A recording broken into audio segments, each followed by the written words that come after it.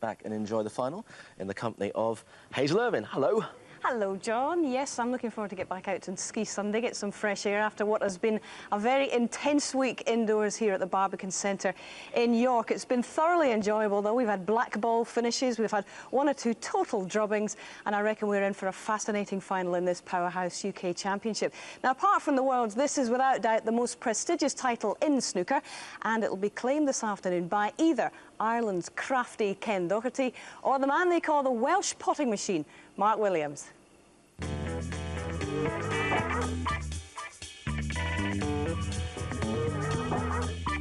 I don't want it to be like last year. If I get 2 frames, I'll be doing all right. It's been a struggle to try and get my form back, but hopefully I'm turning the corner. It's the second biggest tournament on our snooker calendar, so at least I'm there with a show. Crafty Ken, yeah. It's always tough against Ken because he never gives in. It would be a nice Christmas present. Yes, and it would also be a very handy first wedding anniversary present for Ken's wife, Sarah. And it's your first wedding anniversary. It's paper, isn't it? Well, Ken could pick up a piece of paper worth £84,500 today. Mind you, so could Mark. And both men are very nervous, I suspect, because neither have won a title in Great Britain for the last 2 years. They're just completing their final preparations. And John Parrott, I reckon we should get them underway down there. Yeah, certainly will be a little bit nervous, Hazel. Players are just on the way now, going past. Good luck, Ken. Good luck, Mark.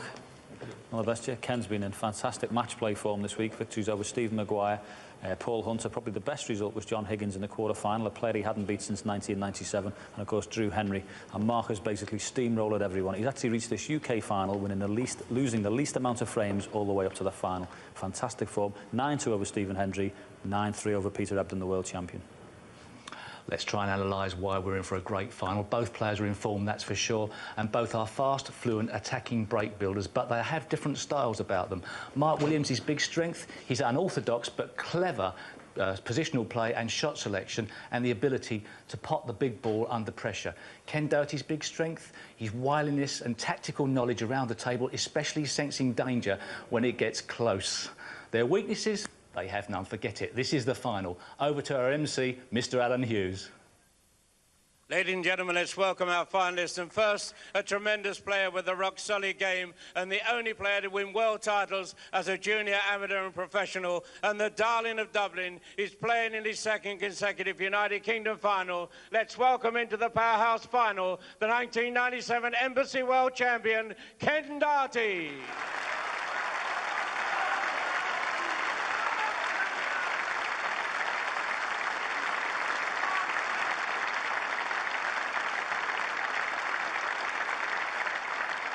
And ladies and gentlemen, his opponent, so cool and classy, who has reached the final without breaking sweat, and the former United Kingdom and world champion is in terrific form. Will you welcome on the centre stage the brilliant Welsh potting machine, Mark J. Williams.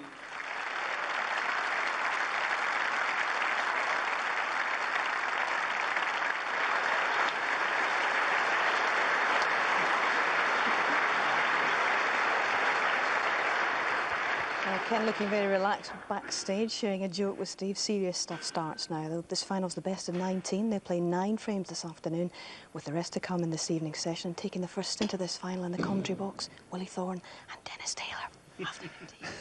Thank you, whispering Hazel Irvine. Well, Willie, we're certainly looking forward to this one. 2 players playing at the top of their form, so let's hope they can continue in the final here.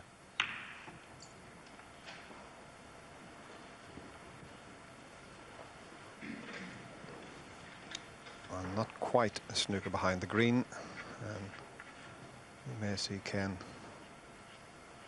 straight away attempt a long pot.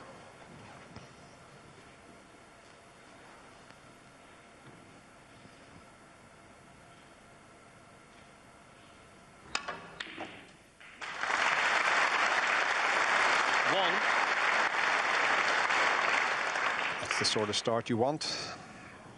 Real confidence booster early on, and perfectly on the blue, and you can get on that red that's next to the black. You can open the black up straight away.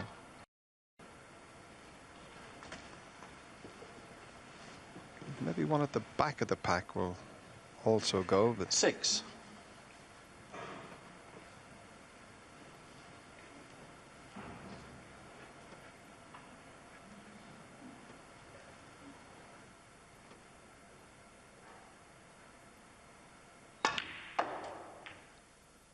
Seven.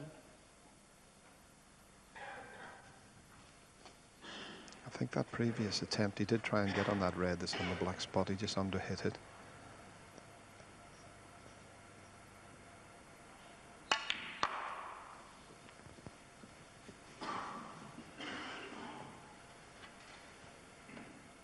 Can't quite tell from here whether that red has actually nudged into the black. It'll be a problem for Ken if the black goes on its own spot and then doesn't pot. So he may decide to... Yes, I think that'll tie the red up, so he may decide to play for either blue or pink here off this red he's playing with the rest, rather than trying to get into the black. 11. Pink will pot in the middle.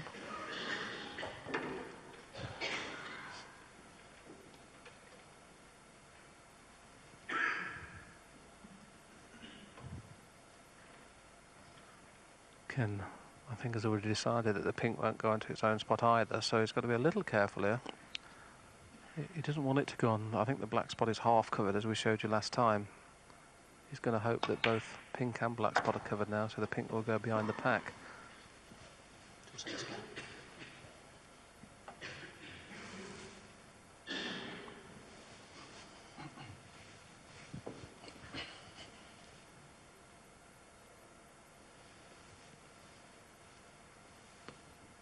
Yes, that's handy for Ken, really. He didn't. OK, the pink's tied up, but with the black being still an open play, he doesn't have to worry too much about the pink.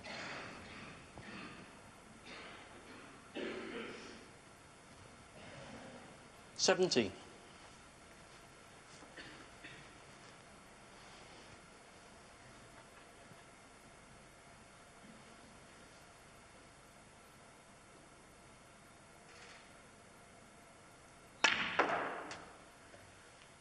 $18.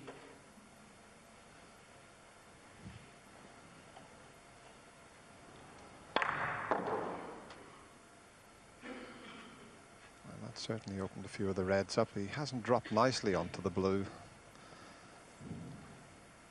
I'm saying it's opened the reds up. It looks as if they're all blocking each other into the left corner pocket. 1 or 2 available into the right.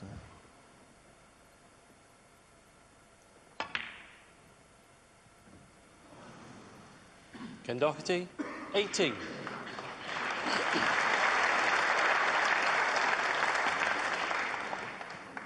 Early days, but Ken never quite got the cue ball into the position that he wanted with that effort.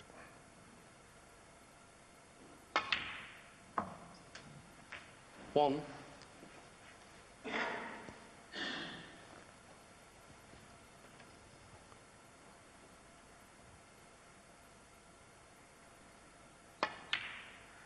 If you can get dead straight on one of these 2 reds, you may be able to stop this red dead and be on the pink through the gap. You might come 5. round here and have a look to see whether you can get onto the pink. Now, if it's dead straight, there's a possibility of doing that. He's just coming round to have a look at that. Of course, it's no good stopping it dead and leaving himself hampered by the other red. That's probably what stopped. If he stopped the red dead to the left of those 2 reds, he might be hampered queuing. And that's why he's coming around to have another look to see whether he can cue it OK. If he was right-handed, he'd play for the blue, but I don't think he'll play for the blue, needing the rest.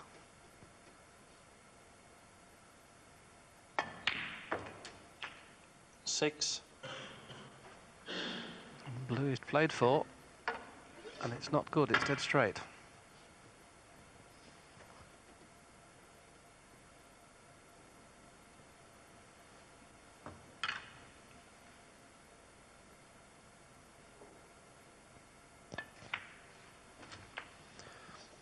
It really was an unbelievable display of potting by Mark Williams. 11. His semi-final against Peter Ebden. He was knocking them in from everywhere.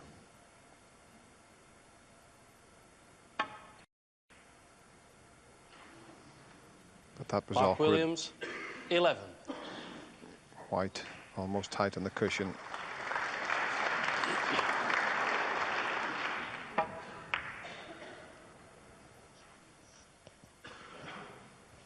Yes, both players have had one chance each now, but neither have yet have got control of the cue ball. It is the same cloth as they played the semi-finals on yesterday and the day before, so they'll be used to the table. It's just a little bit of settling down time, I think. As Hazel mentioned at the top there, this is the first chance they've got of winning a tournament with these two players for the last 2 years. Unlike the standard of these players to play doubles, but Ken thought there was a bit of value in playing the double that time. And if he gets onto a red, he's got a good chance here with pink and black being in play.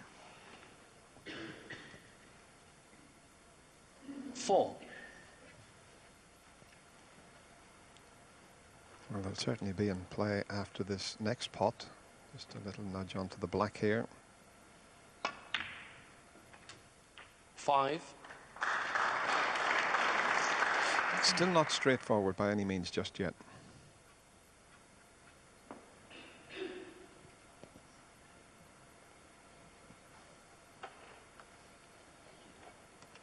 But magnificent crowds all week, Dennis, haven't we, here at the Barbican Centre in York? It's one of our, I think, one of our best venues now. We've been coming here for a couple of 3 years, and the crowds come out in force to watch these players.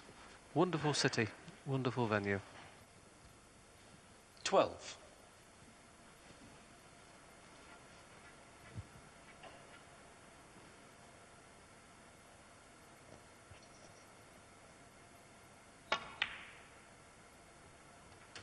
$13.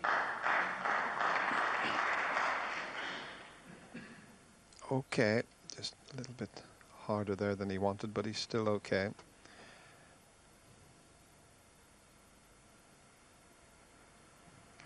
All the reds are blocked into the right corner, so he's got to leave them into the left corner pocket.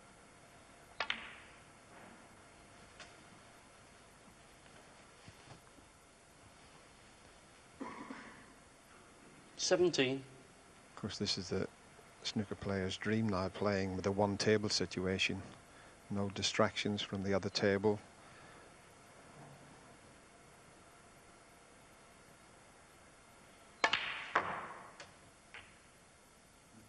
$18.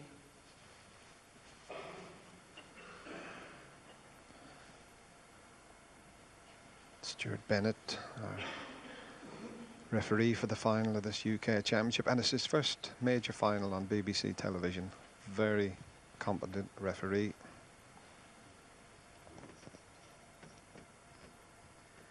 Yes, he's just about one shot away from making this a frame winning opportunity, and that's not it. He's put himself in trouble there. He may play a shot to nothing from the one that's nearest the pink spot and try and go back into the balk area, but that's very fine.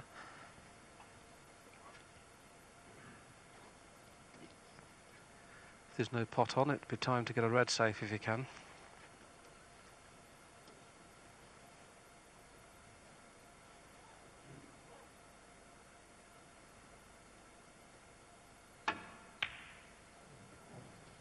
Ken Doherty, 23. Of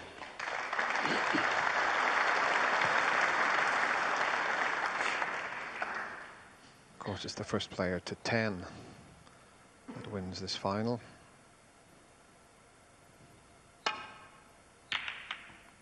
The best of 17 up until now.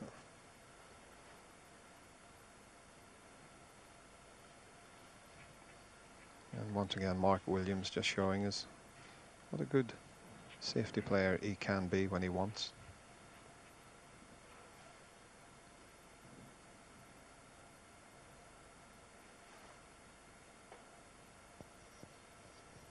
It was lovely to hear Ken Doherty in his pre-match interview saying that, of course, everybody knows he got to the final last year where he had an absolute nightmare against a very, very informed Ronnie O'Sullivan where he lost 10-1.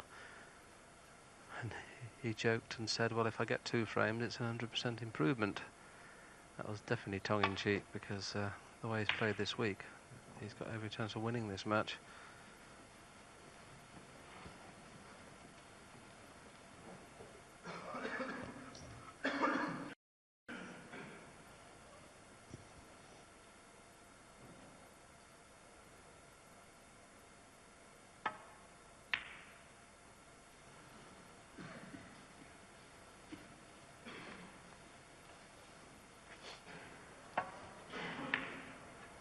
a very tough pot, but it was worth a risk. He knew he wasn't going to leave anything easy.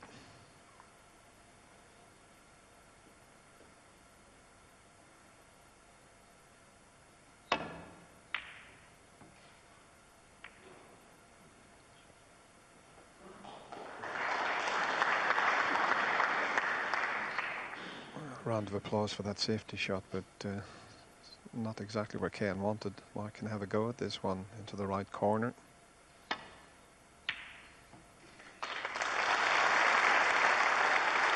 One. Didn't get a favourable kiss on the brown though, so it's just a roll up, but that's the trademark. Mark Williams' pot there. Mark Williams, 1. And Ken's got to be a little bit careful here.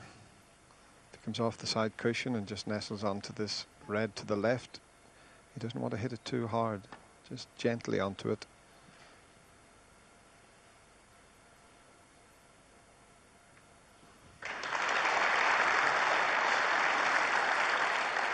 He was always going to possibly leave this one along the cushion.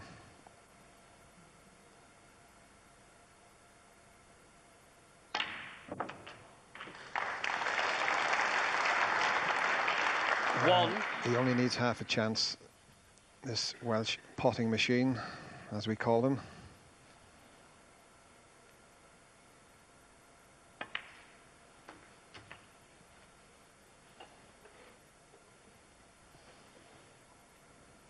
Good chance now. 8.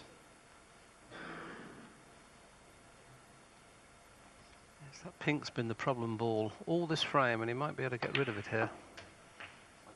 9. That opened everything up now, so even though he's 20 points behind, you would have to suggest his favourite to pinch this first frame.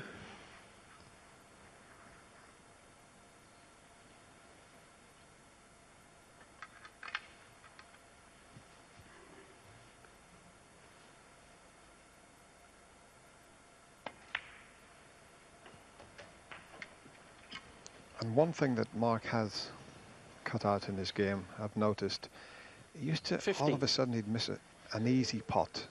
That was something he was renowned for doing. He'd pot them from everywhere 16. and then just lose a little bit of concentration. And that hasn't been there, or very seldom has been there this week. And maybe that's working with Terry Griffiths. It's 23. just strengthened them up mentally. 24. Not absolutely perfect. I think he can still hold it, but the brown's off its spot if he didn't have to go through. Yes, he can just hold it nicely. So he just has to overscrew this yellow just a little bit with the brown being 29. off its spot, so it's not a natural situation. He'll have to come slightly higher on the green than he wanted, but needs up to and including the blue to take this first frame.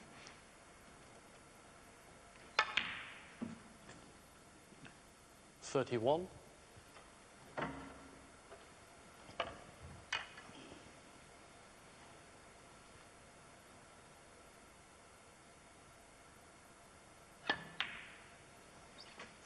Thank you.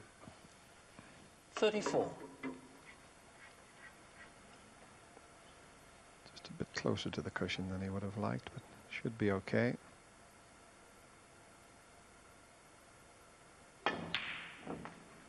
Only just. In fact, 38. the fact that he went in off the left angle as we look at it, that's why the white's gone past the blue. So he's got to go in and out of balk to get on the pink. 43. Already 14 in front, but the pink to make absolutely certain.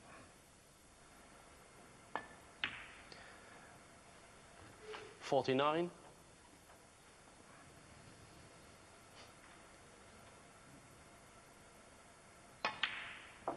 Well, that's a great start for the Welshman. That clearance of 56 gives him the opening frame. He leads 1-0. Yes, first blood to Williams. This pair have met 14 times in major competitions over the years, and to date it's Williams who holds the slight numerical advantage with 8 wins to Doherty's 6. This is their 27th final, respectively, and the percentages are quite interesting because Ken has won 10 of those 26 finals he's played in, and Mark Williams has won 13. How do you assess the percentages there, John? I think that's around about the average nowadays, because obviously the standard of play all round is a lot higher than it used to be. I was 33 finals, won 15. This fella's the one with a great record. Yeah, what is it, 99 finals, 73 wins, Steve? Yes, it's quite a nice strike rate, yes. But there's a lot of players you play against in the final stages now are worthy of beating you anyway, so that's a good strike rate they've got. We've been talking about how calm Williams seems under pressure to clear up, and he's done it again there. How big a contrast is that with even 2 months ago when he seemed so terrified to be in the balls and trying to make the big breaks? Well, talking to him last night, he was saying he couldn't really see his way sort of clear to putting those balls. Now he just looks so under control around the table. Well, let's see how both of them fare in frame 2. Back to Willie and Dennis. Yes, it was an opening frame that Ken Doherty has had 2 half chances and never really had the white under control early on in that frame, and that's the reason he scored 41 points only. But every credit to Mark Williams. One very, very good pot along the cushion led to that clearance of 56. And as we've talked about all week, his potting has been absolutely top draw.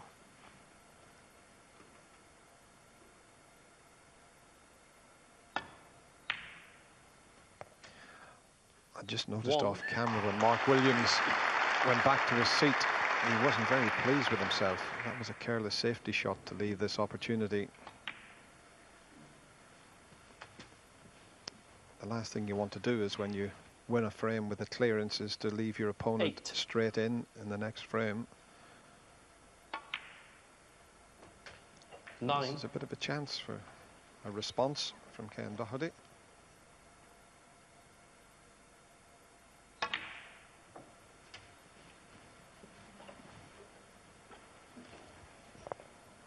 he's underhit that. 16. He can't hold for the black. He's going to have to just run through and nudge off the pack. Still should be okay.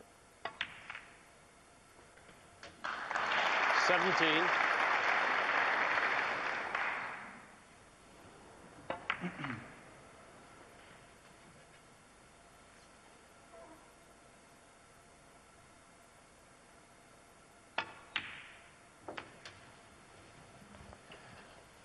I think Ken's match with John Higgins was some of the best snooker he's played for quite a few seasons.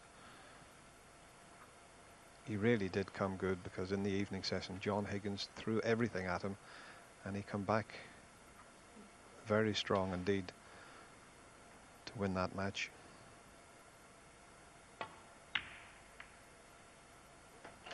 $25.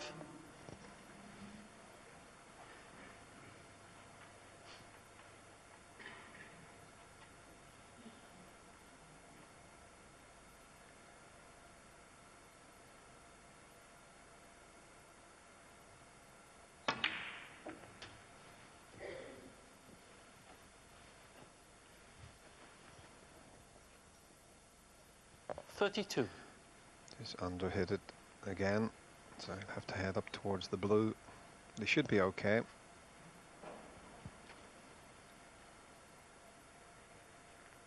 he can get up near the circle, he'll be able to get back up again. Or at least in line. He's gone a bit closer to the cushion. It's going to make it a bit more difficult now.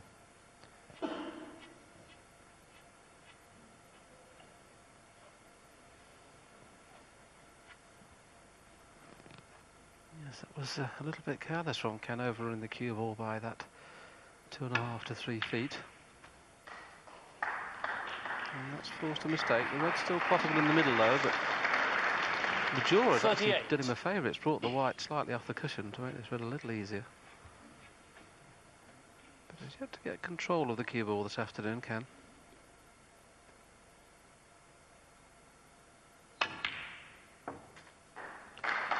$39. Oh, that's a lovely pot. Fabulous pot, this.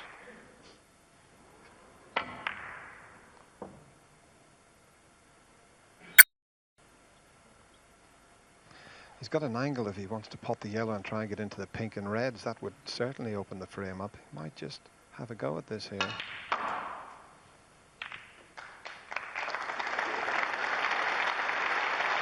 And worked out absolutely perfectly. 41. There's the yellow. Perfect line that Dennis suggested, absolute to the inch. And in splitting the reds, he's put them in such a position where he doesn't have to play another cannon. 42. Every time he gets rid of a red, another red will pot, so there'll be shouldn't be any more kisses in this little exchange.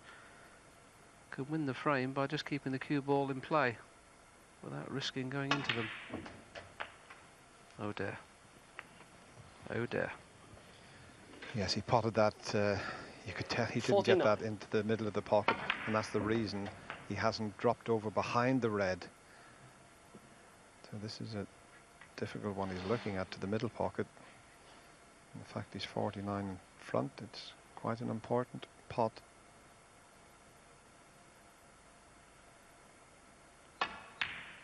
Oh, he's cueing well. 50. Both players cueing extremely well, so we could be in for some final here. Yes, I think you're right, Dennis. Both players have, without doubt, been the two form players of the week. Sometimes you get a player play well in one match and then get beat the next round. But these two players have been on top form all week. It's just little lapses 55. of concentration like that one from Ken that could be the difference. First frame he led by 41 and played a careless positional shot. He's twice now he's lost position. And this 55-point lead, there's still some 97 points on and 83 remaining. So he's got to be careful.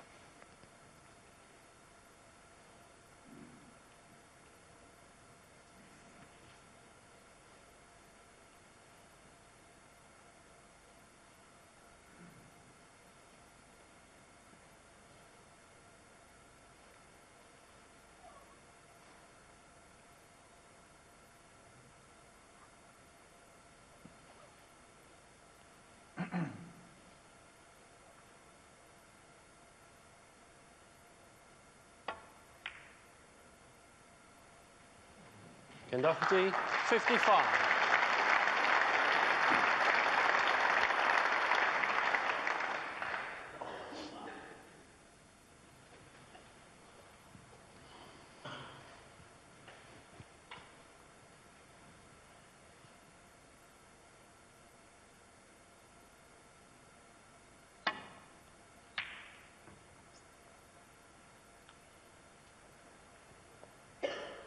That's a couple of safeties from Mark that he's caught on the thick side. It was a mistake at the start of this frame with a safety shot.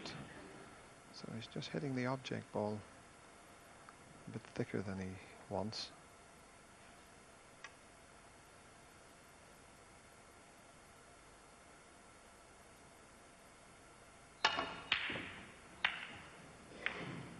Well, Ken was lucky he didn't cannon that red again. It looked like he was going to hit it full ball and he would have left Mark right in amongst them. He was a long way off that attempted pot though. Seemed to hit it very hard. Watch that, almost double kissed that red.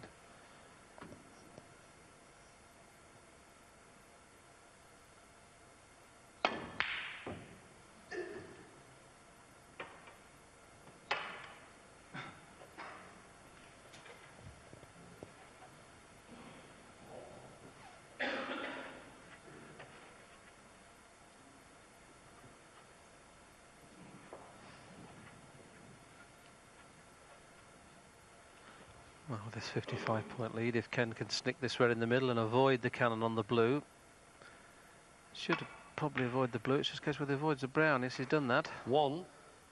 So one good positional shot now onto red. Should be enough to level the scores up. He only needs 3 more reds from this position. There's a little bit betwixt and between here. Not nicely on the brown or the pink to get perfect on a red.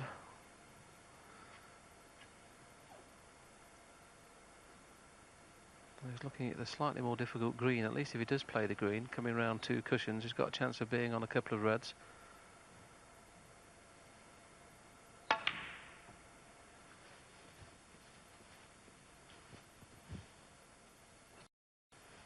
little little surprised he played for them in the middle, because he 4. may have to go up for another baulk colour.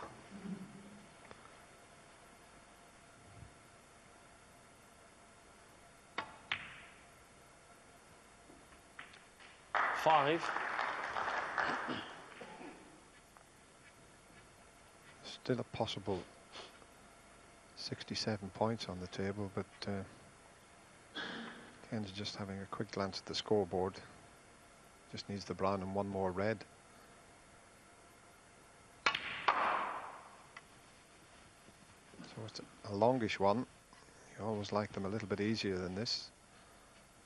This is the one that will give him this frame.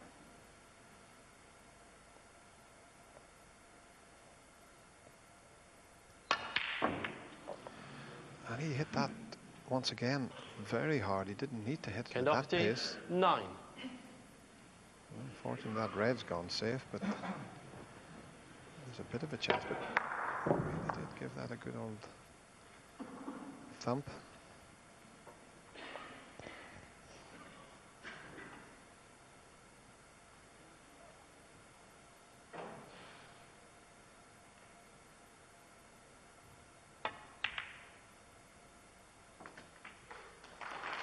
Well, he cleared first frame with 56 to pinch it. He's got it all to do this time. He may have to play to cannon the red nearest the middle pocket here. So that's the only way he's going to hold the cue ball.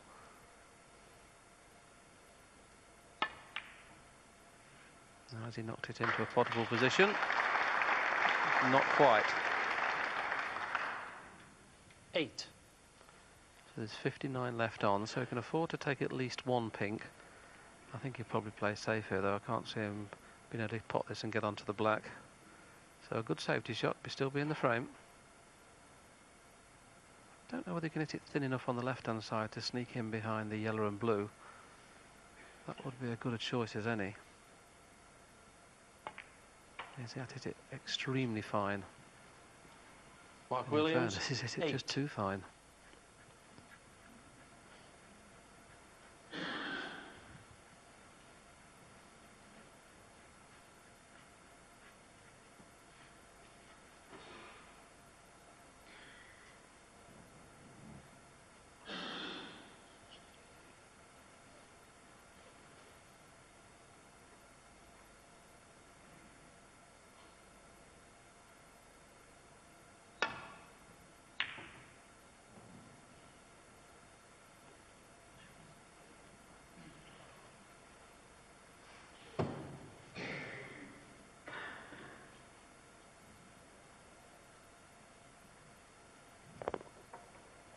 Doesn't necessarily have to get all blacks here. Could afford to take a couple of pinks, a couple of blacks. And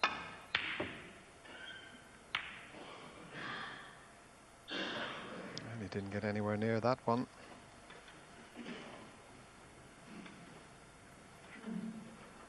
So one good long pot required here.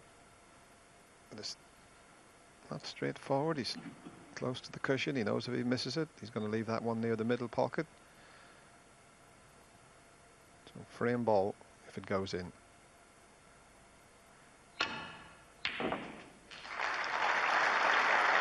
One.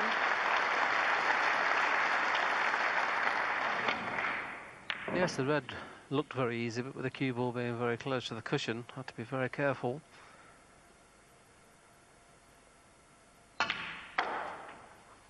Unless he goes in off, that's okay. 7. Well, it can't be closer this final. One frame each. And just looking at the breaks, 8. Mark had a 56 in the opening frame. Ken had a 55 in this frame. Can't get closer than that.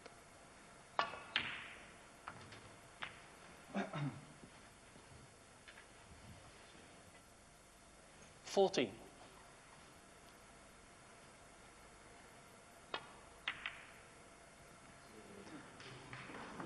Well, the attempt at the plant's gone astray. Doherty, Mark Williams 14, nods his and a head in frame. agreement that the frame is over, so Ken Doherty has levelled. One frame all.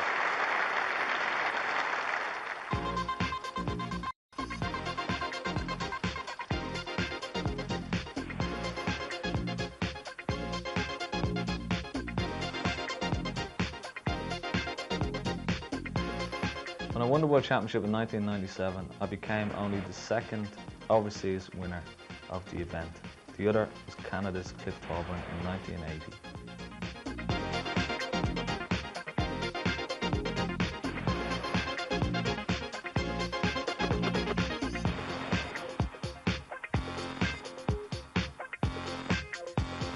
Only Stephen Hendry and Steve Davis have won 3 consecutive world ranking events.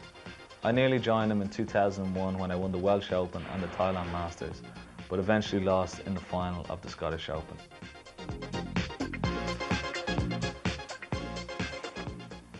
Yes, it looks as if it's going to be trading blows in this final. That break of 55 to complement Mark's 56 in frame 1. Early impressions the way both men are queuing, John? Very good, both of them. And it's nice to get a frame on the board as well. When you start off in a major final like this, it's just nice to get that frame, and I'm sure they'll settle down a little bit more as well. Anything you've noticed, Steve? Well, just the fact that they are, as we mentioned earlier, I mean, they are players that like to get in amongst the balls, and they do make it look very, very easy. They haven't made frame wing clinching breaks, so certainly Ken in that particular frame. Mark did have the chance to look dangerous and get back into it. But I think, you know, Ken sort of did well to win that frame, and it's going to be a fascinating encounter as it unfolds. In your cases, obviously your men have great experience in this game. Which is the hardest facet of the game to switch into in a final? Which does not come easiest? I don't settling down sometimes, but that's, you know, if you're in good nick and you're playing well, you're into that straight away. Sometimes, like Ken last year, wasn't really in the greatest of form when he played Ronnie. Sometimes it can be difficult to settle into it. Both of them we've seen have been potting beautifully from the start, but Mark, just perhaps an awry, a stray safety there in that last frame. Yes, I mean, if you had to pick the one thing that happens occasionally, not necessarily with Mark, but occasionally, it has been mentioned, Ken sometimes, when he forces a ball, sometimes is a little bit more inaccurate, but in general, they've both been playing so well. It should be a great match. Yep, they have indeed. Frame 3. Yes, that's a better safety shot. Better length with the cue ball there. No attempt at the pot there. He was playing that beside just to get the white back down the table, and well, if he can get past the green, well, that's all very difficult. Mark's got a good view from that side. We've got as good a view from this side. Don't make your own mind up there.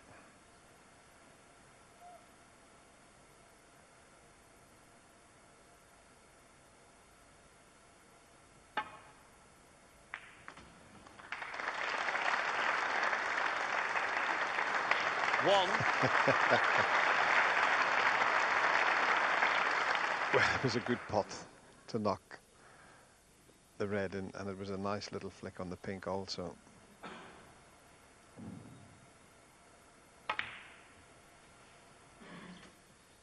Yeah, both players, very little mistakes being made.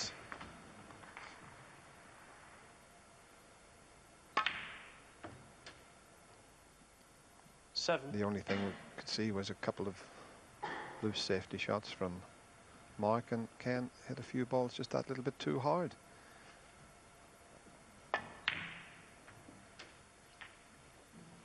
Yes, Mark's missed a couple of long pots in the opening couple of frames. I don't think he missed one long pot against Peter Ebdon.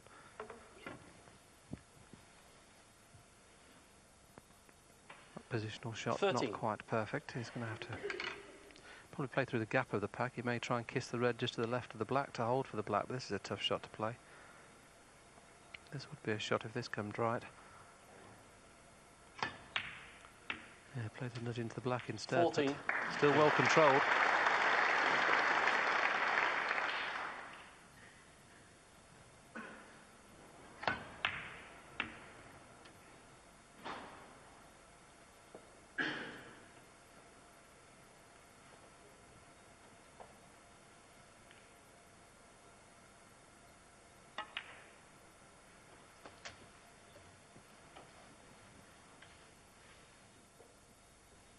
$21.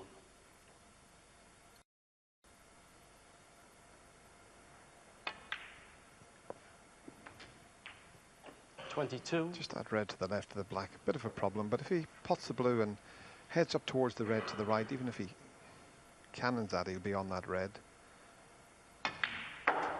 Doesn't want to drop in behind it. Yeah, that'll do nicely. 27.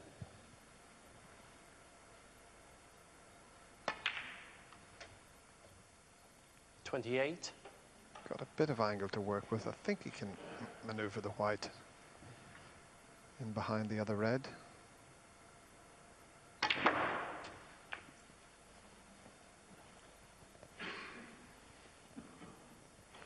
35.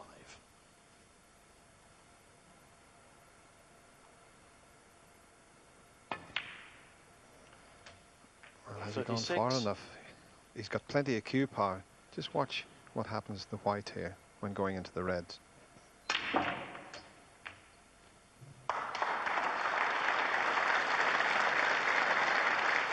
Yes, the white generated spin there. A lot of follow through and bottom spin imparted on the cue ball.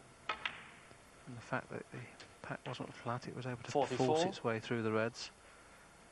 And I'm sure we're going to see another half century. Already had a half century each, both these players, to win their respective frames. It's going to be another half century here. 49. And this one may be a little larger than just 50.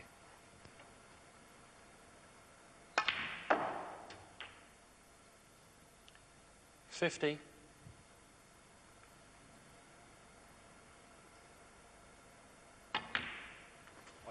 Yeah, sure. Just over 4 minutes for this effort here. 55. Doesn't hang around when he gets going, Mark Williams. This is a good point, that we often go about stats on how long each player plays their shot. Mark Williams is already down at 17 seconds average shot time, and Ken some 7 seconds higher at 24. So that just shows you the slight difference in pace these two players play at. 56. Well, he might play a little cannon onto the left of the 4 reds here.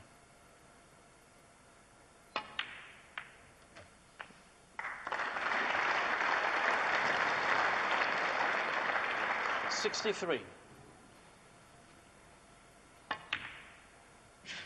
64.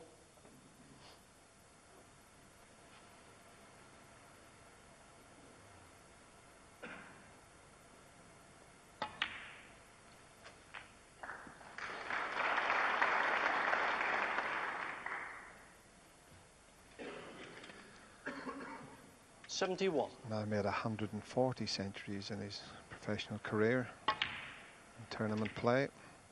72. He would have been well into the 200s, but he tends to lose a bit of concentration when he wins the frame. But he hasn't been doing that in this Powerhouse UK Championship. 79.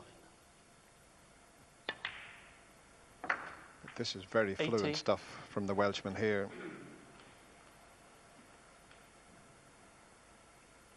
Yes, I'm a little concerned in the opening frame and a half, the number of long pots that Mark had missed, and I think it was just a case of getting into his stride, which he 86. clearly appears to have done now.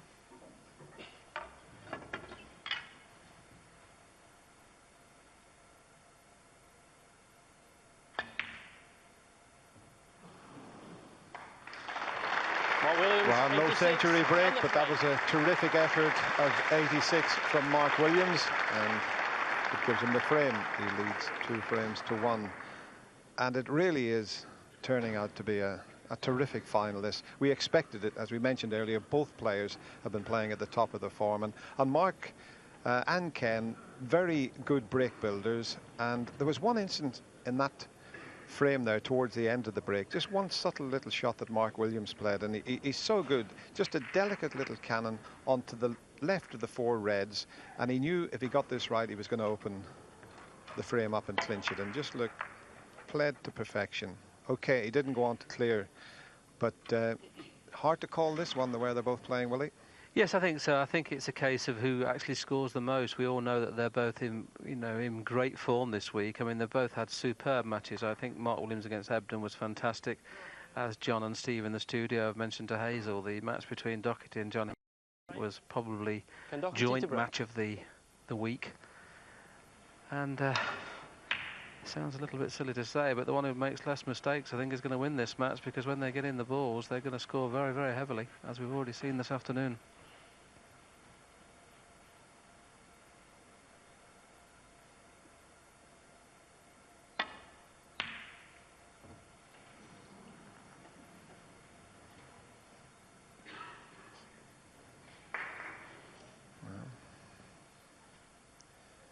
He won the opening frame with a break of 56. And just look at the pot successes there, 92 and 93%. That's pretty high. I was just going to say Mark won the first frame, and then the start of the second frame, bad break off, left Ken in straight away. And he's done the same again. 8.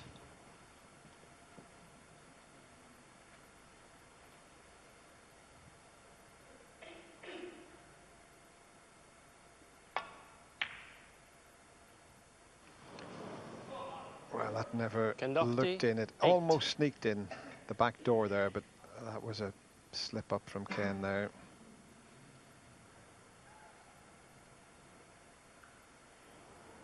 You could tell straight away it was going to hit that right hand knuckle. Tell you what, Dennis, I don't know why Mark's thinking of it, but he's actually thinking of going into the pack off this red, and that would be very dangerous, because it's not a great pack to go into. He's had a really good think here, whether just to roll it in for the black. Yes, I thought he was. I don't know why. I can't understand that at all. He'd probably just fancy potting 2 reds instead of 1. I would have to agree with you there, Willie. Going into the reds from a red's never the best option, unless there's a colour over a pocket. He could have just played nicely out, left an angle on the black and then opened the reds, but that was a calculated risk that didn't work.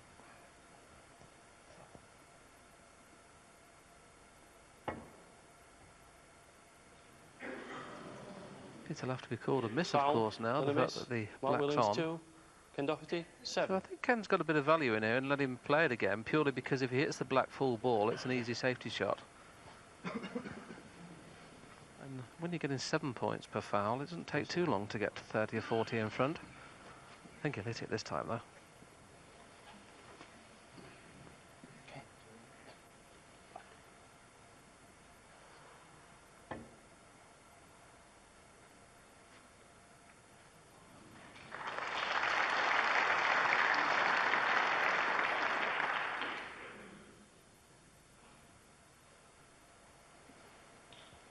The reason Mark didn't play the pink was because of the red over the middle pocket. It was an easier escape to come off the side cushion, land on the pink, but obviously couldn't do that. And that red's causing a bit of a problem with this safety zone. You're going to have to be back behind the black here.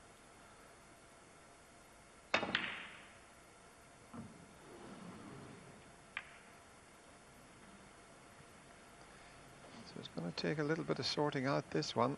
That red over the middle causing all sorts of problems.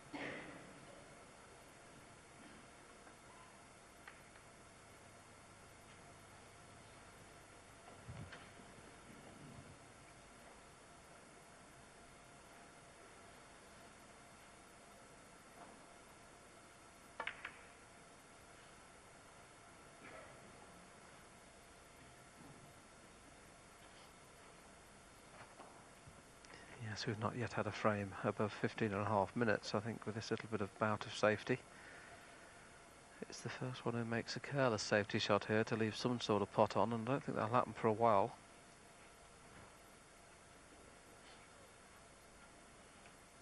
Well, the advantage at the moment is with Ken, because he can keep getting the white back to this cushion.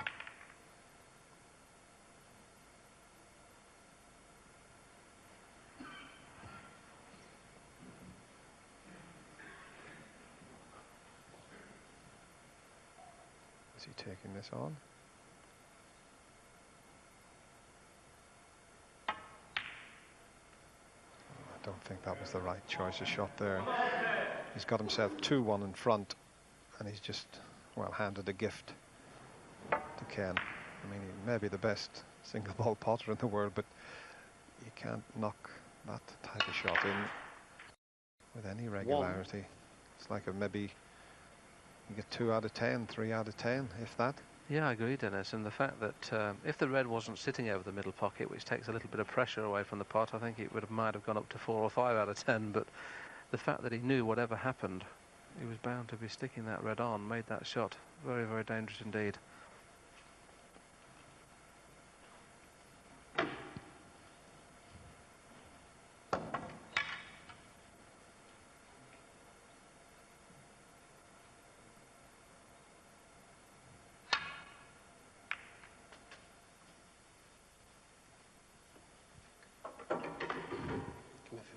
Well, that's not the best positional shot that Ken's ever played. He knew he had to flick the other red, but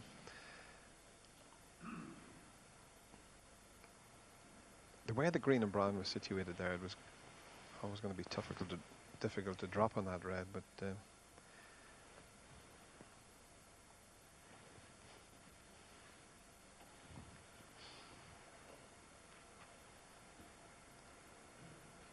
Stuart Bennett's having to work hard in this final. His first major final on BBC television. No spot available, so he's near to his own spot in the direct line behind it. 7.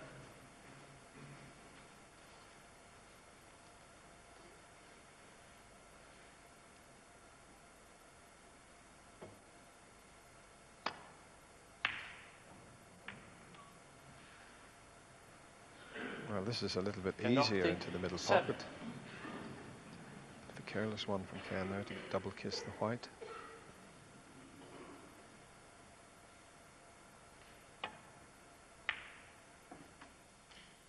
One. That's what we talked at the start of this frame, Dennis, didn't we, about it's the one who makes the least mistakes. And at this moment in time, Ken's playing probably the worst safety. He's missed more pots so far than Mark. That's a reflection of the score at the moment, and Williams has a good chance here to score enough to certainly get back in the frame.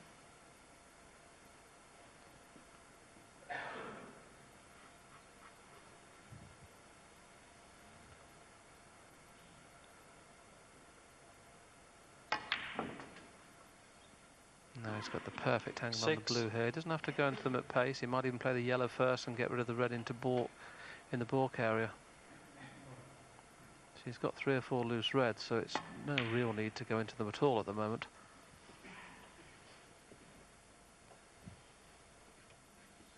Eight.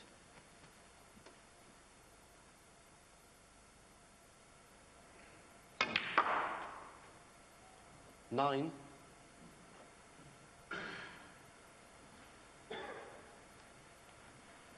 Well, if he doesn't want to go into the reds, he could just stand up or get the white somewhere near the circle. Would leave that one nearest the black.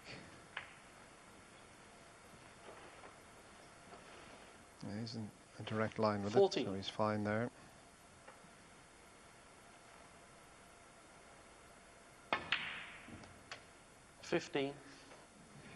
Well, he's got to be careful with this one. If he screws into them, the way they're sitting, he could just slide off the edge there of the reds. That's a bit unlucky. He played it well and made sure the white didn't spin 22. away down the table, but a bit unlucky.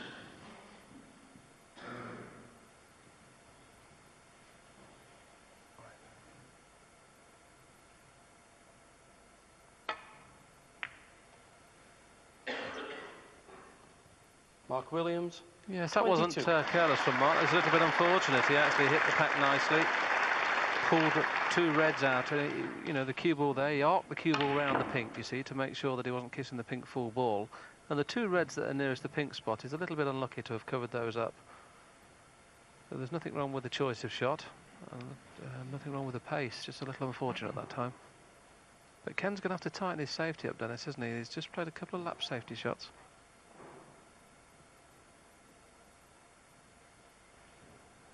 He's going to have to pull a good one out here. This is a tough position. He's looking to see if he can squeeze the white past the green to just flick a red and get back down the table, but it's the one that's just to the right of the pink spot that he's looking to see if he can just flick that, and he needs to watch the white doesn't go in the left corner pocket. Played it well. That was a tough shot.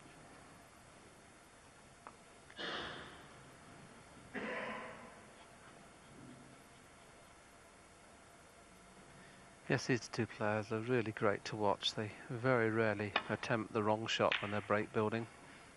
Ken, I would think, is just slightly more consistent in his safety play under normal circumstances. Today he hasn't been. Mark Williams against Peter Ebden in the semi-final found that top cushion virtually every shot, and there's another great length of cue ball. As long as Ken doesn't kiss the yellow or brown here, should be able to get the white near that top cushion. Has he got the gap? It's amazing how big those baulk killers are when you're trying to sneak in behind them. Williams will be taking this one on.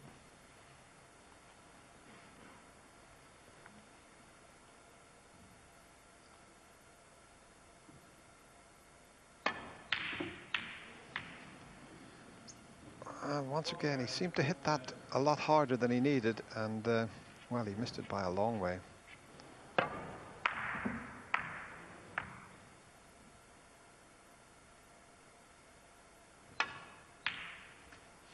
That was the type of shot, if you watch someone like Stephen Hendry play that shot, he doesn't seem to hit the ball very hard at all, and Mark just, well, he really did hit that much too hard.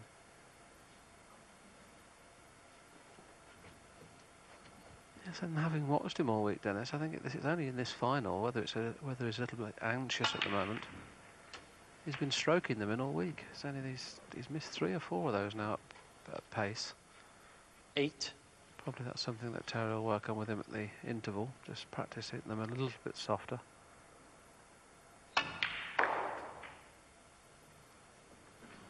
9. Well, that's made a mess of things there. No reason for that at all. That was just a lapse in concentration from Ken there. But they're two cool dudes, these. They don't let things faze them. But that was just a bit careless to finish in behind the red.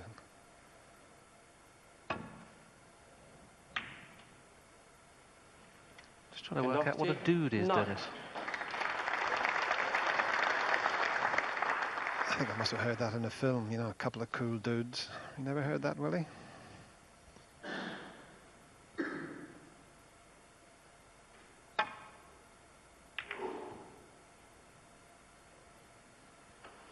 The cue ball a little heavy, which means that Ken will take a pot on. He's only 7 points in front, and if he can get round the back of the black to play it as a shot to nothing, that's what he'll do, but he has to be very careful he doesn't can into the black here.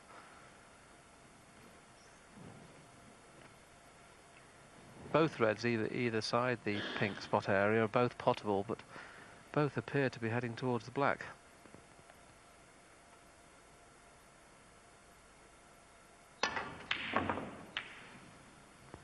Yes, that's why, well, I was going to say that's why I played it at pace. 1. That's one of those shots that sometimes the flukes are no good. Look where the white's finished.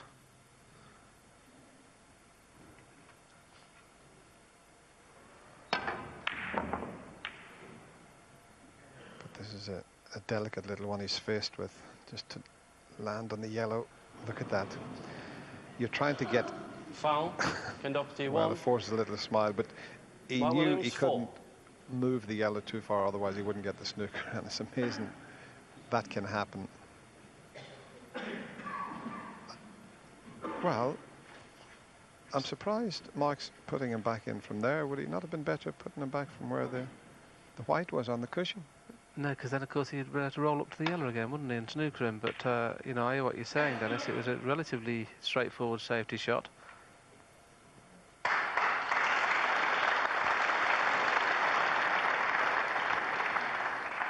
There you go. I don't even know the rules. I thought if he played a foul shot that he would have had to have played a red if he replaced it. But yeah, well spotted, Willie.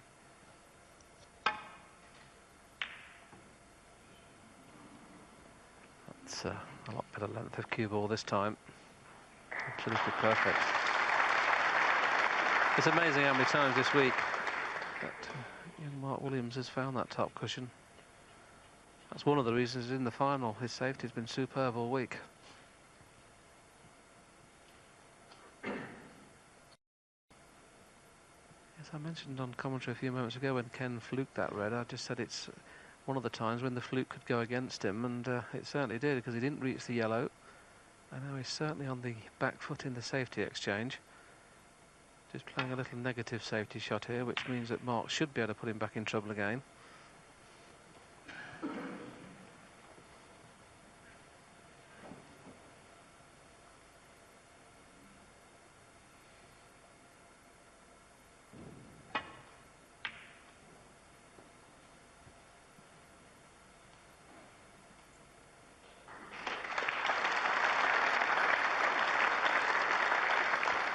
Well, the white tight in the cushion again. This reminds me of when I used to play Steve Davis. He used to be in this position. Well, you got used to it. In fact, you used to try and wear your tip out on one side. You could only hit the top of the ball when you used to play Steve Davis.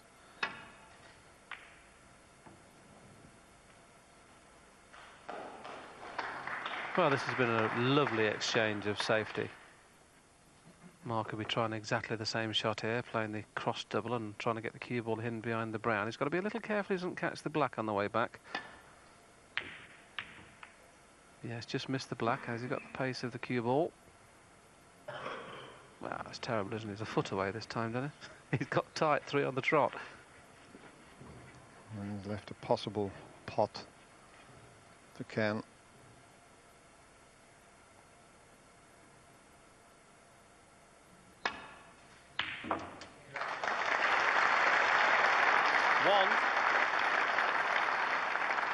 Good cueing that time, and he didn't force it. Just a nice pace, perfectly on the pink. Yes, it just shows you how important the safety is. That's the first bad safety shot that Mark's played this frame. Ken knocked a very good red in. 7.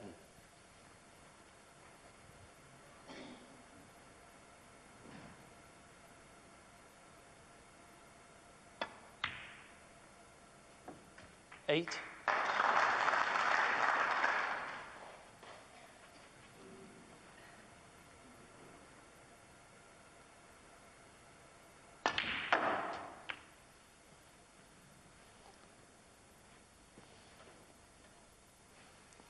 Quick glance 40. at the scoreboard.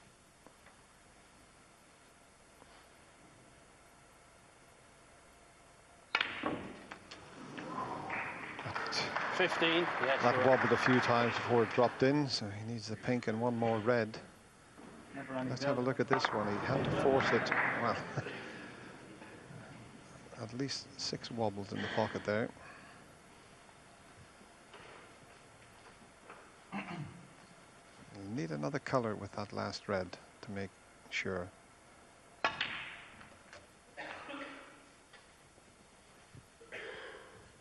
Well, Ken took a chance there and making sure the white finished on the cushion. Most players would have probably played the cue ball in and around the black spot area.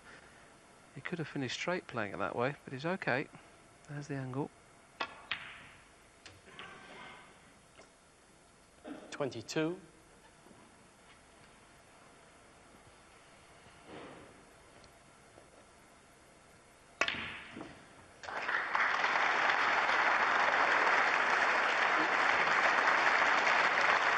28. So we're back to where we started. We're all 30. square. Nothing to pick between the players. Market breaks a 56 and 86. Ken a 55 33. in frame 2.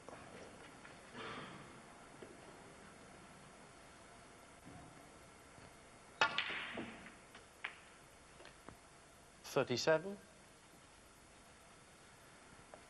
Yes, they're virtually level in every aspect of the game, not only the scoreboard, but the points scored now. There's only a 42. couple of points on aggregate in between them, 190 to 193. So it couldn't be more even. 48. So the black needed for 4 consecutive breaks of 50 or above in this match. In it goes, and the pace played meant the white didn't go in, so every credit to Ken Doherty. He was a little bit shaky in that opening session. I think he'll be a little bit more pleased as a result than Mark Williams at all. Just as we thought, 2 frames each. John Parrott, how much pressure is Ken under, because he's just seen Mark Williams make an Double quick time the frame before. Every single shot he plays now seems to be just that extra more tension on it. Yeah, it was a little bit scrappy. It's a great clearance from Ken at the end of that to make it 2-2. We'd be very happy with that, because when you play someone who's playing as well as Mark is and they're winning in one visit, it puts even more pressure on the opportunities that you get. It was the first scrappy frame that we've actually seen in this final, Steve, but still very interesting for all that. Yes, I mean, Ken did his very best to try and lose that frame on a number of occasions. It started when he missed that red into the corner pockets. Then all of a sudden, Mark presented Ken with a chance back when he tried to smash into the pack and didn't get on a colour. And then there were positional and safety errors going all over the place. It could have gone either way. Ken got the fluke, failed to roll up behind the yellow, and it was just one of those games could have gone all over the place. They sometimes are fascinating as a compliment to the excellence we've had in the frames before. Let's talk about the frame before, because Williams, very quick shot times, but it completely contradicts the way he plays. He looks so laid back, but the brain is going 10 to the dozen. Well, he knocked that frame in under 7 minutes, and his shot times were 17 seconds, but he doesn't look like he's a fast player. He's very casual around the table, so he's obviously got a very quick brain, and his positional play is excellent at the moment. It certainly is, and they're racing through this final so far. So that means that an earlier tea break for us. I think it's John Parrott's honour. Off you go, John. In which case, we'll hand back to John in London. Thanks, Hazel. Back shortly. Rugby special imminent. Let's tell you what's happening. Irish UK Championship final so far, because Ireland's Ken Doherty and Welshman Mark Williams are locked on 2 frames apiece. It's been thoroughly entertaining stuff so far, as you can see. In fact, we haven't had a break of less than 55 in every frame so far. Best of the lot, and 86 from Williams. Well, they've enjoyed a half-time break. It's a 19-frame final, remember, and they'll play another 5 frames now. Change of personnel in the commentary box for us. On duty, Clive Everton and Mark Williams coach Terry Griffiths. Afternoon to you guys. Terry, you must have spoken to Mark at the interval. What did he tell you? What did you tell him? Well, actually, we spoke about Welsh amateur snooker and local leagues for 15 minutes. That's how Mark is.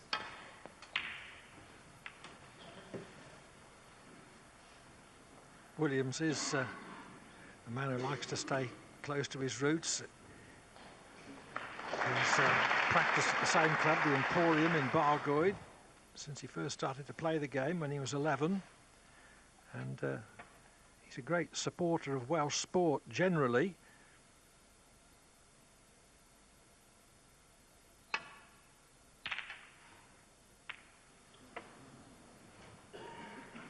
Doherty forced into error with his first safety. And she had a fair gap to go through there to get the cue ball back to the balk.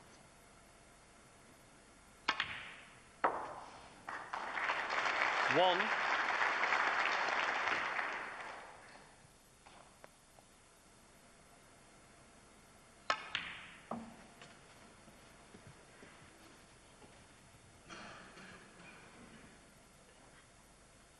Three.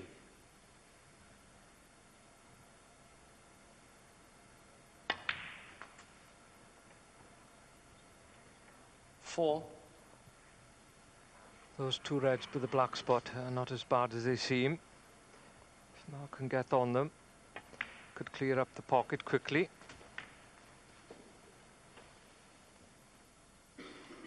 9.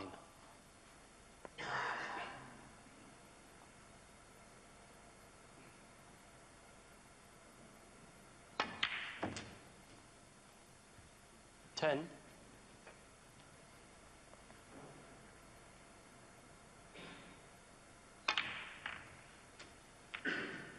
Although Williams hasn't produced the quality of long potting 17. he did in beating Peter Ebden, 18. the world champion, 9-3 in yesterday's semi-final, he scored pretty well when he got in. Black. Yeah. Took sure. the opening frame from behind with 56 to the pink, and the third frame with a run of 86.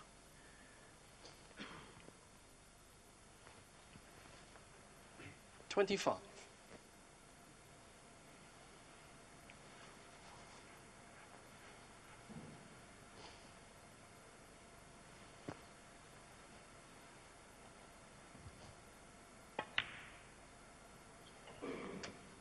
$26. Just one frame so far, clinched at the first opportunity. The third with Mark Williams when he made an 86.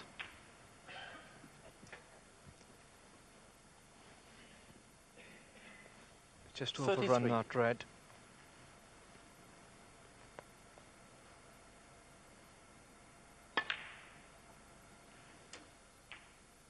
$34.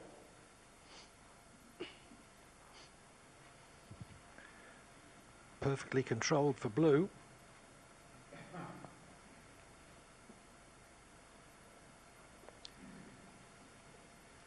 The pack were perfect if you split them from the black with that gap between the back two reds. And that was the problem there. Foul. Had to be careful Mark not to Williams, catch the 34. pink. And Can caught the Doherty reds foul? slightly too thin on the left-hand side. And then off it is.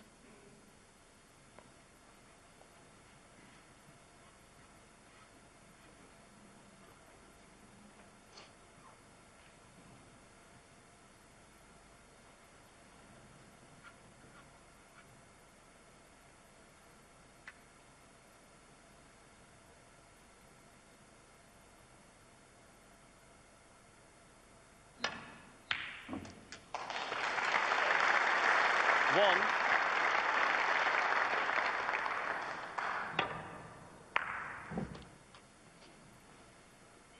Excellent long pot.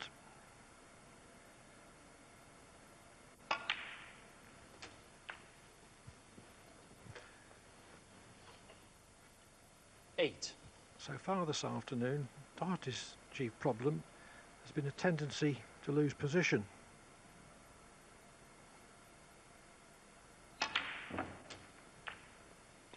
Nine.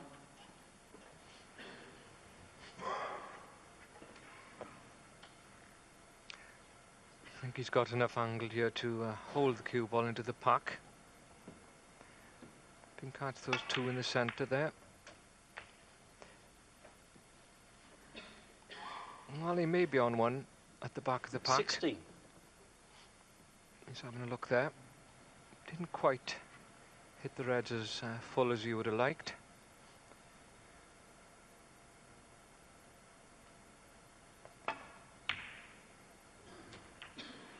$17.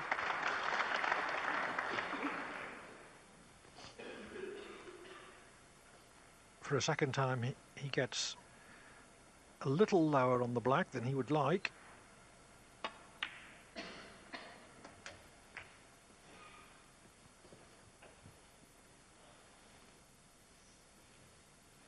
$24.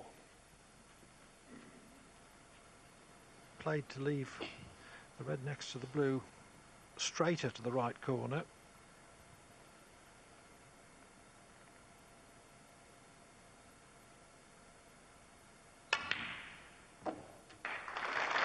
$25. Good pot to keep the break going.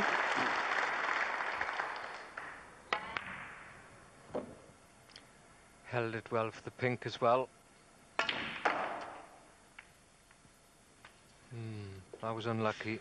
Very little chance there of him not being on at least one of the reds. Easy. 31. They have one into the green pocket. Well set there. Perhaps he just played a little too hard and the cue ball flicked off the side. Ken Doherty, 31. It's a good start. Actually, good for both players. And neither of them got the kiss they wanted, so the breaks come to an end. 34 from Williams and 31 from Doherty. The fast-flowing game is carried on.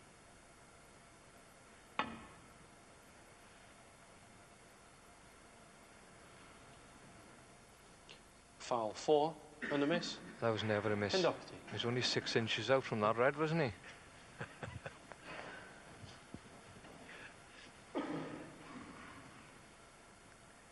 It's one of those positions where it's easy to hit a red, but it's not policy to play to the easiest red, which would be the three close together. He'd be virtually bound to hit one of those, but with a very good chance of leaving one on. This is the safest red. And what is happening here, Mark has got to swerve round the brown to get to the point of contact he needs on the cushion, and because of that the side spin is just throwing it quite wide, so he's not getting the angle he expects off the side cushion.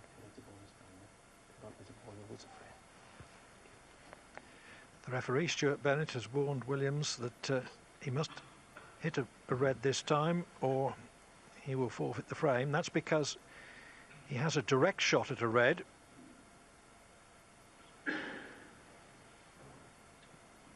So anything's better than forfeiting the frame on 3 consecutive misses. Well, if you can see enough of the red 2 away from the pink, it looks like a straightforward safety. Just push the red on, keep the white close to the bar cushion. And the black cushion, I should have said. Well, he needed that cue ball tight there. Went on into the middle.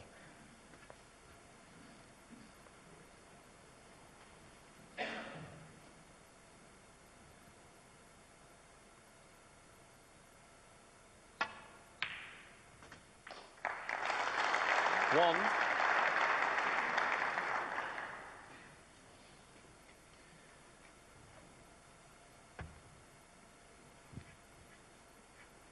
A few inches short of the baulk line would have made it easier for Doherty.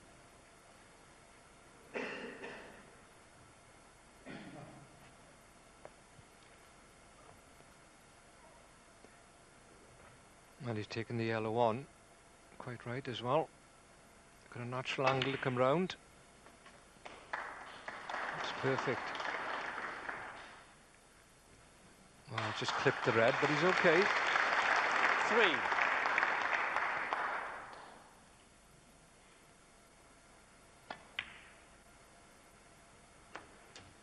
Four.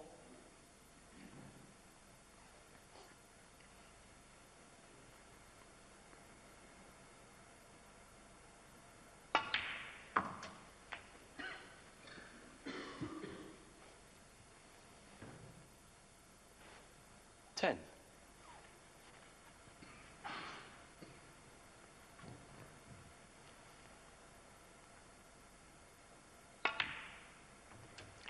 Still 11. A bit to do. 21 points in front, so if he gets pink on a black, it'll be 35 on with 1 red left. And there's a good chance of it here. Mark Williams could only tie then.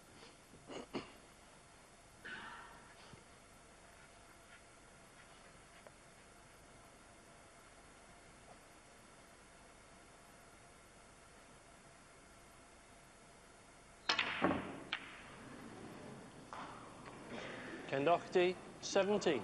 Decided to try to clinch the frame for sure by going red, pink, red. Even though the other red was not that easy to get on. 1.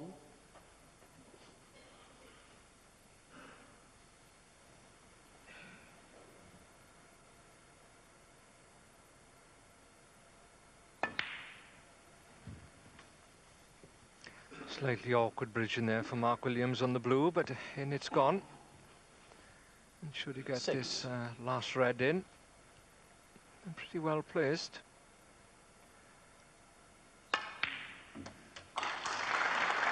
7.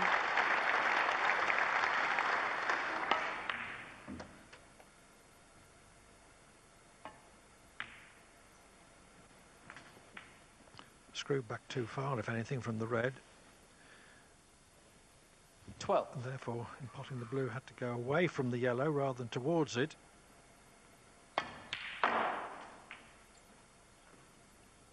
14.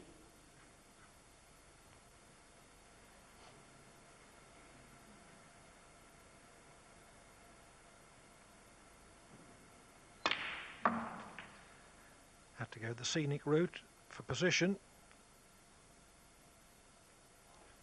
Because he wasn't straight enough to hold for the brown.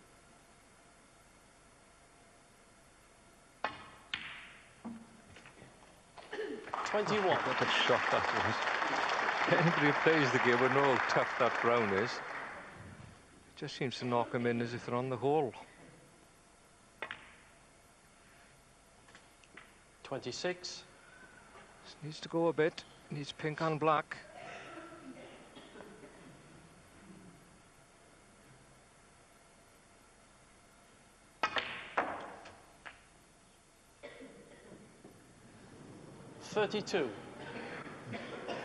Didn't impart the necessary left of centre striking there to get better position. Mark Williams, 32. So it's a black ball fight to decide the 5th frame.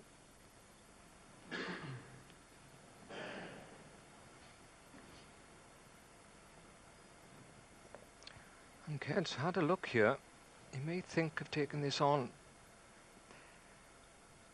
It's very thin. Oh, good shot. I think it would have been a bit of a cut if he had taken that black enclave. Well, that would have been very dicey.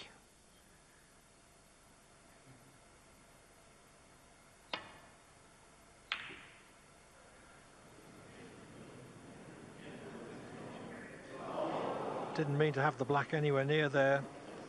He was playing it 1 1/3 times the length of the table, intending to leave it under the right-hand side cushion.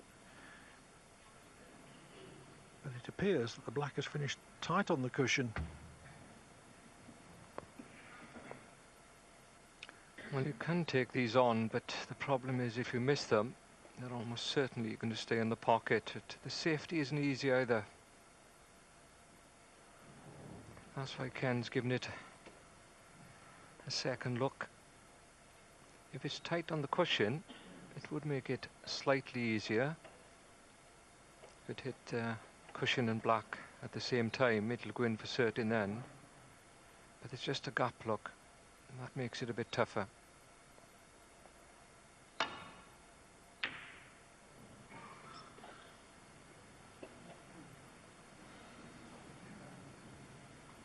Relied on the safety, but Williams had got a look in his eye as he walked round the table.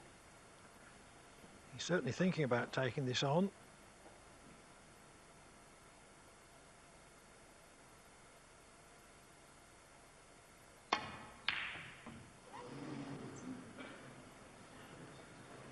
Knew that if he missed it, the cue ball was going towards the ball cushion, but obviously couldn't know where the black was going to finish.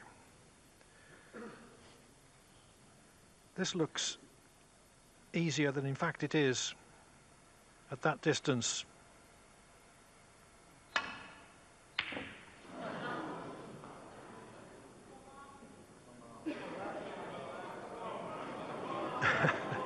Again, the run of the ball is so important when you miss a shot like that. You can leave it over a pocket or you can leave it dead safe.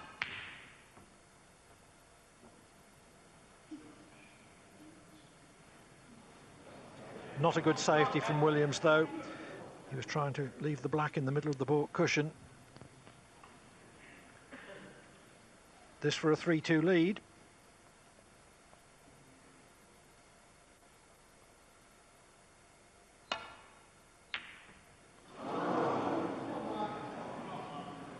Can't keep missing them. Didn't look fully committed there, Ken. You could have punched that in, I thought. Played it with drag. But he's come out okay.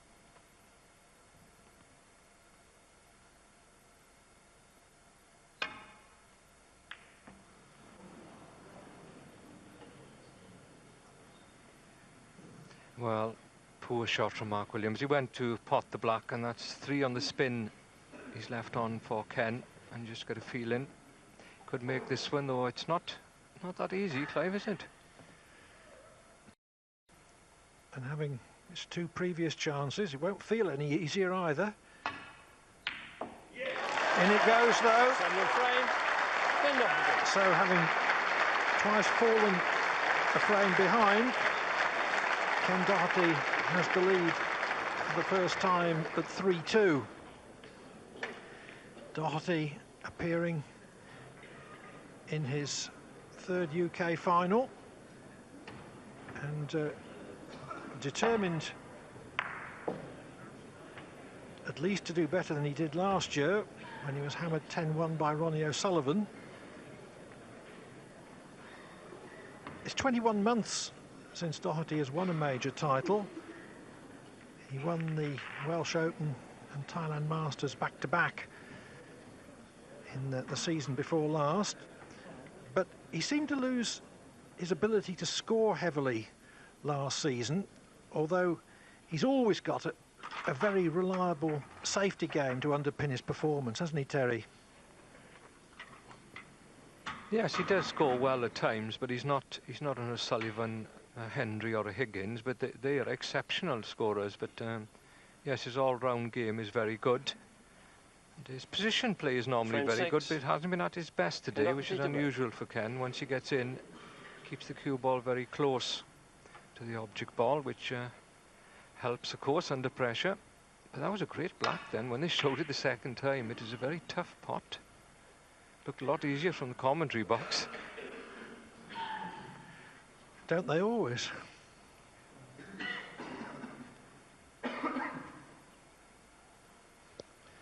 Here it is again.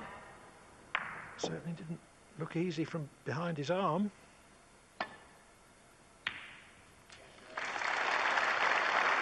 One.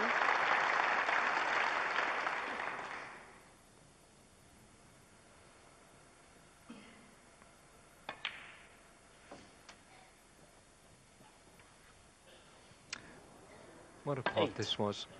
He knew that he'd be leaving Ken with an easy chance should he miss it. But what both these players have done this week is they sense danger very quickly. And Ken going in the front there for the first time at 3-2. Mark would have been well aware, if he's not careful, Ken will be away from him.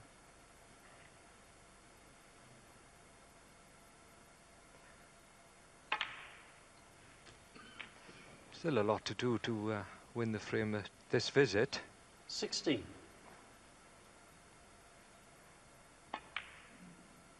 But the top players, Clive, they just sense danger and tend to go up a little gear, don't they? Yes, responding to situations is such an important part of tournament snooker. 22. It's one of the ways in which it's completely different to playing in practice. 23. And in a match, of course, you've got all the tension to cope with as well.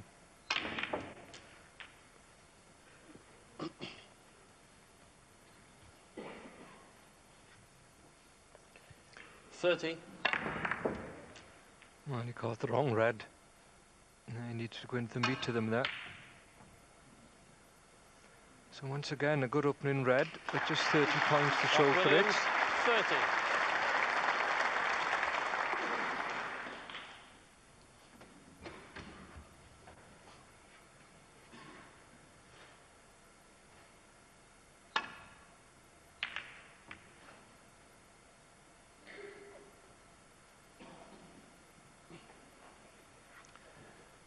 Bit short.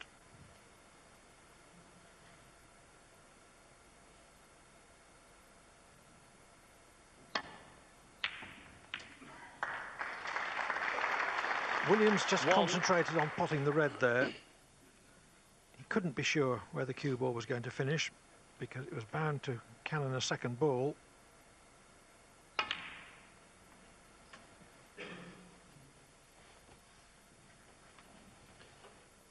Three.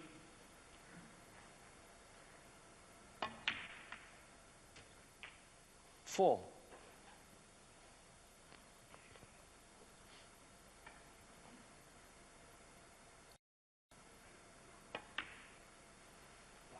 Yeah, sure.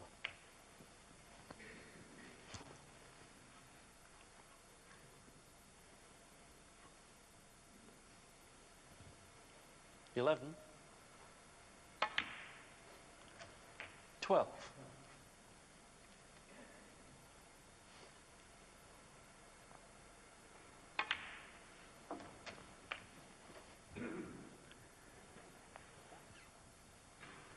$19. Meant to screw back further to leave this red straighter and thereby retain black ball position.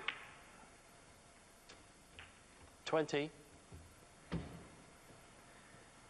If you have to go away for blue, it's very difficult to just get the precise position. He's got above it, but too far above it.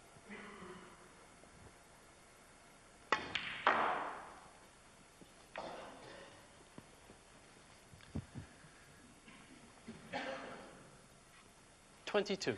Kiss on the brown. Very often that happens. You don't get one positional shot right, then it goes a little bit further wrong next shot.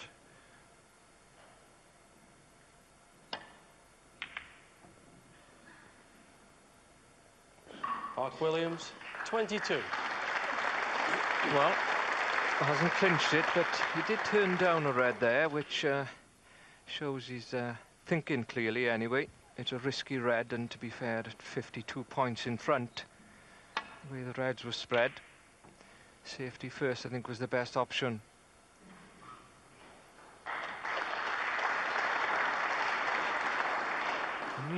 The only trouble is Ken has put him in a tight spot here, which is not unusual for Ken. tends to find the best place to hide the white, make the next shot tough.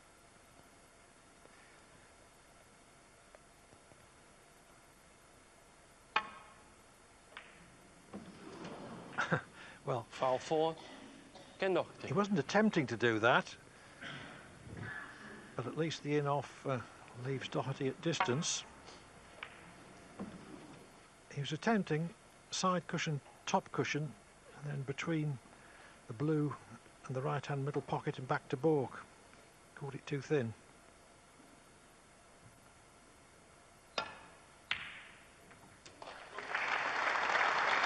One.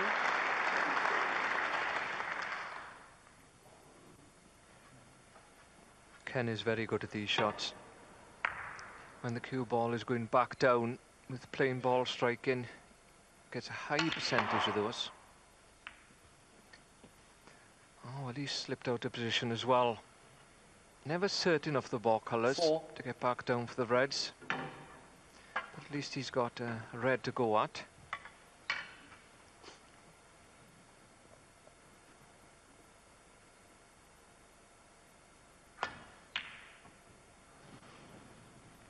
Ken Doherty, 4.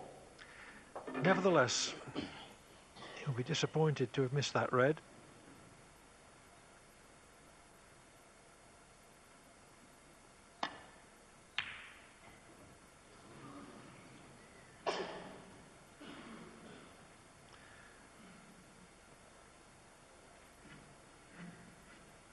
From the way that Williams left the cue ball short of the balk line, I think he expected to get that.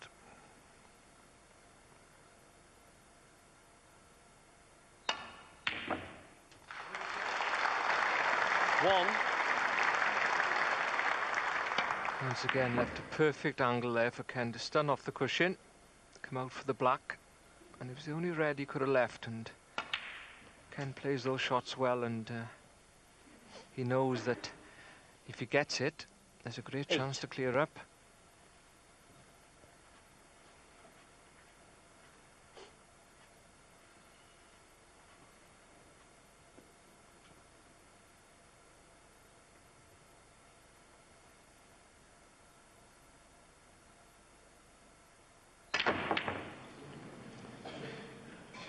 Missed it through trying to force a position with Ken stun Doherty, and 8. left-hand side.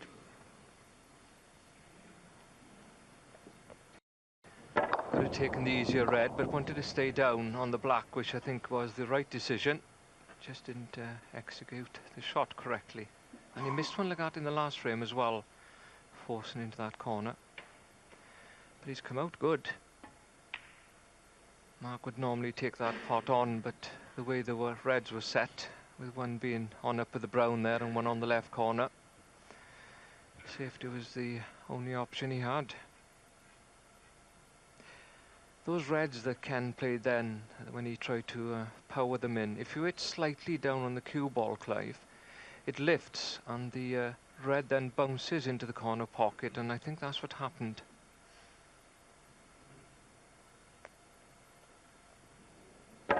You see the white bouncing, the red bouncing then afterwards, and that makes the hole very small.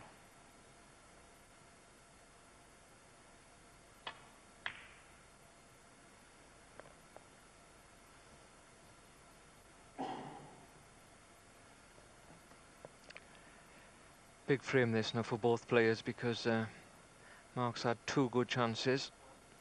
Ken's had a good chance to clear up. And of course the 2-frame gap would appear for the first time if Ken went on to win it.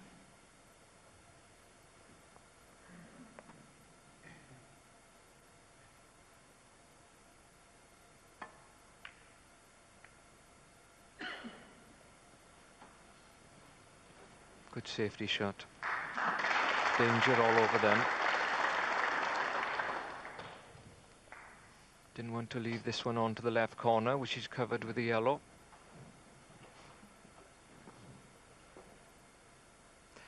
In the previous shot, Ken played a safety to bring the red out into the middle of the table, which might seem obvious, but when he's 36 behind, he'd want any on the side cushion. Not sure if he went for that. He may have gone for it, it would go.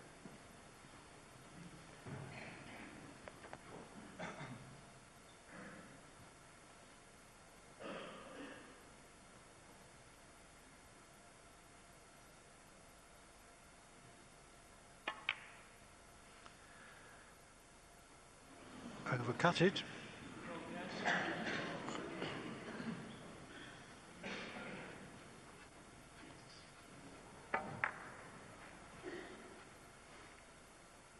It was tricky.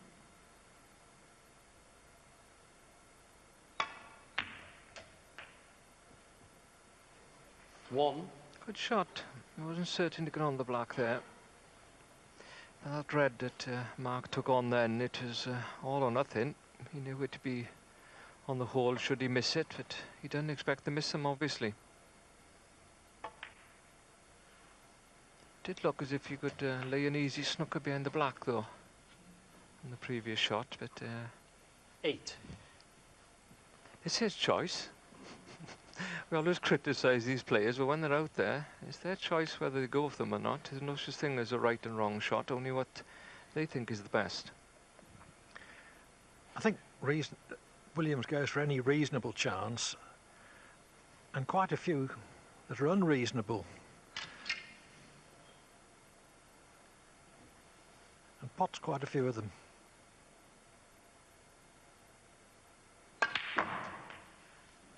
9.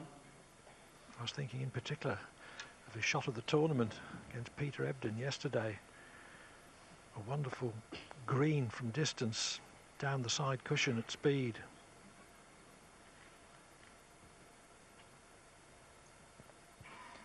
Yeah, he likes the odd pot, doesn't he? Not sure if this blue goes. Yeah. Can't do. I feel like Ken may have played it. No, it doesn't go.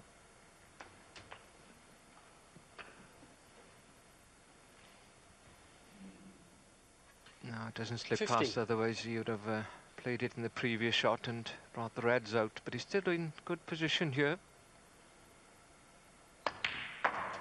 16.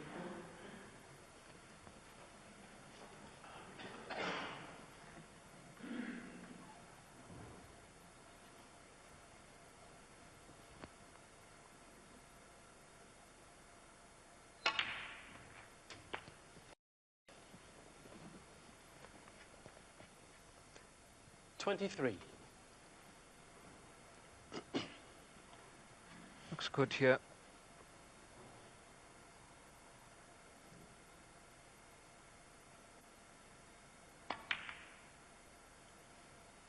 Well, that's amazing. Ken Doherty, He taught that 23. 9 out of 10.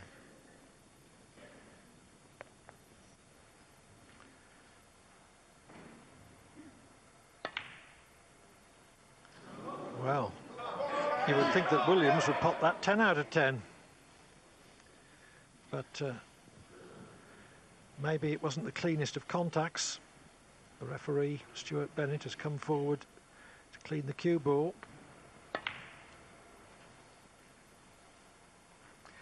I think it is throw slightly quick.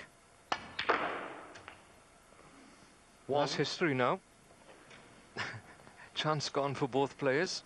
And is Ken back on the table?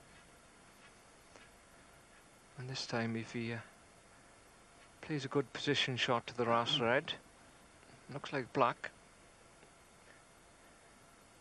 The colours are well set. Oh, dear. Well, he's missed, but Ken Doherty, because he missed the black thin, the cue ball's run on and he's got safe. It's an edgy time clown now for both of them, isn't it? This is what happens when both players miss chances. It gets very, very edgy out there. Certainly a lot of errors in this 6th frame.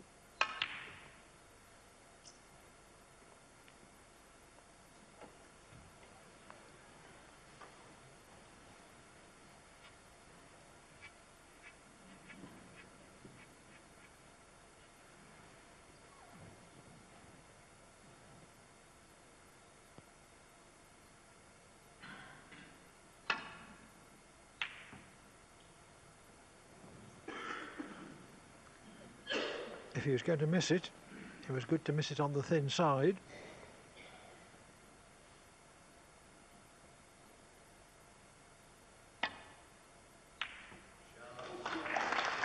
They took a very good pot from distance. The Williams to sink that.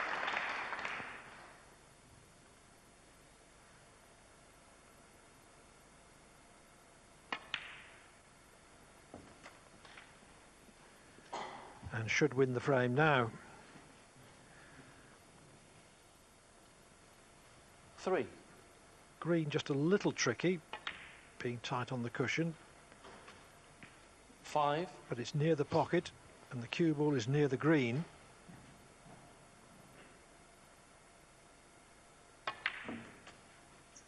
8. So Brown is frame ball. 12. Mark Williams would be very pleased to win that one. Bit fortunate, really. Missed a few chances, and Ken looked as if he's going to win it. Well, he may still do. Mark Williams, 24 points the difference. And Ken plays on. There's no reason at all why Williams shouldn't have made 5. absolutely sure there. Doherty potting the blue because it's 1 6-point snooker to tie. It would have been 2 5-point snookers to win.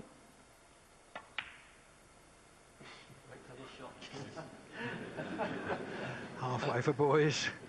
Ken Doherty, 5.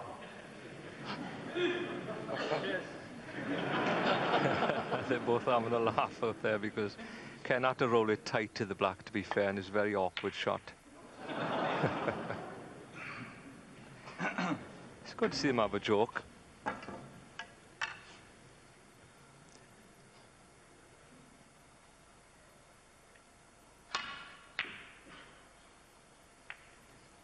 Okay, thanks.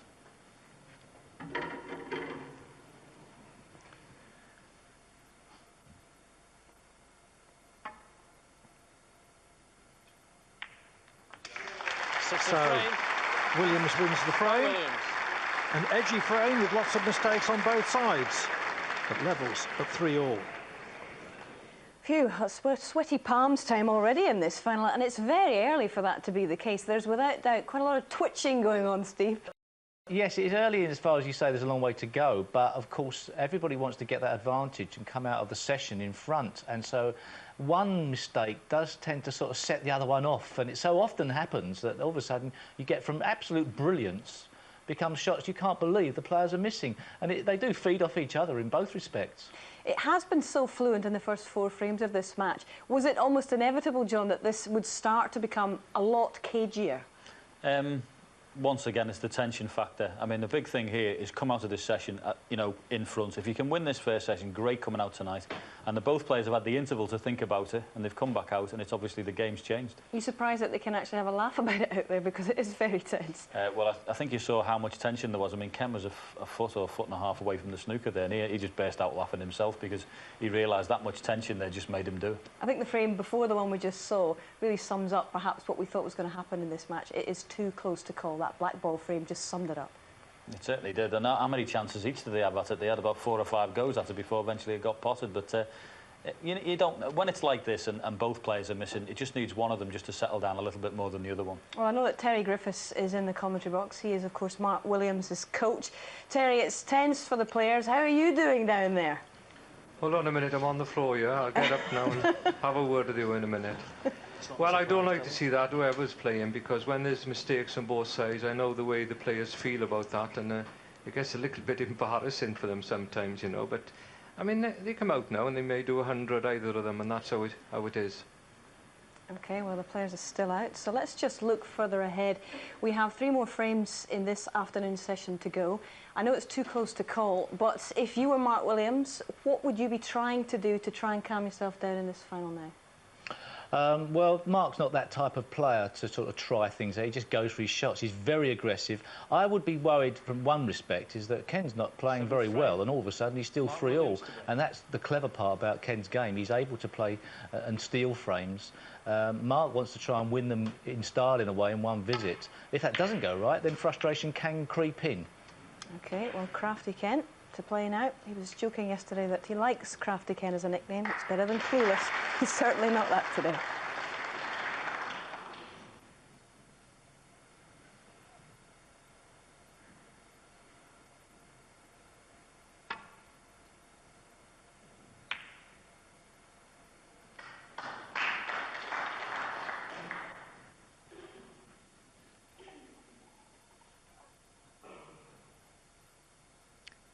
There's one on, yeah, in the right centre, past the pink.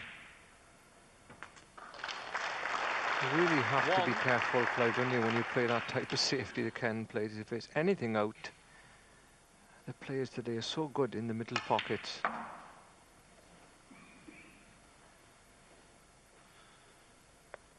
Four.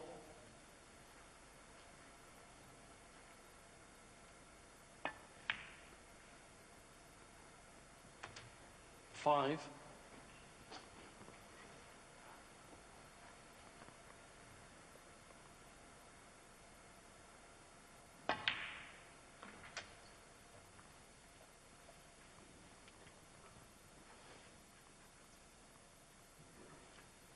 $11.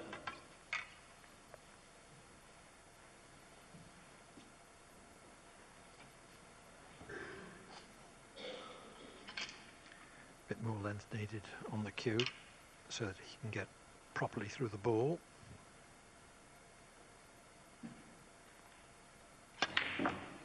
$12.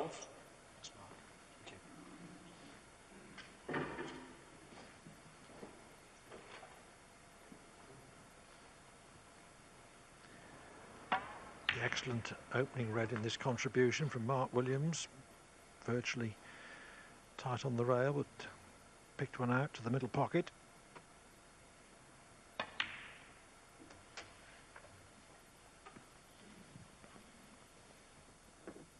$19. 20. Let's open them out a bit.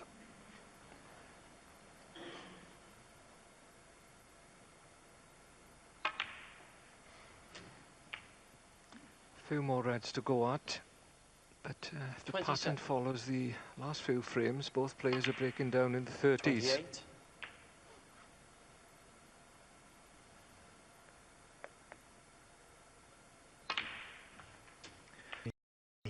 one frame killed off in a single visit so far this afternoon. 35.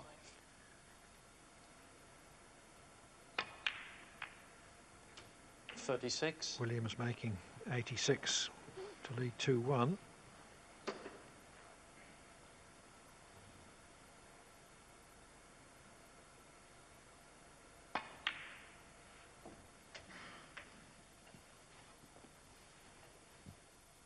$43.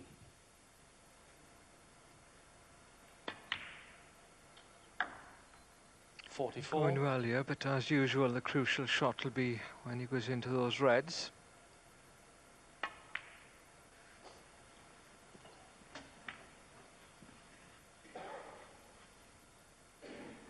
$49. Bit shorter pace with the blue. Now he's not going to be able to play an easy pot in position to leave a nice angle for the pack live, is he? Which he would have been able to had he finished straighter on that red. But it's worked out in his favour. 50. Because by leaving that red at an angle, he was able to screw off the side of the bunch with the chance of finishing either on blue or, better still, that very simple pink. 56. Well, I didn't see that shot, to be honest. We need Willie Thorne in here to see those shots, Clive, don't we? Those splits of the pack, he's the man for that.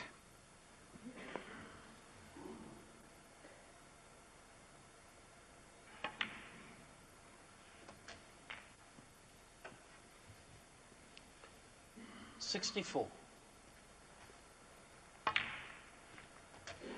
65. It was certainly a crucial shot in this break. As long as Williams pots this pink, Doherty will need a snooker.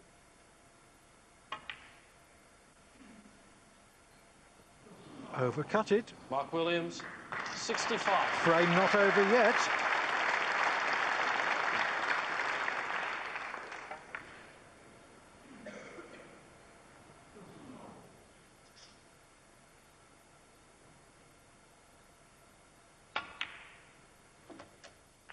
One. It'll be a feat for Doherty to clear up here, though, with two reds under the left-hand side cushion. 8.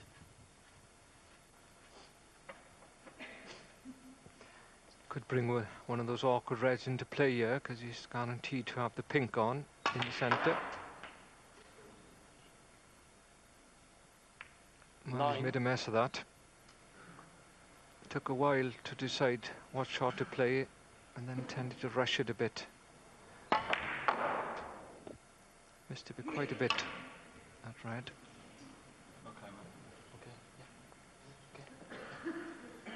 Ken Doherty 9 and the frame. Doherty so disappointed by his loss of position that he concedes when 54 behind, 51 remaining.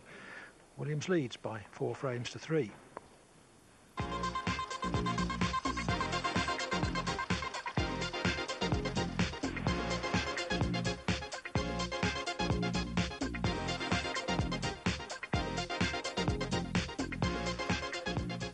I won my first ranking tournament in 1996, the Regal Welsh, with a top break of 76. I'm still waiting for my first maximum break in tournament play.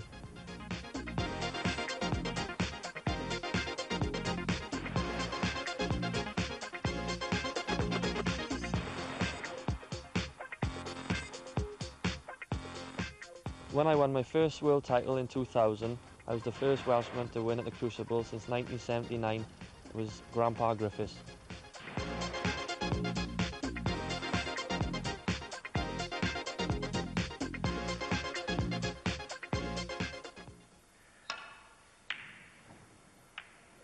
Don't you love that graceful reference to his new coach, Grandpa Griffiths?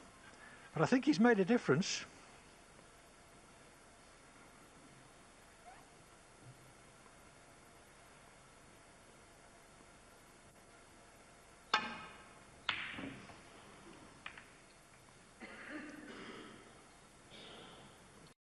consolation there was that there was a natural path through the other balls in attempting that long red, but Williams will be disappointed that he's not potted his usual high percentage of that type of shot this afternoon.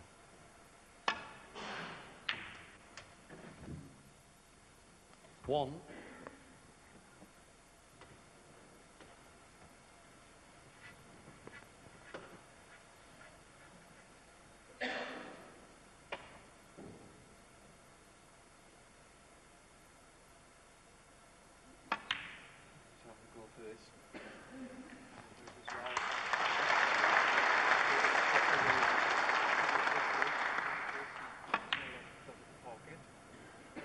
Four.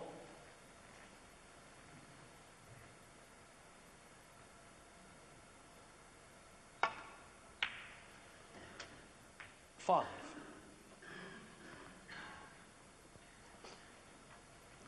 Pot success rate, 91% Williams, 89 Doherty.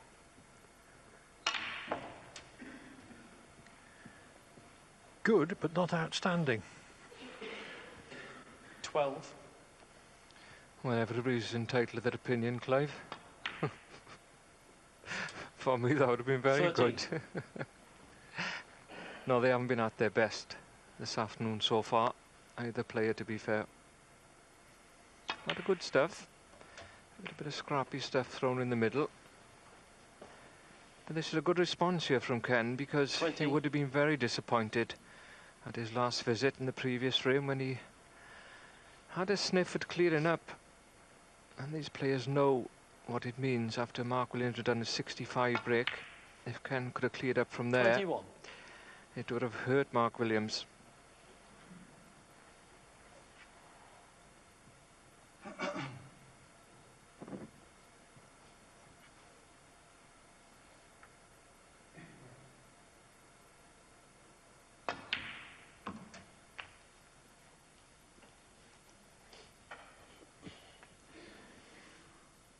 Now, if the pink doesn't go, it'll help Ken. Well, it's not too bad anyway, but 27. he'll probably be playing for the black here for the split. Didn't have the angle to go up to the blue anyway. 28. And that looks good. A three-quarter ball. Needs to catch either side of the pack. He's got to be careful he doesn't go right in the middle. He may stick in there. Oh, not bad.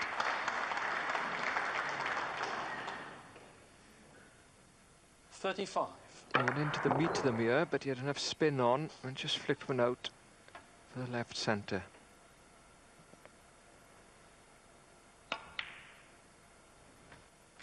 $36.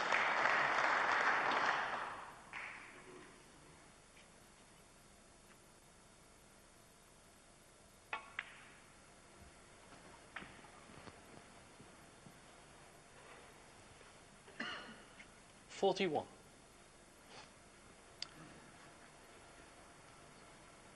I don't think he played to leave this outside red thin. But he's played it well. 42. He's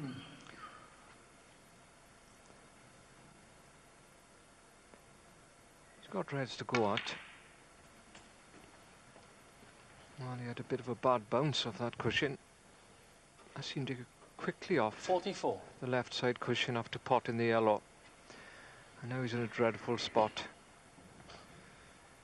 44 points in front. He won't be taking the red on at the back of the pack. Ken Doherty, 44.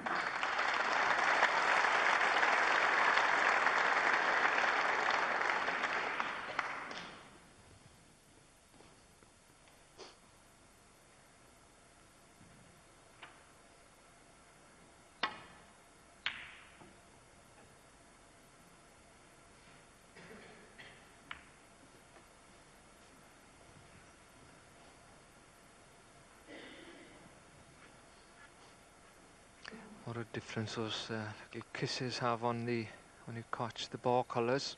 He left Ken a chance here. Very close.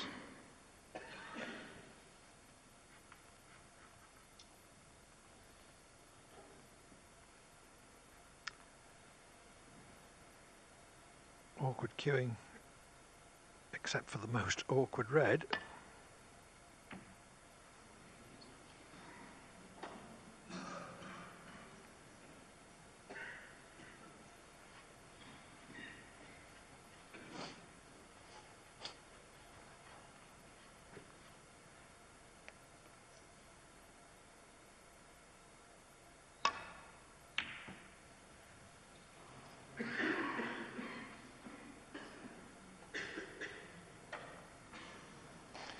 It's okay. The interesting red is covered by the green.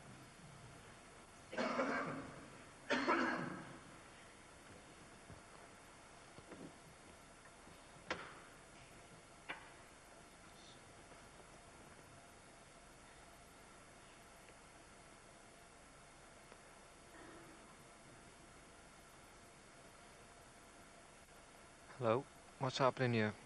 Step ladder's coming out here in a minute. He'd have to play for the red that's on the right-hand pocket with the look of it. I have to judge this perfectly. Foul. No, 4. that'll go back. And a miss. Kendo. Got very close to it, but of course the size of the pack of reds there. I think Mark can see the reds. He'll have to be careful here. Could be warned again for 2 consecutive misses. He's gone round it again, Clive, isn't he? Foul. 4. And a miss. Ken Doherty.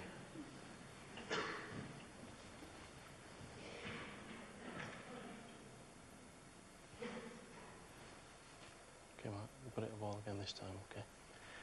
There's the warning. You forfeit the frame for 3 consecutive misses if there's a direct shot to the ball on, or a ball on. It takes some nerve to play the same shot again. Well, he could play just to roll dead weight into the 2 reds by the pink, but after 2 misses, I think he'd be just hitting these and hoping for the best, surely.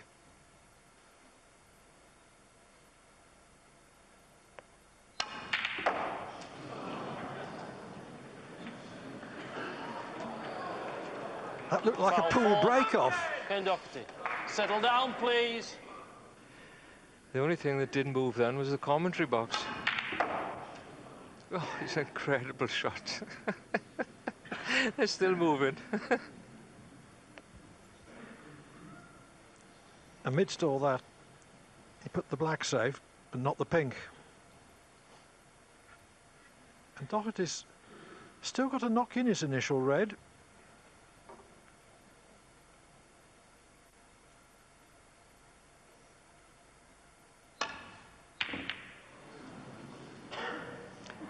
Yes, there was pressure on that one because Mark was very fortunate once the boards finally stopped not to leave Ken something easy. And when you have 50-odd points in front, I think you should have had an easy one on. Doesn't help things. 1.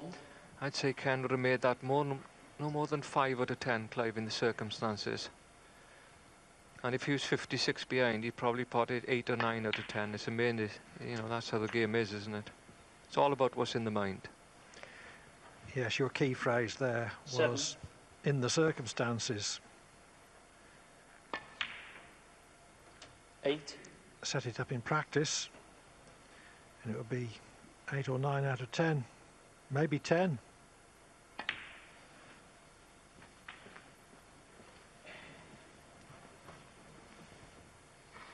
$14.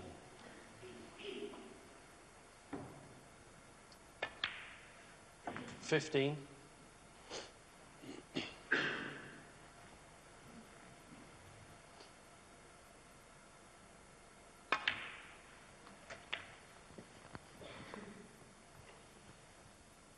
21.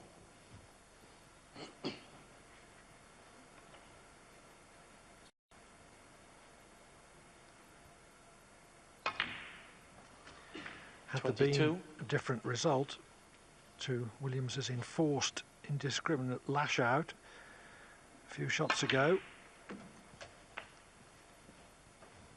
it would probably have been very simple 28 for Doherty to clinch the frame, because he was already 56 points in front. But if Williams could steal this one, Doherty would feel really sore.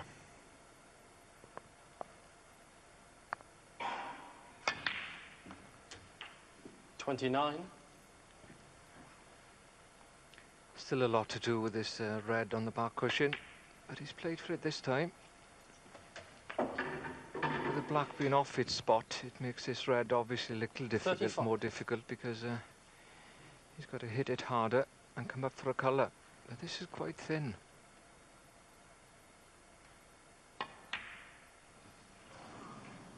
Well, I didn't get near the pocket. Mark Williams, 35. No, he didn't, but he played it in such a way as to leave the cue ball near the side cushion. Would have been able to pot the blue and get on the other red.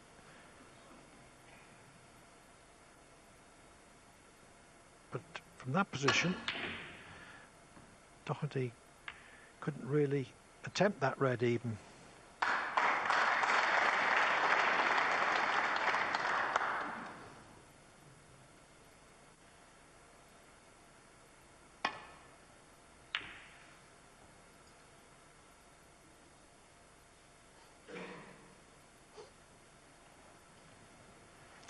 Too thick there on the safety shot, and Mark was fortunate to get away with that one. Could easily have left it on the centre pocket.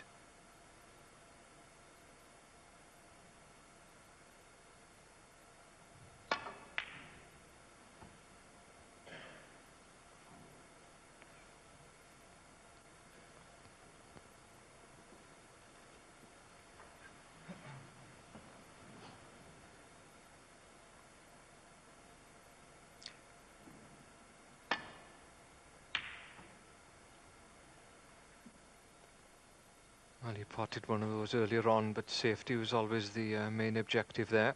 And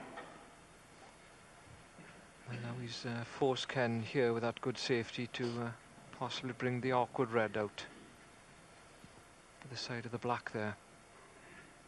Looks to be fully snookered on the blue for the red behind the pink.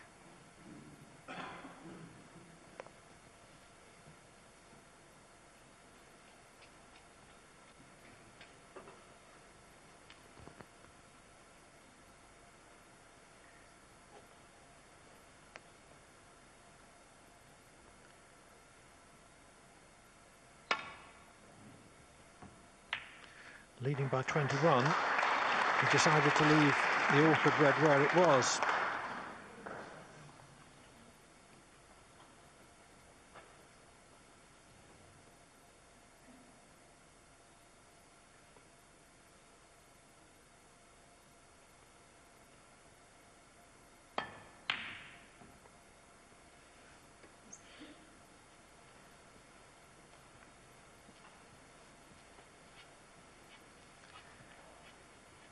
Flick off the black made this red potable, albeit from distance.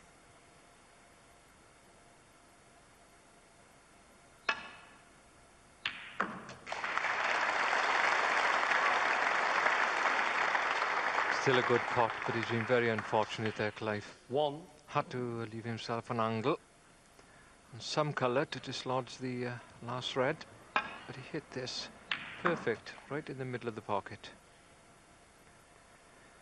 Mind, you wouldn't fancy Mark's next shot, would you?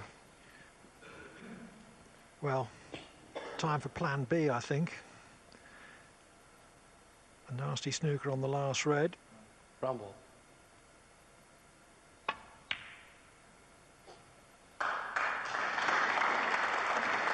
And Doherty, 1.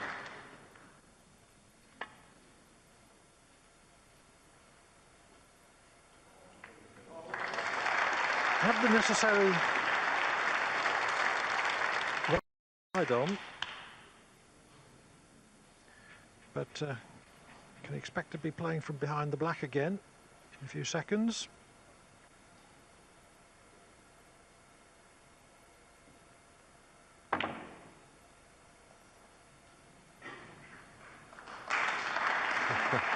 Ken staying down there to have a look to see if Mark can get through to the red.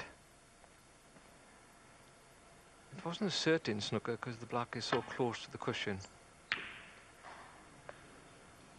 I still thought it would be, though, with brown, blue and green to help him. Now Williams has laid the snooker.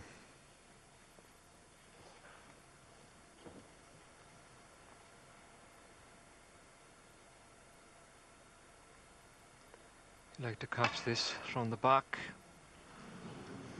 Well, you'd like to hit it. He was in the same county for that one. 4. They're so far away.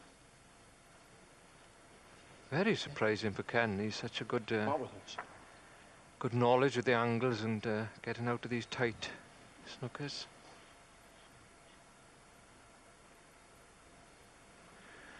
Still frame of where the balls were. And this is where they've been replaced. Good work by the referee, Stuart Bennett.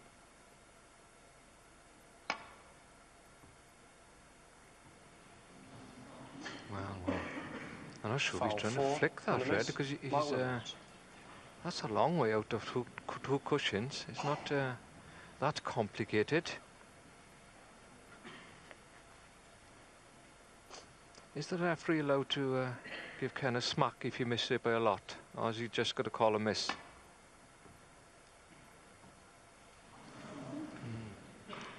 Foul 4 and a miss. Mark Williams.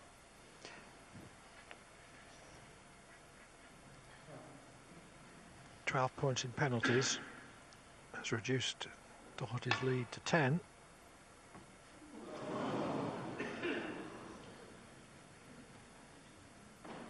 Foul 4 and a miss.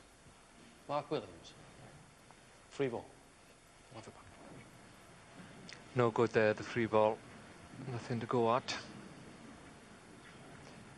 Starting to wonder here if he's got the angle, but surely he can go a bit higher up towards the left middle. That's better. Why'd they do that the first time, he's thinking now?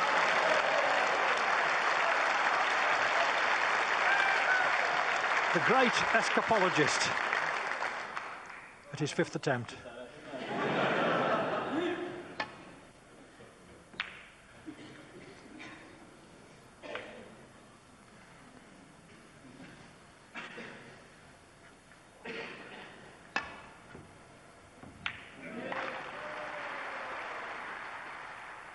And he acknowledges that ovation.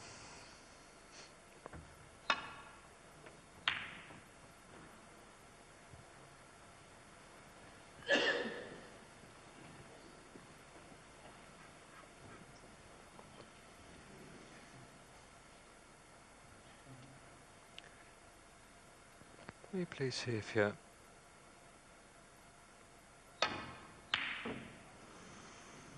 Wrong again. I thought he should have played safe there because it was difficult to get on a colour really of that shot with any certainty. And now it's on for Ken.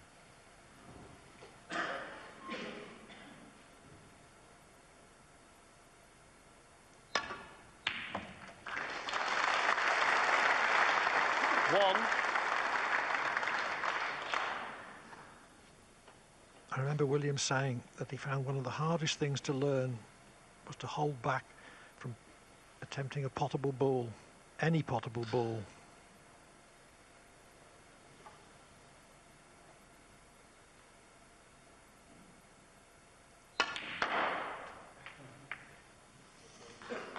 Well, I thought he would have played to get on that yellow then. He did have a look at it, but 4. It looked very potable if you could get behind it off that green and he had a good angle. So just 10 points in front. Don't think he'd be going for the double here. The colour's well set for a snooker. Ken Doherty, 4. the way green, blue, pink were set gave Doherty a wide margin of error to lay that snooker.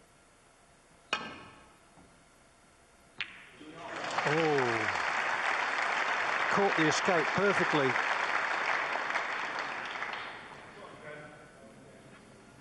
Okay, the yellow is potable from tight under the rail, but he's not going to be able to hold for the green. It's got to be an up and down.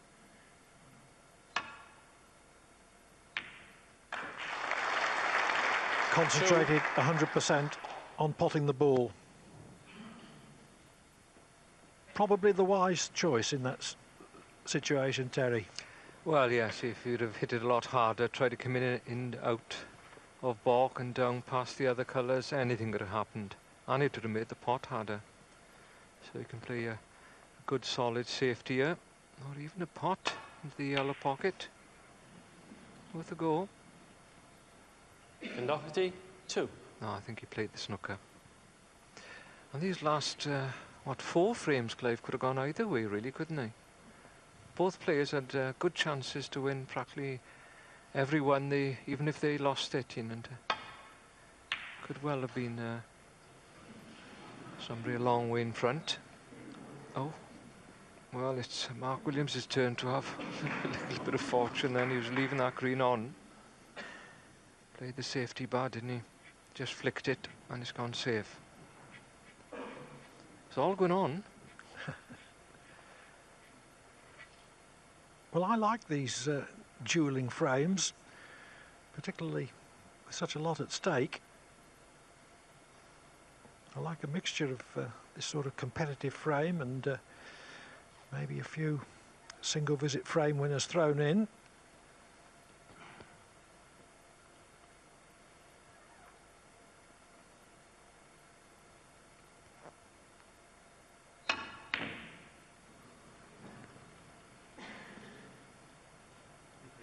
It sounded like a rock when he hit that green.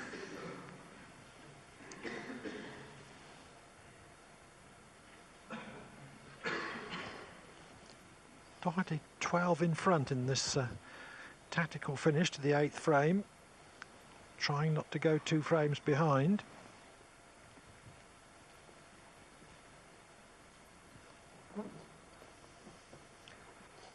Well, Mark would normally have just taken this green on by now into the right corner, because I can't see any safety shot on that. But the black is making it awkward because he may cannon that. Oh, he may be able to play a safety. Just missed the brown on the way down. I should have known better. What a shot. 3.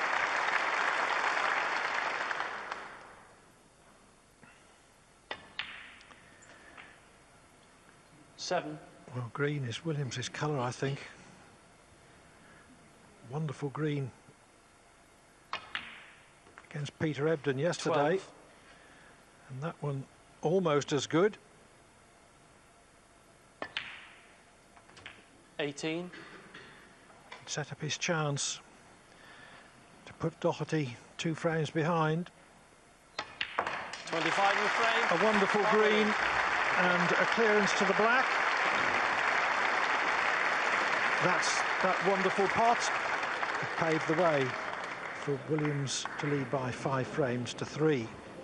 Yes, first time we've had a 2 frames advantage. That's the longest frame of this final so far. And Crafty Ken, as we've been calling him, in all sorts of problems with that brown earlier on. But in fact, guys, he probably could have been master of his own destiny instead of having to give away all of those fouls. How? Yes, well, John and I didn't think that Ken was as crafty as he could have been in this shot, because both of us at the same time said perhaps that Ken, instead of playing the brown into the open part of the table, could have played another type of shot, John. Yeah, well, I think in that situation there, the snooker isn't going to be difficult to hit. He's not going to be left on the ball. If he sticks the brown tight on the side cushion, forgetting the fact he's going to play a snooker, just puts the brown safe. It has 2 things. 1, it's an insurance policy on the brown, and 2, Mark Williams is left-handed, so it's going to be difficult for him to get on it. It was quite significant that there was that ironic celebration from Ken afterwards. He knew that perhaps might cost him in the end. Well, he has been undone. I mean, we're a little bit after the event. because he's been undone by an unbelievable green that Mark Williams spotted. But the point is, the brown is in the middle of the table, whereas I mean, this is just an absolutely fantastic pot. But the brown, where it is, made the clearance a possibility for Mark Williams. And I don't know if he can actually look back to that position of the yellow and the brown, but he had all sorts of chances to play snookers on the brown, perhaps even rolling up behind the green. And rolling up behind the green, if you're not going to put the brown safe, rolling up behind the green is a much better option than trying to get behind the yellow. As it was, if you remember, after he tried to get behind that yellow, he didn't perfectly get it behind there, and Mark Williams was able to play off the back cushion and snicking behind the red. And from that moment, he forced Ken into making foul strokes and misses. It was a fascinating game. Let's not be after the event merchants then. Let's try and predict the future. How significant is this two-frame advantage, John? Don't know. It's a bit early days yet, really, but, I mean, Ken will be smarter a little bit. He didn't win the frame. But it just goes to show you, if you don't have an insurance policy and a frame of snooker against someone who pots as well as Mark Williams, sometimes you can be undone. I only ask that because it seems to me, from my memory banks, it's been a long week, certainly, but when this has happened, when Mark has gone in front, he really has eventually pulled away, and quite quickly, against Stephen Hendry and Peter Edmund. Yes, I've mentioned that I thought he's one of the best frame thieves we've got in the game, and you don't want to let him thieve them from you. And it's usually Ken doing that type of thing to other people. That could have a big sort of blow to his psychology, his psyche in the game. Okay. Psychology. We know what you mean, Steve, don't we? Exactly. Last frame of this session, then. So they're not calling Ken crafty anymore, then? Yes, Steve giving Ken's shot selection a right going over there during that between frames break.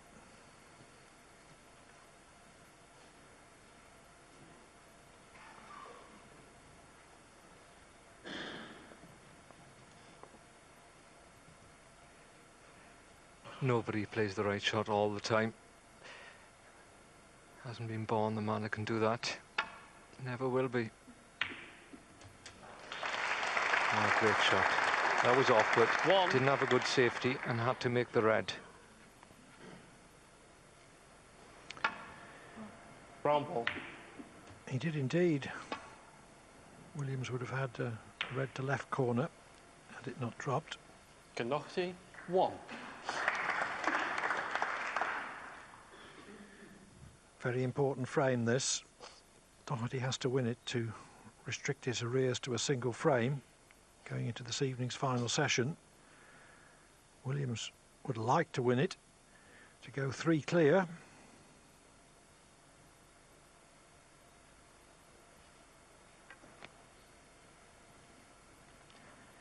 Good exhibition of safety play there from Ken. Just potted that red and then played an excellent shot to trap Mark Williams. Will he get reward? Well, there's no justice in this game. There's just no justice. Great safety shot from Ken. And Mark could be here for another 6 weeks and he'd never get that cue ball behind the brown again. Didn't even smile. What he did get, though, was the right angle for the glancing escape. So it was always going to be a decent shot, but not as good as this.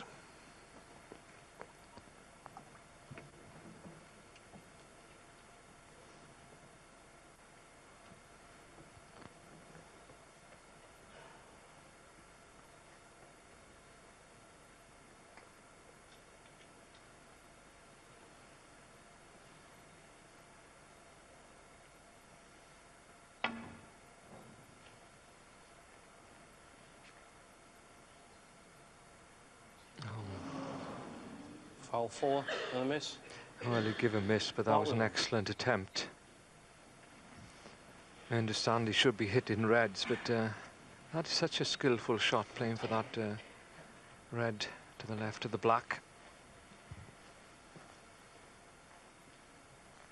Playing a little bit of check side. Or is he playing for the pack? Well, it doesn't matter. And he deserved a bit of luck there. Skillful shot. Just slightly fortunate to go safe, but He deserved that, as I said, after that fluke. Williams.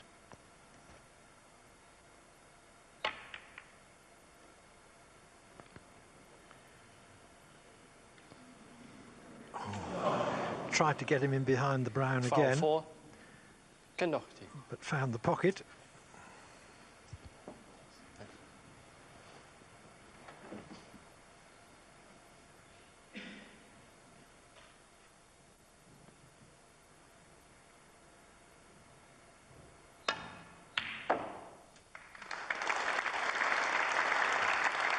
One.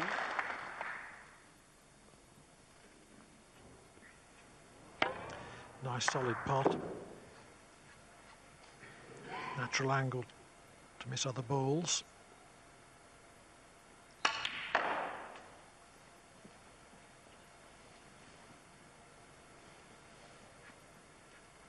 Four.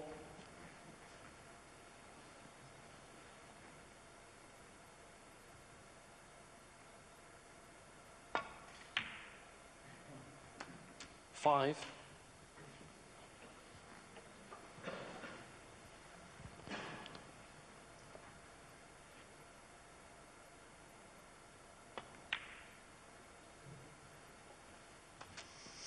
Well, he hasn't been lethal so far when he's in the balls. 12. Ken's best is 55. He's done 2 of those so far in the final. But he's been scoring well during the 13. UK Championships this year. But this would be a good time for him to win it in one visit.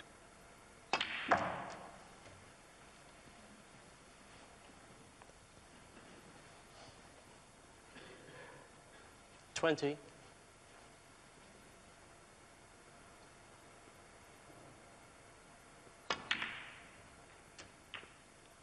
21.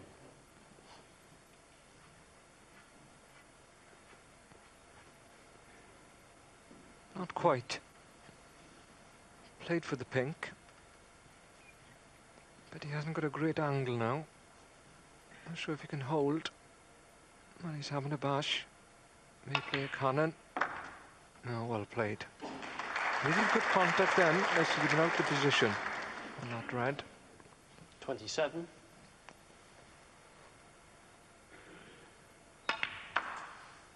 28.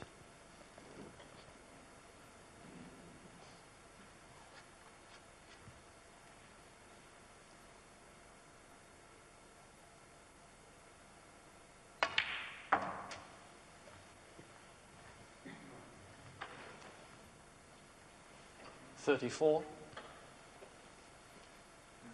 Yeah, sure. Stuart Bennett refereeing his first UK final, the biggest match he's ever refereed. Only the World Championship final is bigger.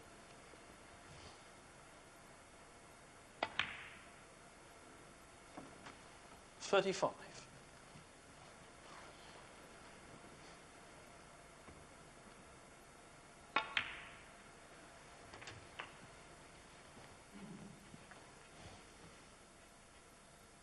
41. Very good this. A few minutes ago, he was tight up behind the brown, snookered with the balls wide open. 42. Quickly things can change. And he's kept the cue ball under very good close control in this effort.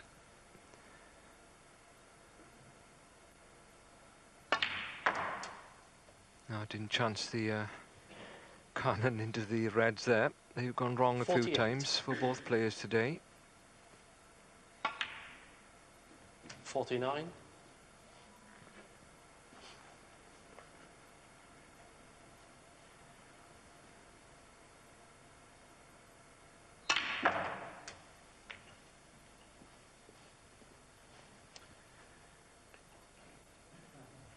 56.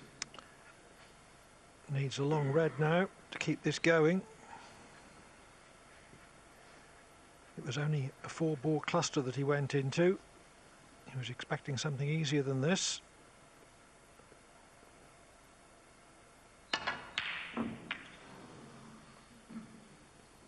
Ken Doherty, 6.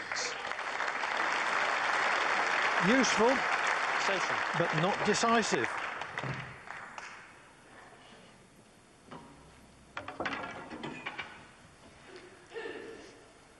Yes, but it is the split once again that didn't work out too well there for Ken.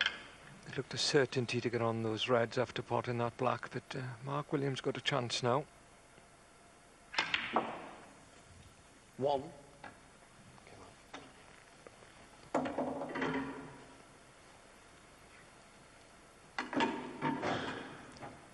Not a great place that, when you've done a good break. And look at this split. Didn't quite catch him right, but to be fair, you'd be on a red there, an easy one, at least 8 out of 10.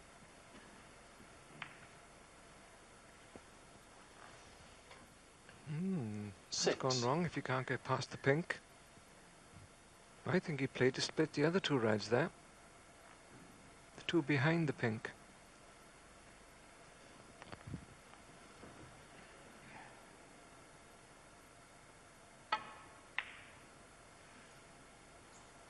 Mark Williams, 6.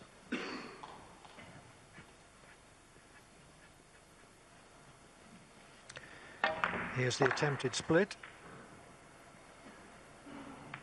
Yes, definitely trying to split the two.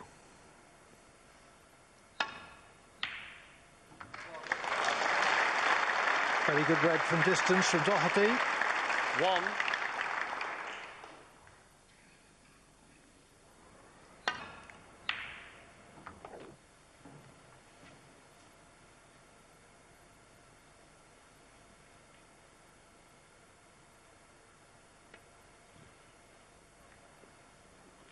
And Doherty, 1.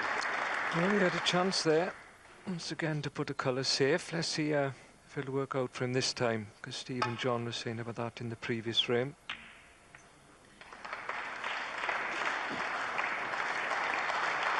Went for the snooker instead.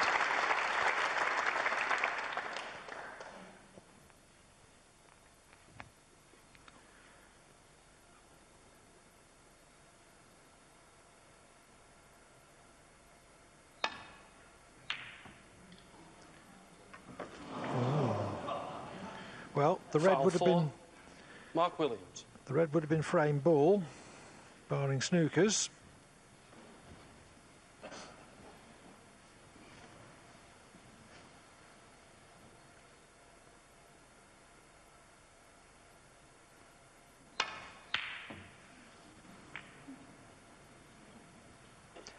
Well, long way out there. If you'd have potted that, of course, and cleared up, John and Steve would have been right again, wouldn't they? He may have said that. I hate them being right, don't you, Clive? Terrible.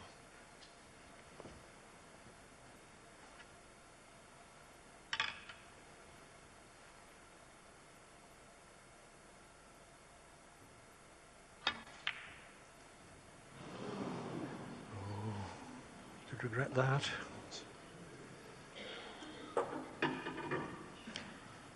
Well, he had a full pocket to go for here. Well, it wasn't straightforward. It looks on the table, but Ken would normally get those in.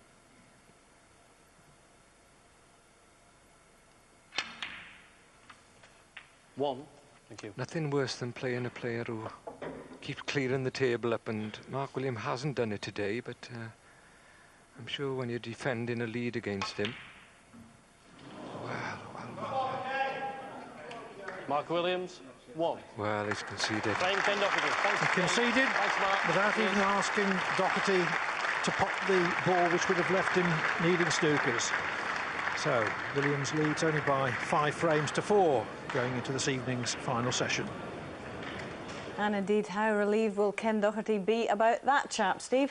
Well, he will be relieved because, for the life of it, I didn't expect Mark Williams to miss that yellow, and I think you can see from Mark's expression he didn't think he was going to miss it either. Very quick ending to the match and the session, and I think probably a fair reflection. It would have been very unfair on Ken if he'd have been 6-3 behind, but he could have stolen it, and Mark Williams was in with a chance, but 5-4. I think it's fair. How much has Williams' safety tested Ken this afternoon, even his fluked safety? Ken can cope, to be perfectly honest with you. It's just finely poised. It was interesting. The second session was very twitchy, very nervy. A lot of balls missed. They probably missed more balls there than they missed in the entire tournament in the last couple of sessions, but it's totally understandable in a major final. They both haven't won for 2 years on their own soil, so, you know, as I say, understandable. We've been talking about Mark's cavalier attitude. He's been attempting long pots like that, but it's so difficult, so pressurised in this situation in a final, Steve. Yes, and it becomes magnified towards the end of a session, and it probably will become magnified towards the end of tonight's session as well. Important to get off to a good start this evening, but Mark's just got that advantage, so you know, who knows. Yep, it's 5-4. It's certainly beautifully poised for this evening. We're back with the concluding session of this Powerhouse UK Championship at 8 o'clock. I do hope you'll join us for that, John. I think we are in for a long one tonight. Absolutely, that's my Sunday night sorted out. Thank you very much, Hazel. Back with you in a couple of hours' time or so. Now, hours and hours ago, we actually asked you to vote in the archive poll because it was the start today of the 25th year of Ski Sunday, and Hazel's back with that next weekend. And you had a choice between Franz Klammer at the Winter Games in '76, Konrad Bartelski at Val Gardena in '81 when he came second in the World Cup, and Alan Baxter at Salt Lake City earlier this year. And perhaps not surprisingly, on a great nostalgia kick, the vast...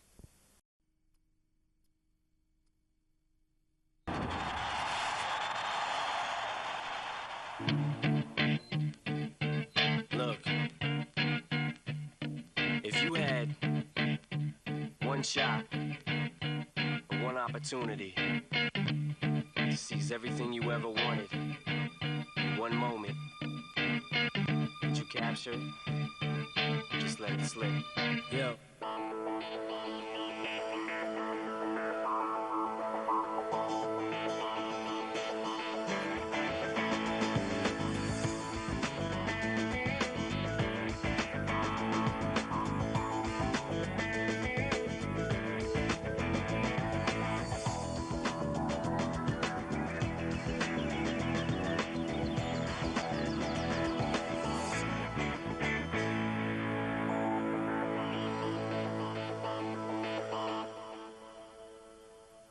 The whole crowd goes so loud, he opens his mouth, but the words won't come out. He's choking how? Everybody's choking now. The clock's run out. Time's up. Over. Loud. Snap back to reality. Oh, there goes gravity. Oh, there goes rabbit. He choke. He's so mad, but he won't give up. Daddies, he know he won't have it. He knows his whole back to these ropes. It don't do it. Lose his health in the music. The moment you own it, you better never let it go.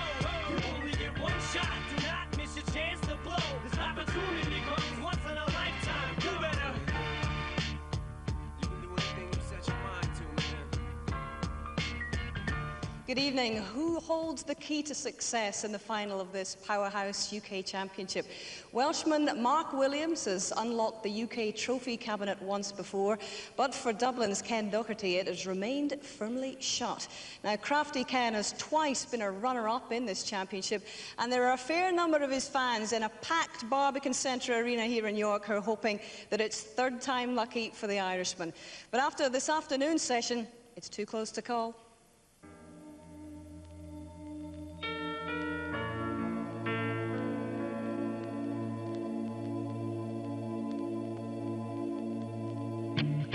After the opening exchanges, a back double on a red set Ken into a 40-point lead.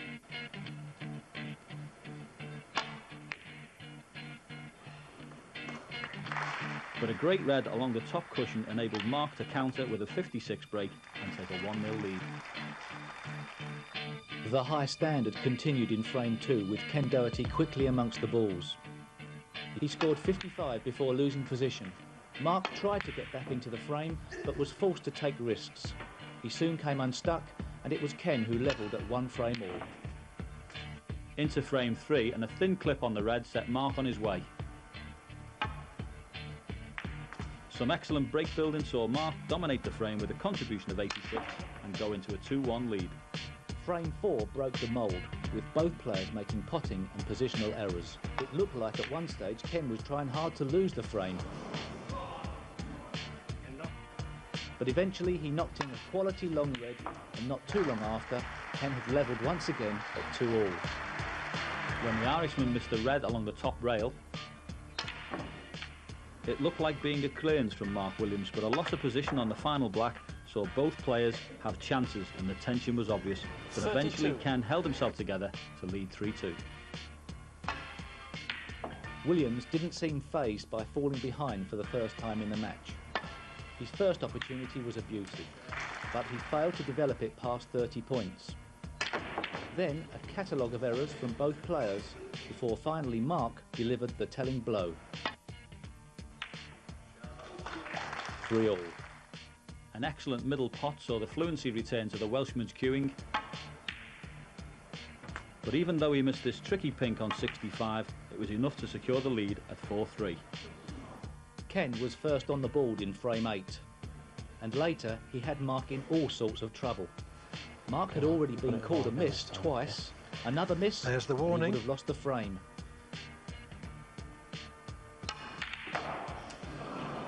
When the balls finally came to rest, Doherty didn't have an easy pot.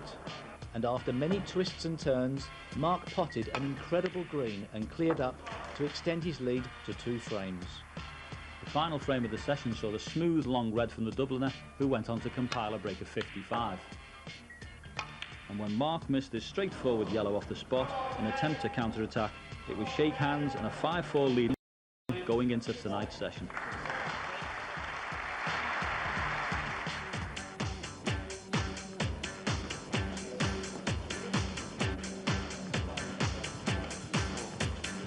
This way.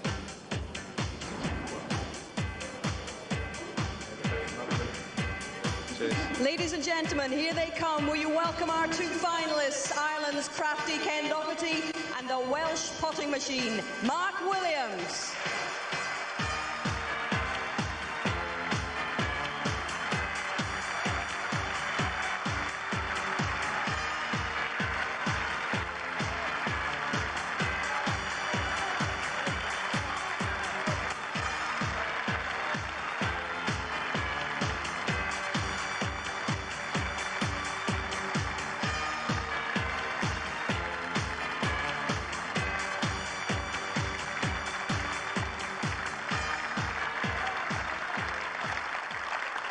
So first to 10 will win the UK Championship trophy and a cheque for £84,500.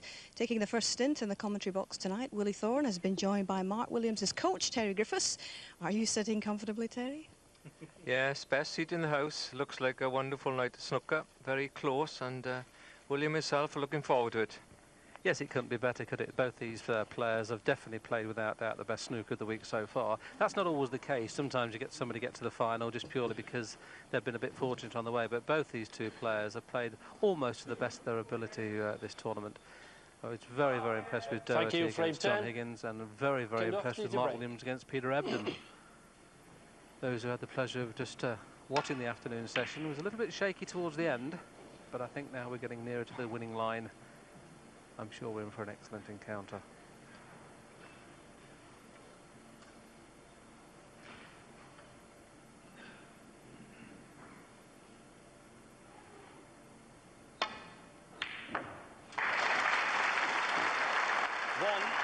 That's a bad start. He was missing a lot of long putts this afternoon.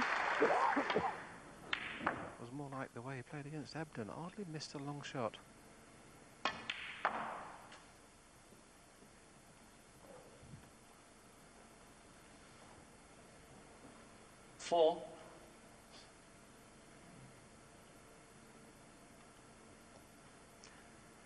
He had 3 reds to get on there, and he hasn't quite got on any of them. Let's finish this.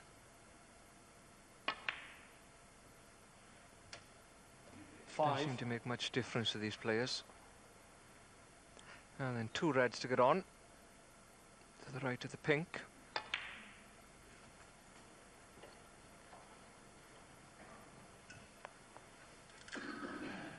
Nothing quite like getting a good long red in Willie's there to start off in the evening session. It's amazing, if you always knock the opening red in you went for, it always settles you down immediately. If you'd have, say, missed that first red, you're suddenly a little bit apprehensive when it comes to another long shot. But Williams, as you rightly say, Terry, knocked the long one in, straight in good position. You'd expect him to get 20 or 30 here, but the pack's not too bad at the minute. There's a little gap in the back of the pack there that he can go into if he wants to. 16. He'll be playing for the loose one on the cushion this time. He doesn't really have an angle. Could play for the one in the middle. Just depends how confident Mark feels. Played for the one in the middle first. Just a little bit higher than he wanted. 23.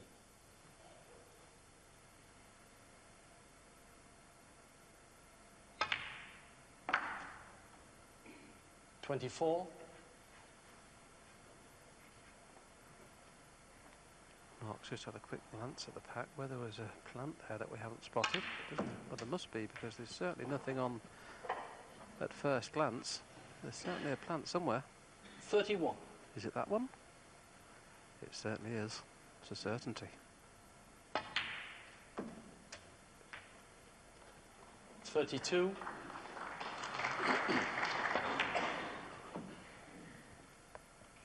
Just clipped the pink, and that makes this black a lot more difficult. Too difficult, in fact. Too thin a cut. Down to the long grass. Mark Williams, 32.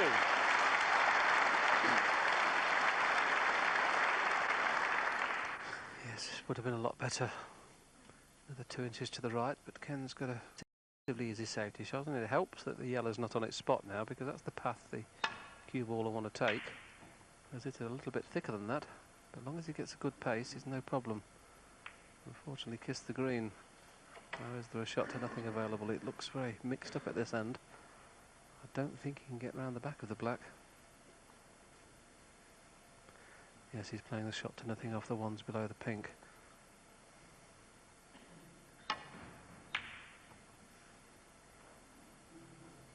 I've been impressed, Terry, this week. I know that you've been working on Mark's temperament and things, but I've been really impressed with his safety play this week, Terry. I think that's one of the reasons he's playing as well as he is. His safety has been superb. Well, his safety play has always been good. He's a very clever player. His pot is exceptional, and perhaps you'll forget how good a tactical player Mark is, both safety and sometimes shot selection, although obviously takes a few wild ones on now and then, Will, doesn't he? But that's his style of play. It's very upsetting for his opponents when they go in.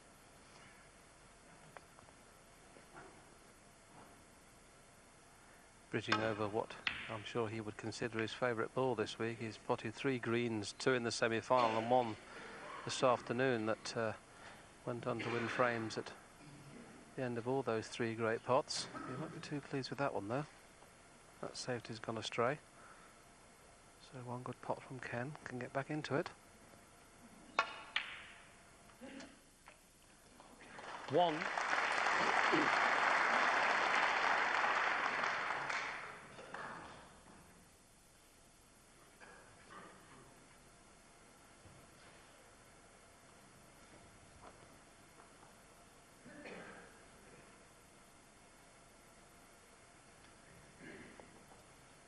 Ideally, Ken would like to catch the middle of those 3 of this black.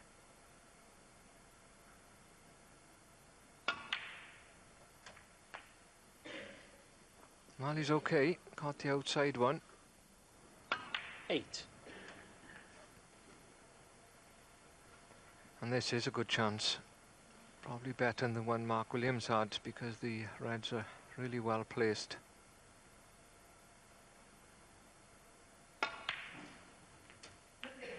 9.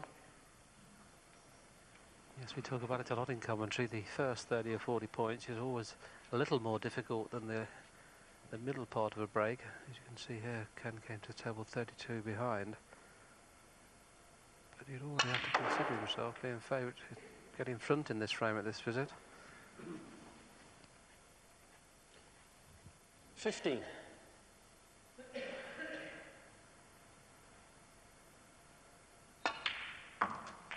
16.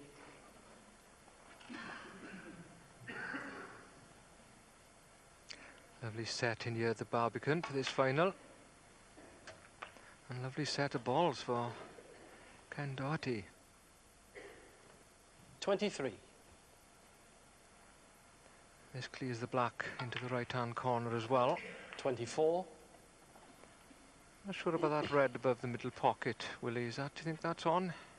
Looks like it.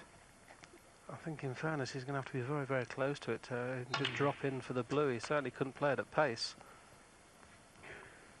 Yes, he can drop in it dead slow, but he won't be able to play it at any pace at all. And where the yellow is, I don't think he'll get on the yellow from the blue. So it's not frame over yet 32. for Mark Williams. That red's going to play a very big part.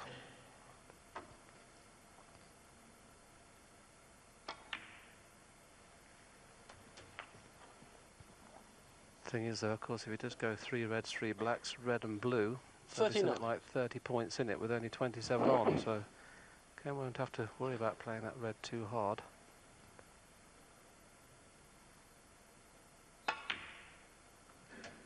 $40.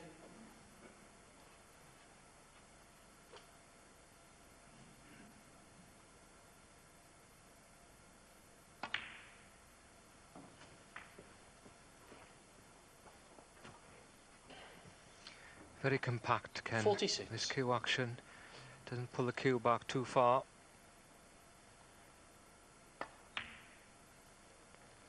We had an email to Alan in the week about the amount of players that middle finger twitches. You got any thoughts on why that is? Well, it's just a habit. Just something they do. I notice some players, when they're playing really well, they start to twitch their fingers, and when they're playing bad, they don't 54. move them at all. It's strange, isn't it? There's no advantage in it, is there? Absolutely. Dennis and I just really couldn't understand. There it is again. Look, that and it's always that same finger. 55. Now, this is the key shot. He's 23 in front. The black is 30. So he has to avoid the cannon on the green and on the brown. The green's just about in the ideal line for the natural shot to come off 2 cushions to get onto that red. I just wonder whether Ken's going to play it around the back of the green or just run it in off 1 cushion. Well, he's decided to go around the back of the brown, and he might not be on this red. That's not the best shot he's ever played. 62. In fairness, that's a poor shot. If he'd have kissed the yellow, it wouldn't have been any good. Just the red needed. And one he can't refuse.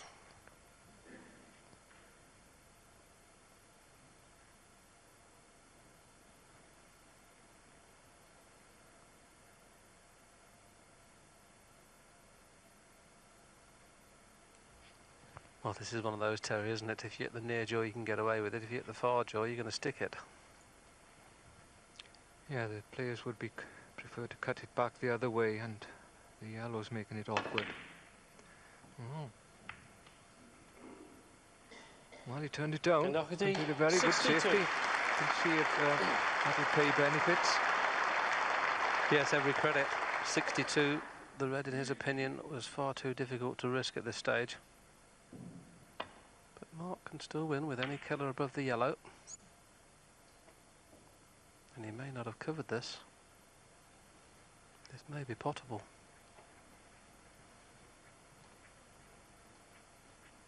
Oh, Ken had already been down if it was potable, so it's certainly snookered.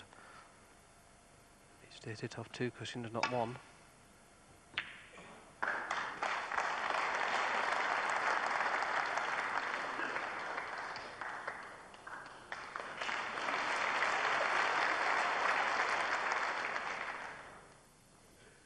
If you can see enough of this red to pot it, he'll take it on.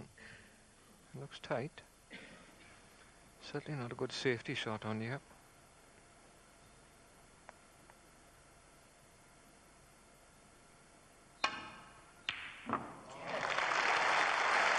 Well, Terry, I didn't think there was enough there to pot it. That was fantastic. And it's Mark's turn this time to finish hampered. This was an incredible pot. It really was incredible. That's one of the shots of the tournament.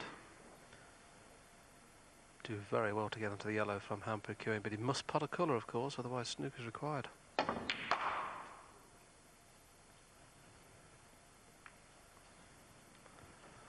Unlucky. No real value in taking the yellow on because he'll be tight on the cushion for the green, but you never know with this young man.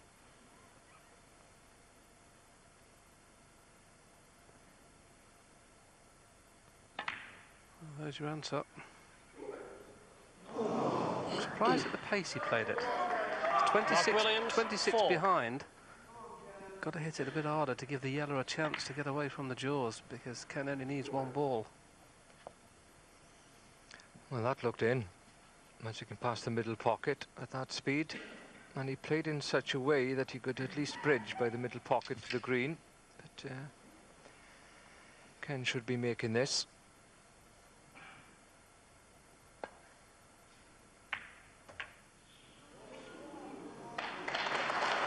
Two.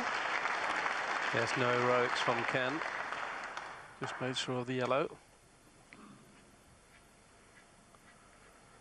There you can see one snooker required.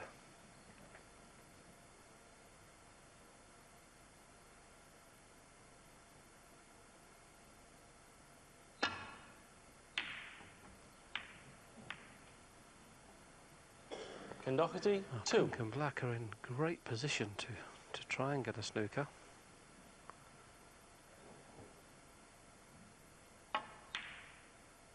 Looks like he's decided to go pot the green and 3. the brown and then play the snooker from blue in behind pink and black.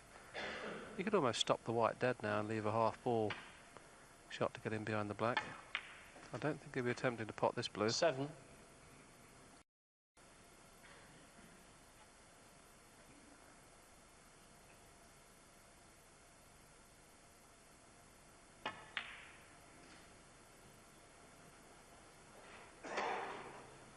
Mark Williams, 7. Just a fraction too hard to make it difficult. You'd have liked the blue to have stayed somewhere near the yellow spot to give him plenty of room to go around the back. It's unlike Ken to go around the back from a shot like this. A little bit unlucky there, Mark. Had a good shot.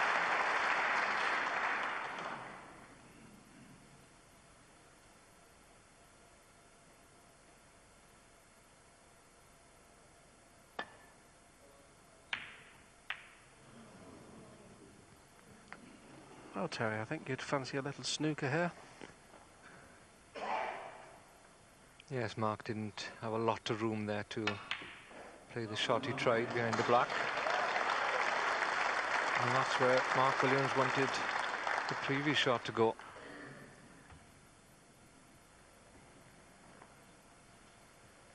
Just wonder whether he's going to look at the white or the blue here, Terry, when he plays it. He's the only player in the game I've ever seen that just looks at the object board. Oopsie daisy. I'm sure that will be end of frame. The concession, I'm sure, will come in from Mark Williams. And yes, the hand came up. Mark Williams has conceded.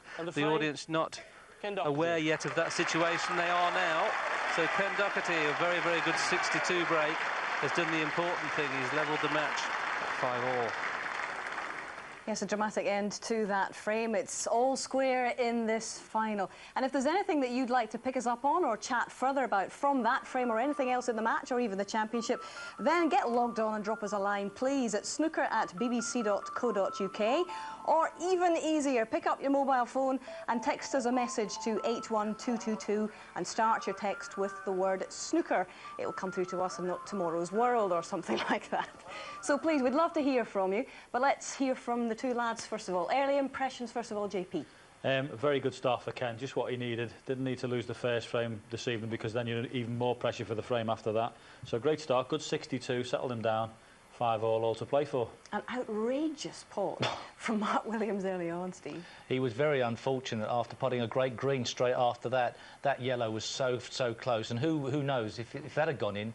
I fancied him to pot the green from the middle jaws of the middle pocket. Well, I know for a fact that Angus Loughran is here tonight.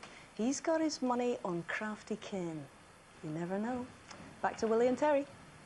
Stato's here, is he? Angus Loughran. He's lost more money at gambling than I have. Thank you, 11th frame. One of the game's Mark Williams to break. Sports great legends, Angus. I haven't seen him. I don't know where he is in the crowd. We've also got Steve Pinder here from Smokey, the very, very good rock band. Yeah, my wife's here as well, Willie. She's the biggest celebrity in my house. That's a good break off.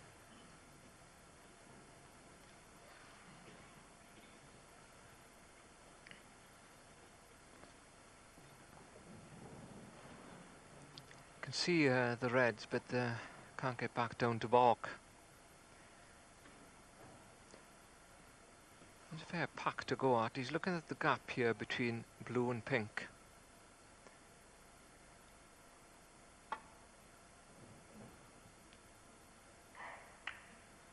Good shot. Couldn't play any other way. He'd normally swing off those and go down, but with that red on the bottom, clever shot.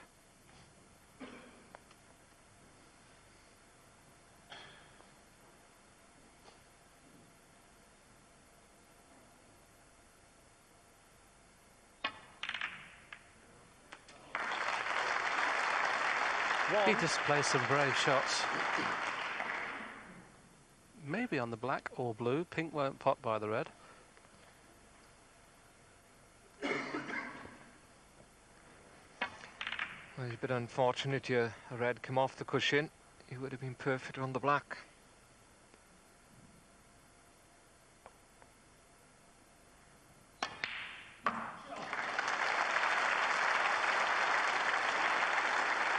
And a great pot from Mark Williams. 6. Dead in the centre.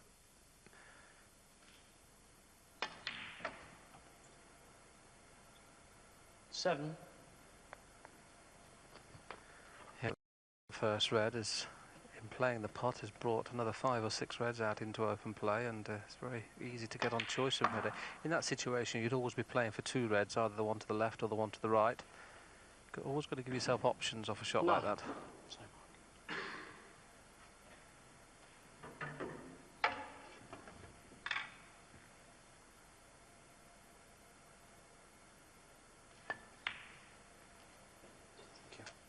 Ten.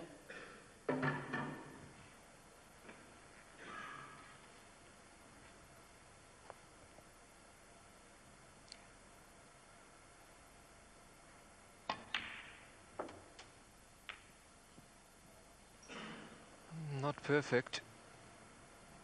I think 70. he played to go past that red to catch the one in the middle, but he still got one in the left corner. Oh no, he hasn't 18. played that well.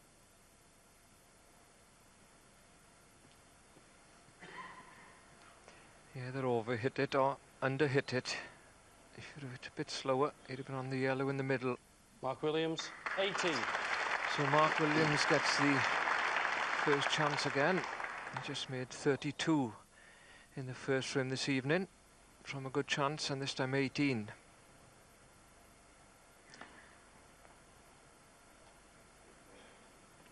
Yes, it was one of those situations where you very rarely get an opportunity, because Ken got such a big target there to rest into the reds. This Mark can bring another couple of reds into play here with this safety shot.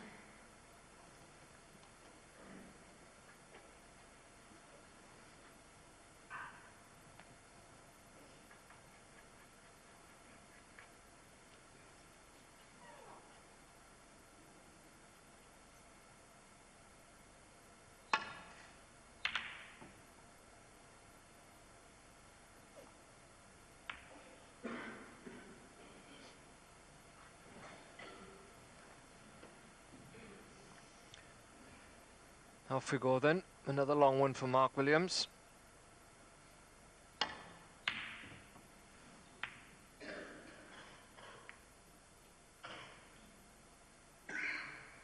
Not so close with that one. But the cue ball's gone far enough down to put any doubts into Ken Doherty's mind about the pots.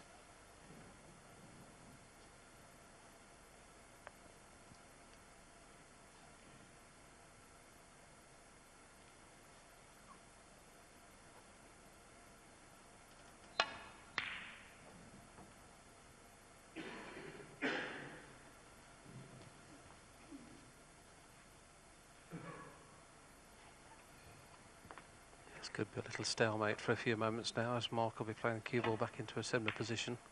A little bit thinner there than he wanted. I don't think he's left anything to the middle.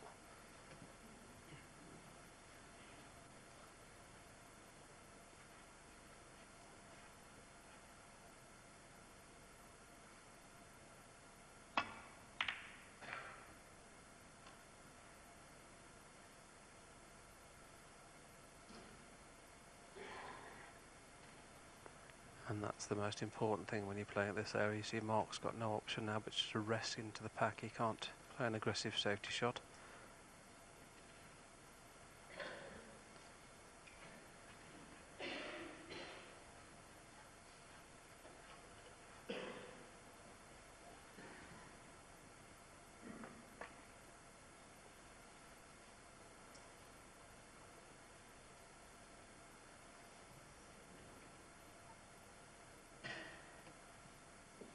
Eventually there's going to be a pot left into the middle. Just wonder how many shots it'll be before that happens.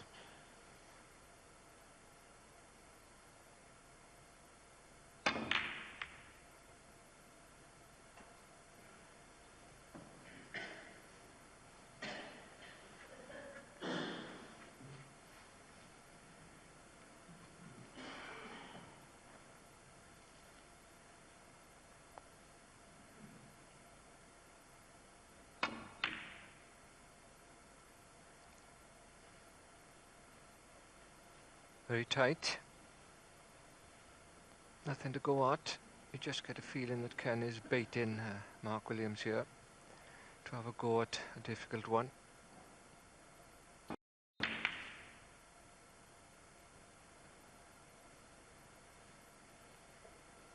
Well, that's unfortunate, really, wasn't it? He didn't much chance of that red going over there. You can get through to it, so it's a chance. You played a very, very good shot, Mark, there to get the cue ball that close to the cushion, and if that red's not over the pocket, it would have been a really tough safety shot for Ken to play. It's all history now, though, because Ken's got the first chance to try and go into the lead for only the second time in the match. He led at 3-2. Since then, there's always been playing catch-up.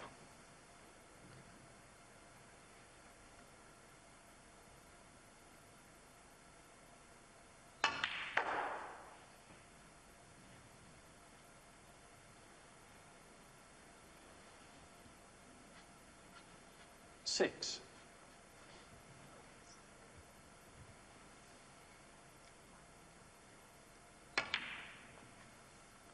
Seven.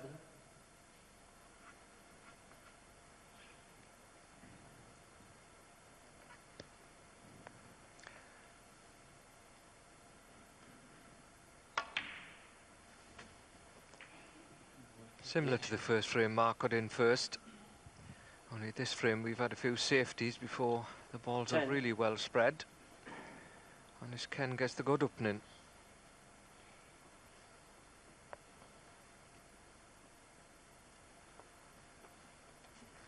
It's on the reflection of the first 9 frames they played this afternoon. I think Mark Williams definitely deserved to be in front and could have been by a little bit more than 5-4. 11. So of the 2 players out there at the moment, Ken will certainly be feeling, I'm sure, a little more confident than Mark at the moment.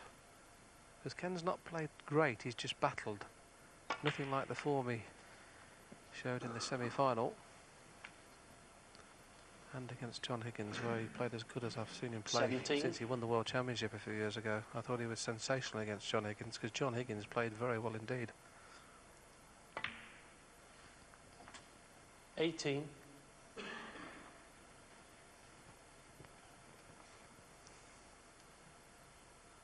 Does everything nice. Ken, his action's beautiful. He doesn't kind of rush anything. Very steady break builder. Excellent safety player. 23. And one of the game's best temperaments. All in all, makes him very difficult to beat. 24.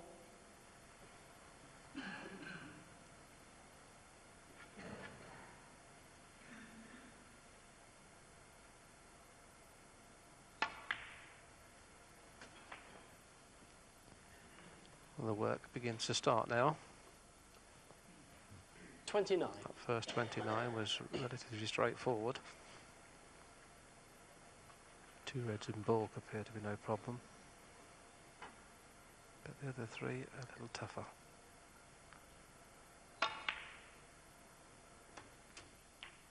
$30. Well, he's done that a lot, Ken. Lost position today. That's end of break. And not easy to put a good safety shot in here. Well, the bad shot was off the blue previously. and he didn't come high enough on the red. That left a thin red. He may go for this.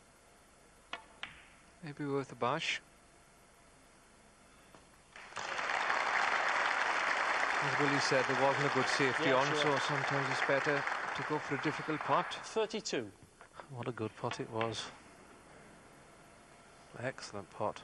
Probably what made Ken's mind up was, as you say, Terry, not an easy safety shot, but also the fact that the Reds weren't in a great position. Wow, balls potted, 156 each. And points scored are very close too. These couldn't be 33. more evenly matched on today's play. I must admit I fancied Mark before the game started. Ken Doherty 12 points more he scored. Amazing.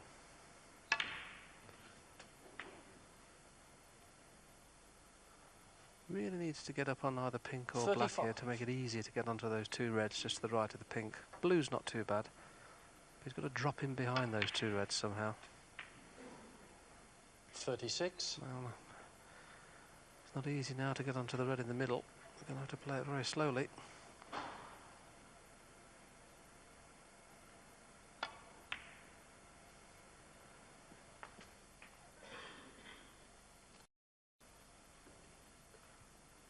$39.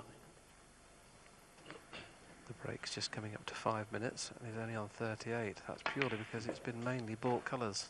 40. He's worked very hard for this. I think he's potted about 8 reds.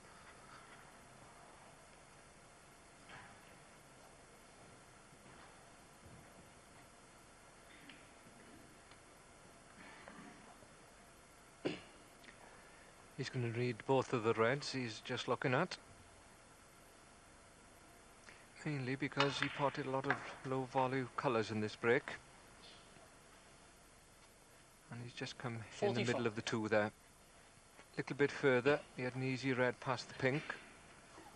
Into the left corner. He's still going for it. Yes, he's 27 in front. Red will be 28, black 35. Well, he's missed it. So still a chance for Mark Williams. Just shows you getting bought colours only never puts you by the winning lane. So 45 break.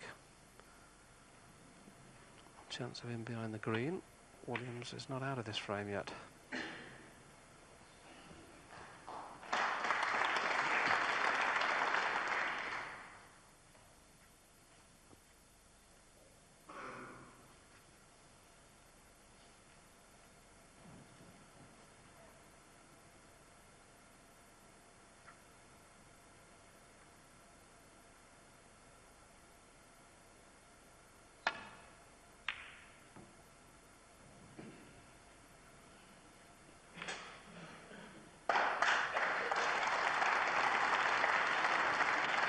What a difference a kiss makes. Mark's going to have to impart a little bit of side on this to swing it round the green. You can see it full ball, but he wants to hit it fine if he can. Yes, he didn't put enough side on. That's certainly under frame. Oh, has he covered it? He's covered it.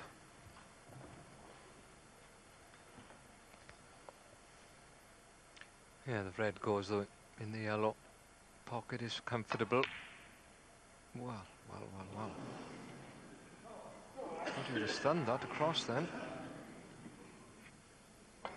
Played that unusually well, didn't he? Yeah, I think he'd got a very good chance of covering it with the green if he'd have played to stun it in. He would have been nicely on brown or yellow, should have gone in. Mark doesn't have to worry about big colours. He can go green or yellow. If he can get onto this red somehow, the brown's there for the taking. Ideally, he'd like to be able to get onto this red from the green.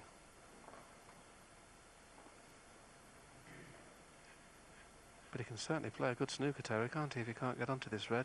Get that white tight in behind the brown.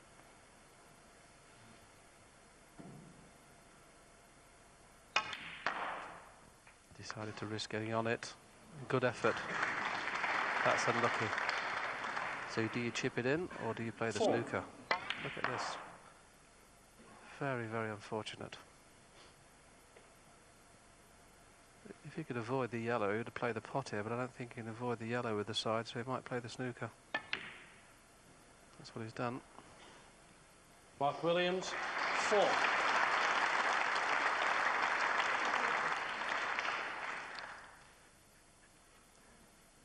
Ken's missed 2 reasonable chances here to win this frame. I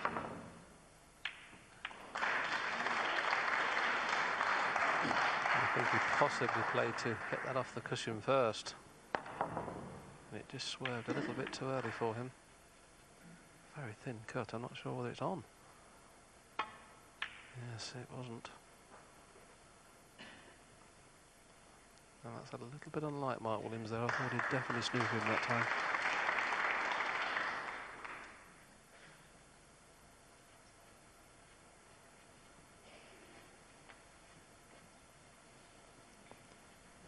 You can only cast the left-hand side of this red as we look at it.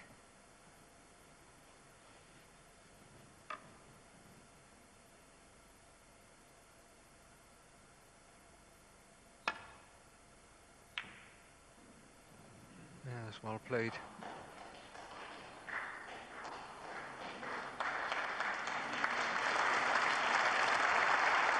Oh, we've witnessed some fabulous safety shot this week.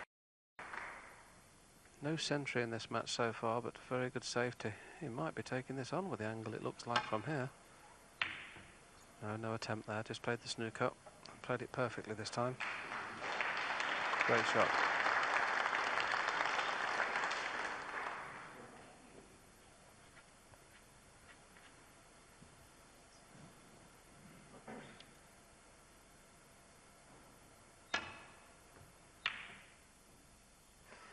Where's the red going? It's in. Oh, what a fluke. 1. What a fluke. Isn't it just horrible when the crowd cheer and scream? And I remember when somebody used to get a fluke against me, and I used to growl at the audience if they clapped and cheered. He's left himself a bit to do on the yellow. 3. It's a shame that this frame is possibly having to end on a fluke, because we've had some great safety in this frame. Ken's 26 points in front, just the yellow needed. So, a delighted Doherty, I'm sure. He's done what he came out to do, win the opening couple of frames to take the lead for only the second time in the match.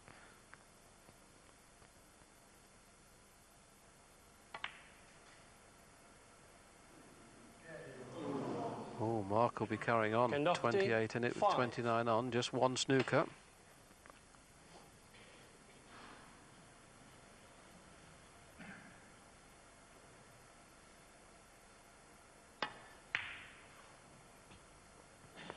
The line of the white is perfect, the pace is not.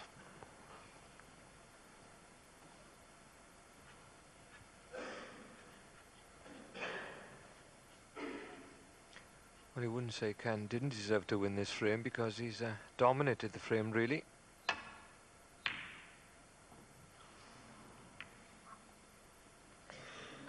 Well, I just wonder whether Mark can risk the green hitting the jaws and stopping the white dead behind the brown, and hopefully the green will come up towards the black and pink. I just wonder whether he's going to play that.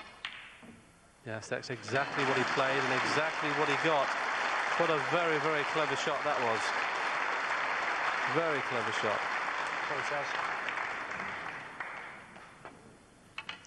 Always on that shot, of course, Willie, but a well called, mate.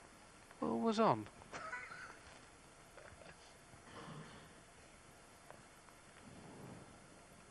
Not a nice one either. The benefit of that was the green was always coming up the table, and if he could get tight behind the brown, which he has, difficult to judge the angle of the first cushion. This is one of those rules where Ken can play the rules to his advantage. Obviously, a no miss could be called. All he has to do here is make sure he doesn't leave a free ball. I was surprised he didn't play at dead weight and leave the white at this end and risk being snookered again. I'm sure he can see enough to pot this, and if he avoids the jaws of the middle pocket, I think he's going to have to screw around 3 cushions here to get onto the brown nicely.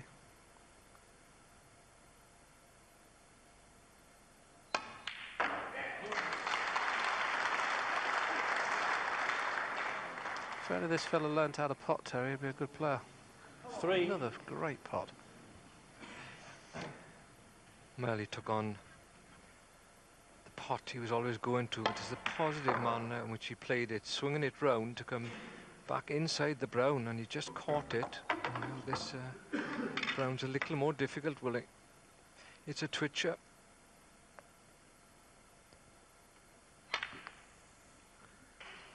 Yes, there was never great value in that brown. He was very, very unlucky on the green. He played a fabulous green. Unfortunately now that's certainly going to cost him the frame. 2 snookers needed if the brown disappears. 4. Like most of the frames today, could have gone either way. 9. No break above 50 for Doherty, but 45 was enough for him to take the lead for only the 2nd time in the match at 6 frames to 5.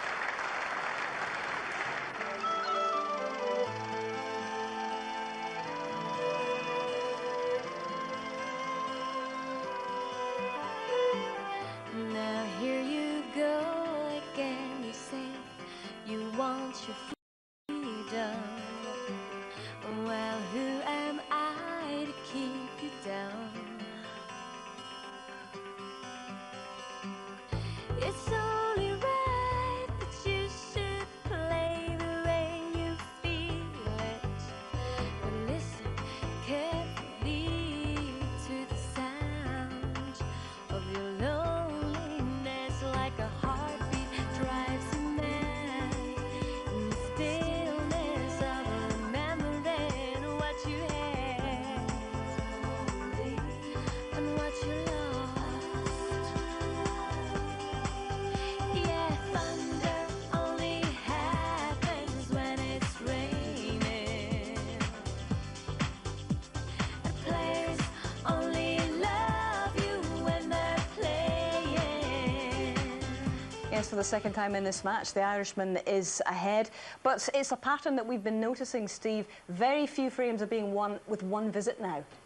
Yes, I mean, yeah, that makes for fascinating viewing, in my opinion, when it gets close on the colours, to see how the players develop the end of the frame.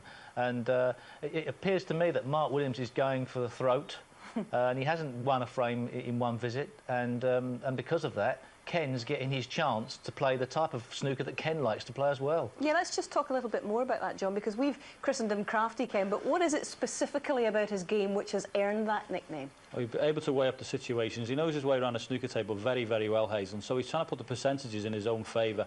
If there's a shot there, you know, it's 60-40 against, he'll weigh that up, he'll play the right shot for the right situation. He's very, very, very, very cute. He is very cunning around the table. But we also got to say that Mark Williams, cavalier. He's really come out in this session. He's going for everything. Well, he went for a great green. Ken was lucky to win that frame after messing up the positional side of the yellow, and all of a sudden it looked for everything as if Mark Williams was going to win the frame. Bit unlucky on the kiss on the brown. Very good shot on the brown. Just wobbled in the jaws and stayed there. But don't write Mark Williams off in this. He looks in very good form, even though he's lost the first 2 frames. And indeed, he's not had to play catch-up very often in this championship. He's having to do it now. Yes, that's right, Hazel. As you rightly said, only twice in this match has he been behind. 3-2 and then, of course, 6-5.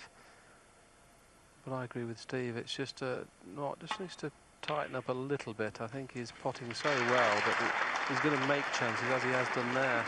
1.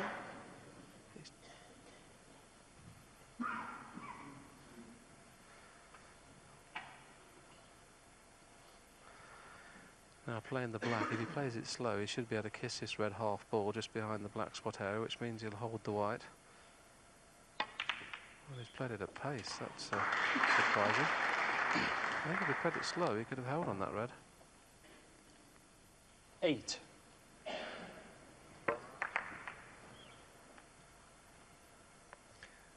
He thought he was going to get a thicker contact if he'd have played it slowly. Mark Williams. But either way, he's out of position. Good opening red, the trick little black.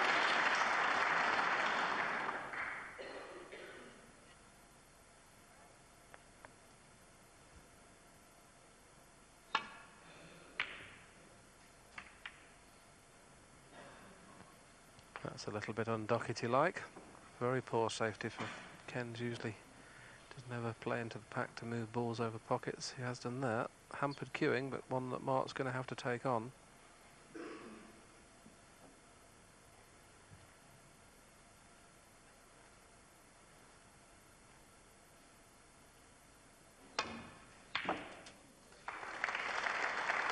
You just can't get the ball under control this evening. 1.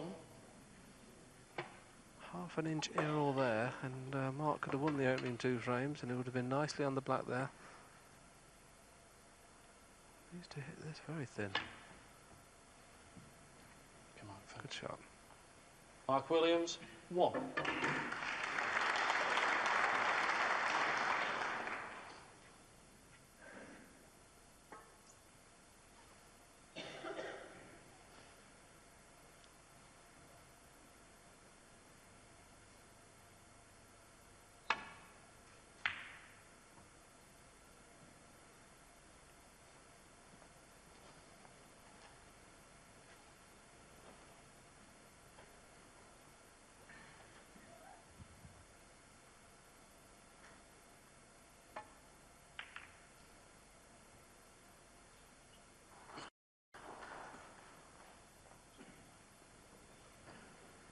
Been very, very good crowds all week here at the Barbican Centre for this Powerhouse UK Championship. Wonderful city, York. Anybody that's not had the pleasure of having a look at York must do so. Packed to the rafters.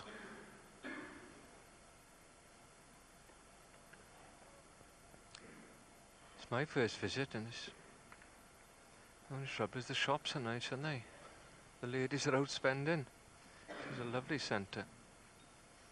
It's nice to have a sponsor for the UK this year, Powerhouse. Been without a sponsor for a few years, haven't we? Second biggest event on the calendar. And once again, the red down there by the ball colours is causing a few problems. Ken's taking a chance here to cover it with the yellow.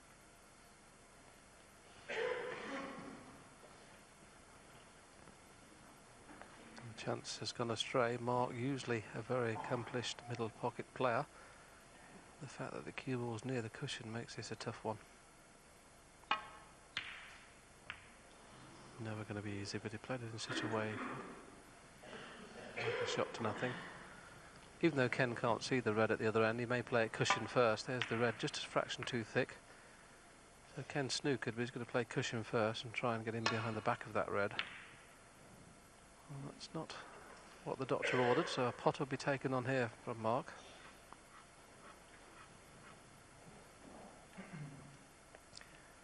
You can either take this on and stand down for the black or screw back for a ball colour. 1.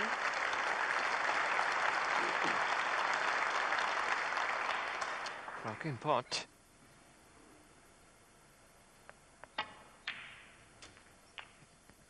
And in some ways that was just as good. This opening red, great 8. pot, but just finished a little bit farther away from the black than he wanted to, but played an excellent black. 9. Has to avoid the red just above the black. If he kisses his half ball or either side of that pack, he'll be perfect. If he hits that one full ball, he won't be on anything. He's avoided it, so he deserves to get on something. And he has, one in the middle. Just have to avoid that pyramid red 60. there. He's just missed it, look. Pushed a couple towards the middle pockets. Well played.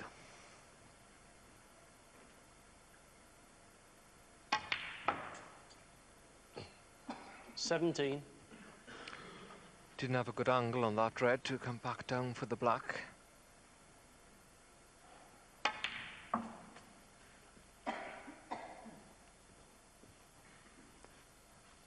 That pack's going to be 19. dislodged again.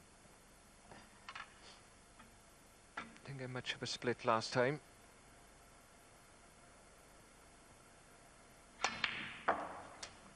$20. Thank you. Certainly doesn't have the angle this time, so we're going to have to play for the loose one. And if this is dead straight, it's not going to be easy to get onto this red in the middle. He'll have to punch it in and try and create a little bit of an angle. Well, he could play a stun run through and get on either one of those two reds in the middle. I thought he might have punched it a little bit and trying to get a little bit higher. 27.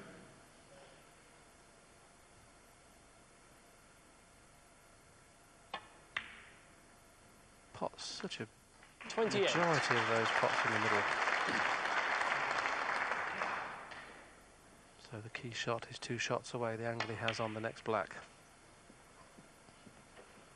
He wants to just go in that little gap on the right hand side there, that of the pack. If he can push the white through there, it's going to be absolutely perfect. 32. So once again, avoid that middle red, the first red directly above the black. If he avoids that, he should get a good kiss.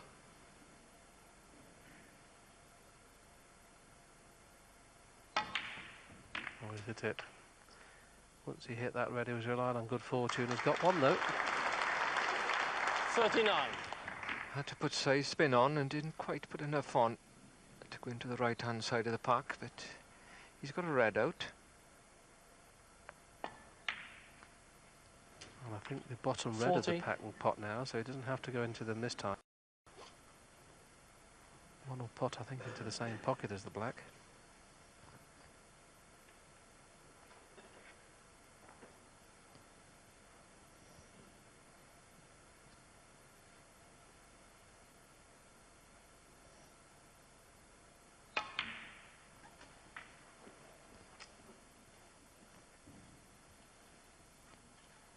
$46. Yes, the bottom red will pot. Probably one more kiss on the pack needed though to make this a frame win an opportunity. 47. That's a bad shot. It's a little bit careless. He potted that red a bit thin, and the cue ball's just come a little too far off the cushion. Pretty straight. He's got half a chance of a plant on. Oh, he's one below the pink there as well is available. 54. Just this red needed. Yes, well 55. played. It's the first time for a while that the contribution has been of frame-winning proportion. Well, he hasn't been like 62. this all week. He's played very, very carefully when he's in the 63. balls, and I don't think he should start to abuse the game, as it were, because it tends to kick you in the teeth sometimes. A nice century break will really settle 70. him down.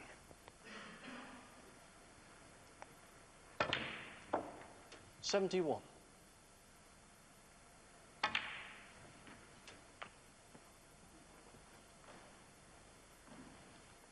$78.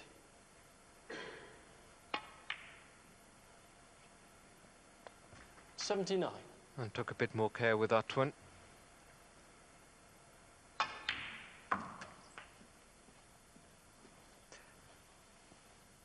85.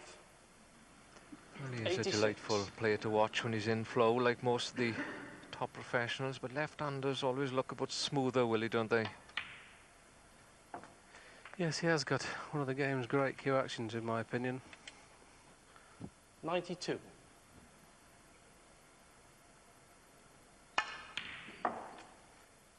$94. 140 centuries Mark Williams has made in his professional career in match play snooker. So as Terry mentioned earlier on in commentary, would have been well over the 200 mark if he'd have been a little bit more careful and not worried about making them. He's just happy to win frames. Thank you. 97. The crowd deserve a century in this match. It's been very, very good.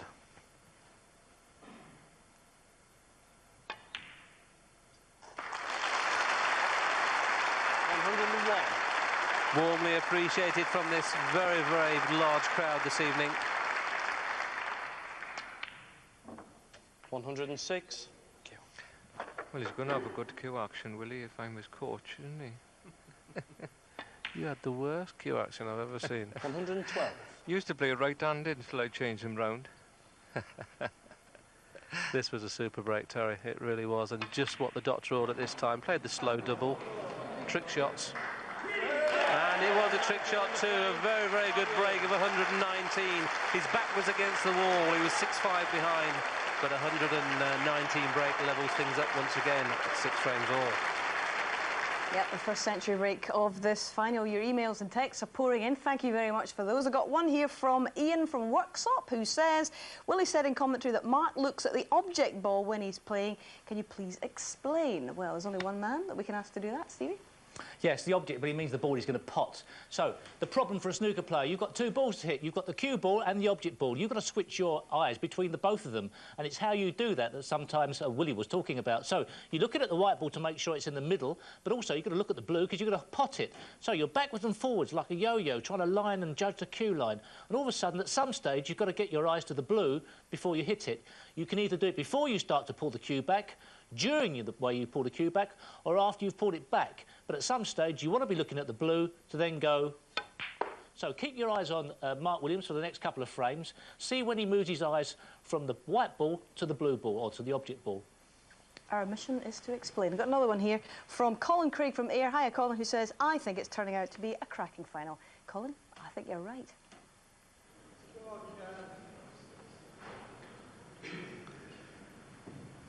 Well, it couldn't be better, could it? And it's interesting to 38th note, frame, Mark Williams to break. Chris Henry, who's Peter's coach, says a lot of the top players tend to look at the cue ball last these days. Well, of course, it was always in all the technique books that you must always look at the object ball last, and that's something that I've done all my career, and I think Terry has as well. But I suppose when they're in close, you can kind of drift between both, and but on a long shot, I think it's almost impossible not to look at the object ball last to pot it. Let's have a little look at Ken here, see if we can see what his eyes are doing. Object cue. Oh, couldn't tell from that angle, actually. I think you went up then quite early to the object ball. It's not true that you've got to get your eyes up there. What you've got to do in snooker is pot every shot you take on. I'm glad you told me that, Terry. I might improve after that little bit of knowledge. I think I could be a coach. Mark Williams, as in every frame this evening, has got in first.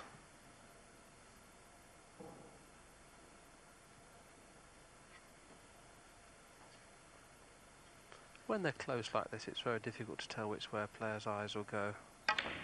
Yes, he lifted them actually on the shot there and got an enormous kick. Now the red, 2 away from the black, will cut into the corner. Not too sure whether he can get up for the blue. I'm sure he can if he pots it. Look at the pace taken out of the white. He'll take this on and go up for blue or bought colour.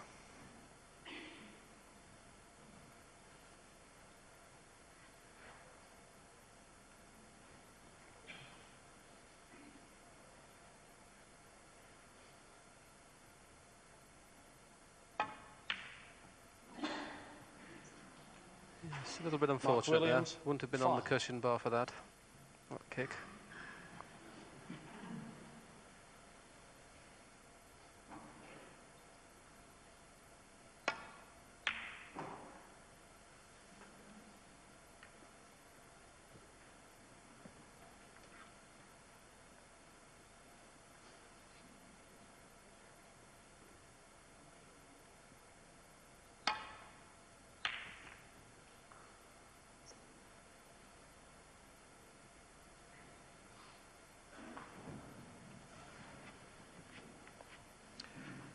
Much too thick a contact from Mark Williams, playing with a lot of side spin. Pushes it into the red ball.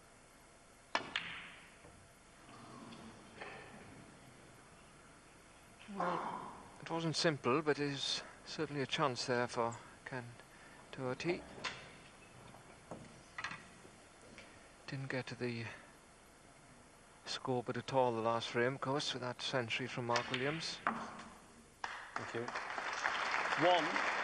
He's got another chance after that kick. He'd be pleased because sometimes a little kick, and he was flying at the time. You can sit down for a while and not get any chances.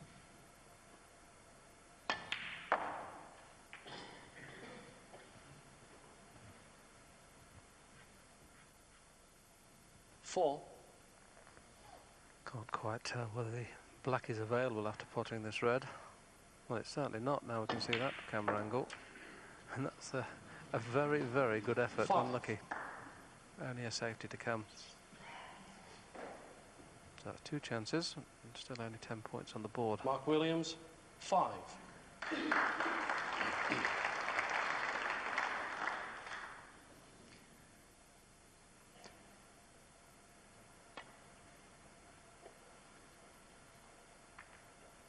No trouble there.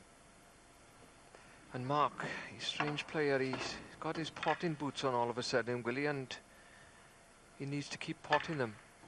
He gets runs of extremely good play on the table, pot anything in sight. But of course, if you lose position, then it's tough to pot them.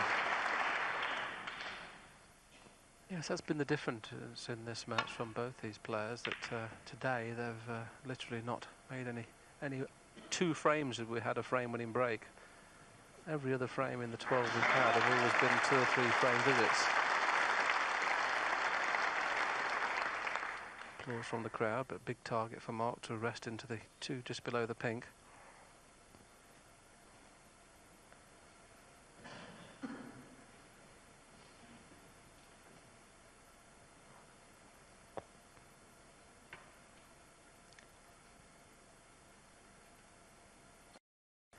He's taking his time over it.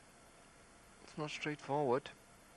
I think the 1-2 below the pink will, if he catches that full on, it may be available into the right corner.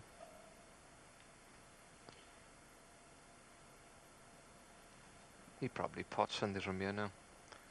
Well, he's going off the 4 cushion escape now into the edge of the pack to the right-hand side of the pack. 1, 2, 3, 4, not hard enough. Good line. Foul 4 and a miss. There's nothing on. Can have them replaced.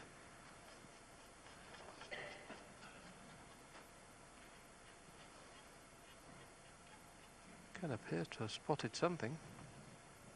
1 to the right of the black, may cut by the black. Only just, but just enough. 1. Well, that's an excellent kiss. Very, very good pot. Without the kiss, he would have been playing safe. Now he's got an angle, I think, on the green to perhaps go into them. I don't think he can get onto anything in the left-hand pocket, so he needs to play this at pace. Can he avoid the yellow?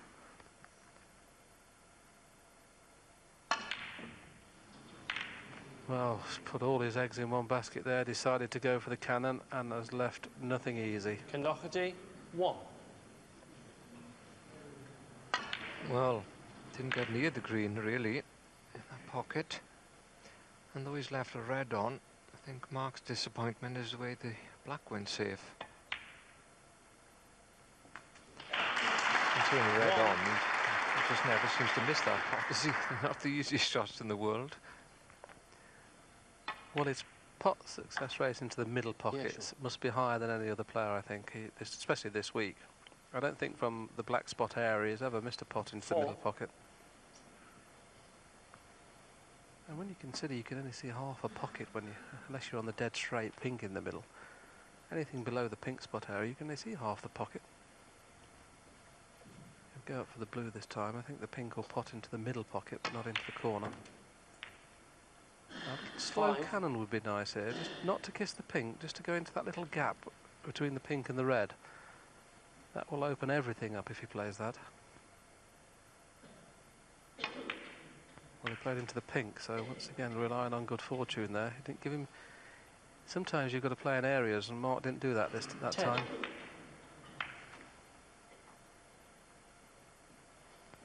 You can make your own luck sometimes, and Mark didn't give himself a chance there.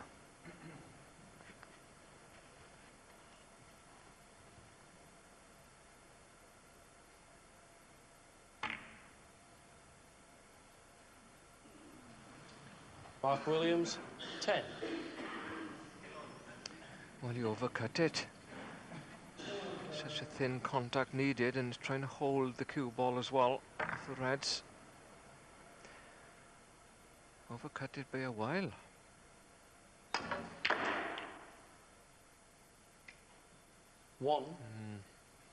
Wasn't easy to get out there. He couldn't put topspin on him with cannoned reds. He tried to stun it, but didn't quite get the power on.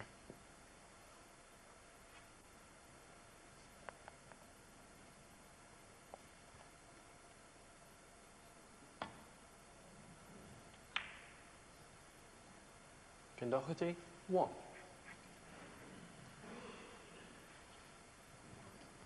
Mark might try and cut this red in purely because it's the only easy way of getting the ball back in baulk. Good weight of cue ball again.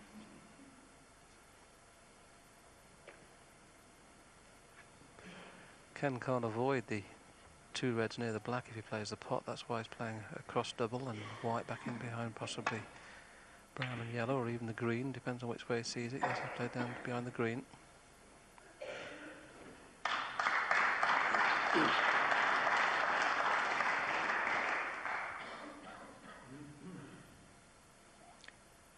Red's gone a bit messy here.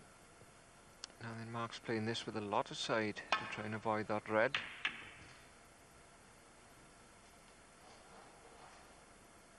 Well, he avoided the red.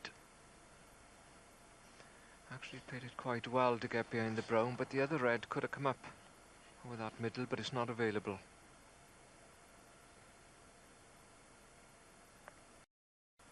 Ken's got to be careful he doesn't knock a red over the pocket here. Yes, I could always see that happening from that shot. Finch again a little fortunate to cover the one up, but the one in the middle will cut back. Now is he going to play this at pace and smash everything up at this end? I think the white will possibly go in towards the black. Decided to play good position instead, but it always looked like it was going to be difficult to miss all those reds.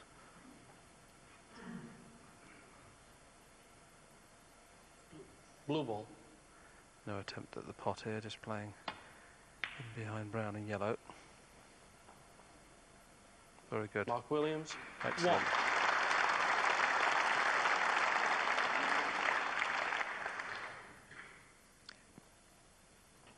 He's played in such a way that Ken can't even come off the side cushion to hit this red on the left, because he could have potted it then if the cue ball had been an inch or 2 to the left. No trouble here though. 3 reds to go at. No danger of leaving anything on there. Yes, it's a very big target that, and it takes the pressure off that the 2 reds are covering that red as well. So he'll play the same shot again, 2 cushions in behind brown and yellow. A little bit thin. Oh, he's avoided the brown. I thought he was going to kiss it.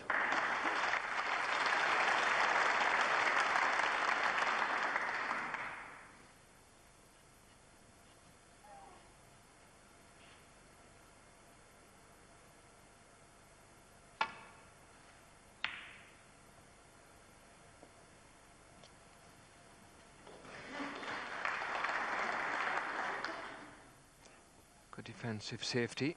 Get himself out of trouble.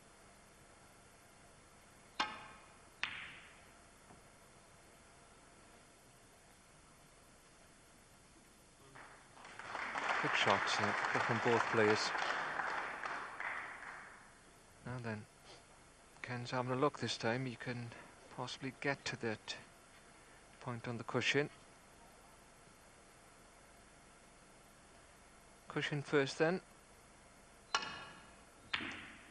Well played. 1. Yeah, Mark's a little unfortunate there. He played 3 or 4 safety shots on the trot into the same area, and just half an inch that was. That's all that Ken needed to get through, and that's what he got through to the red. But thankfully for Mark Williams fans, it's only cost 7 points. 7. Big target once again behind brown and yellow. Well, he's playing in behind the green here, so I don't know. Thought he might have played the one next to the black and try and open things up at this end, Doherty, but Ken plays 7. very, very cagey. He always lets his opponent bring reds into play rather than Ken do it himself.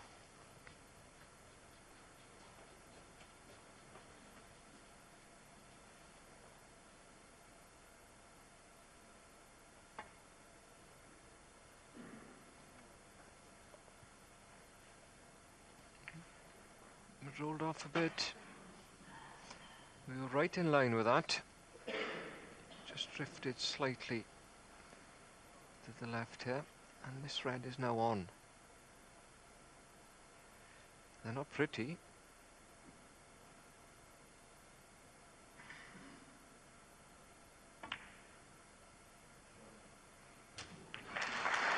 One.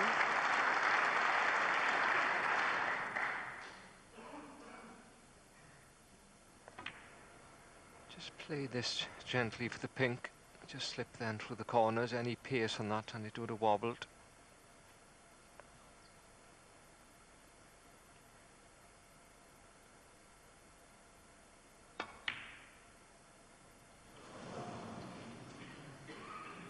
And Doherty, 1. Well, I'm not quite sure what he played then. He must have played for this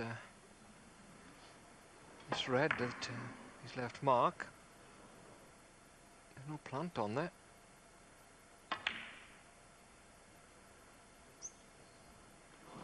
Oh, well. Mark is still walking around. He thought he was in.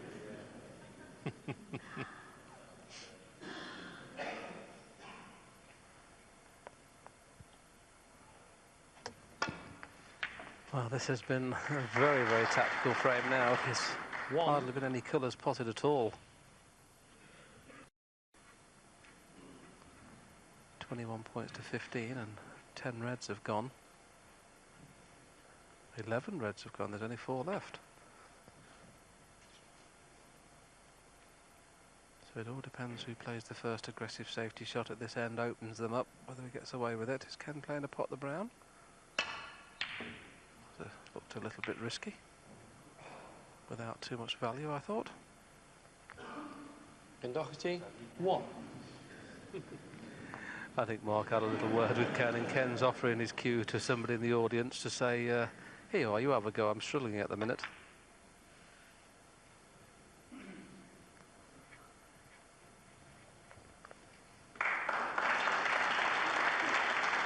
Yeah, offering the cue out. And this is great stuff. 21-15, local league stuff, Willie, isn't it? It's just like watching you play Terry years ago, this, wasn't it? Nice grinding frame. No, it's not that bad, but it just goes to show if the ball's not there and they lose position. That's what's been happening. Now then, we have a red on, but position won't be simple.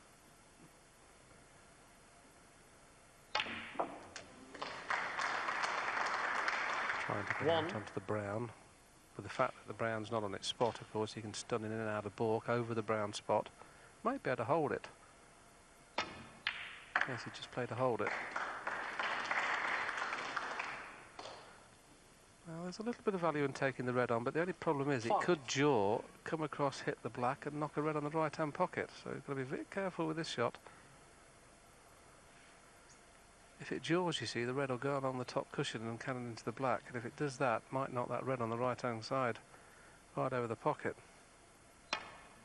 Yes, he played it at a pace where that couldn't happen.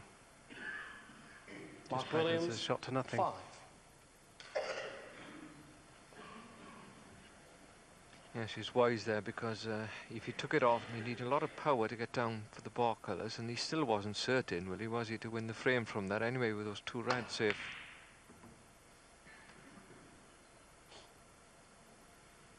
Mark Williams got a commanding 11 lead now. Where the balls are, Terry, many a true word spoken in jest, because he'll bring a couple of reds into play here unless he hits it really fine. Just the one came out, but it's a good lead at this stage, 11.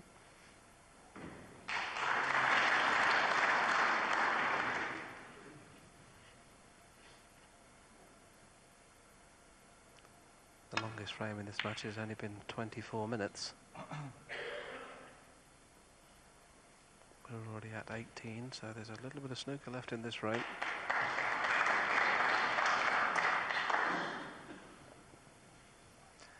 Well, Ken's covered 3 reds there. I think he played it that way.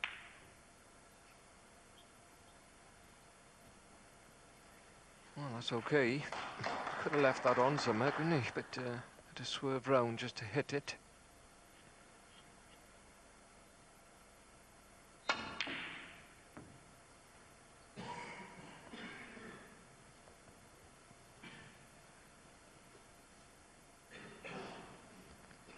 Yes, Ken was playing the double there, but of course if the double went in, it had just been rolling up to black or pink to snooker mark.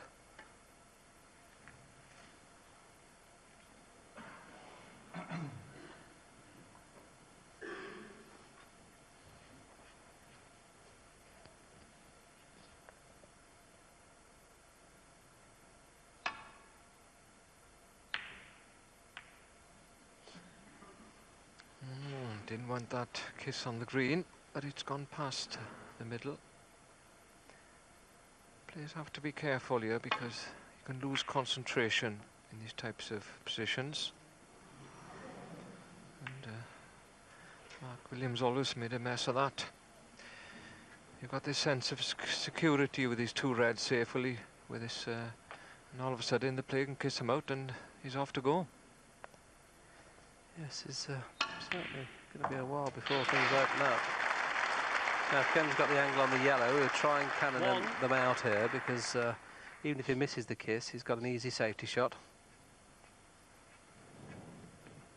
Ideally, he'd like to hit the joint right in between the two reds to bring them both into play, but that's asking for miracles, really, but that's what he'll be trying to do. So, deep screw. I don't know whether he's playing direct or on cushion. Yes, he's playing direct. Now, has he got the joint? This is fantastic. Unlucky. Very good effort. Just watch the cue ball here. Suddenly straightened up with the screw. And if he'd have caught them both together, could have had them both in play, but at least he can get a good safety and at least the pink back into play. And the black. Got to be careful now. And Doherty, 3.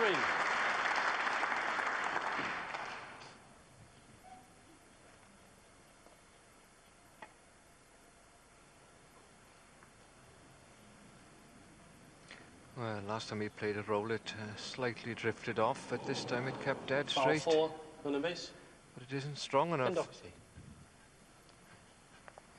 Yes, people will be thinking, why is he not trying to hit one of these reds thin, but he would be pushing a red towards the pocket. And he feels that as the game's a little bit scrappy, he'll risk just playing a negative shot here. That's kept absolutely true. Just drifting a gnats to the left, but very, very good pace. Like watching the bowls then, isn't it?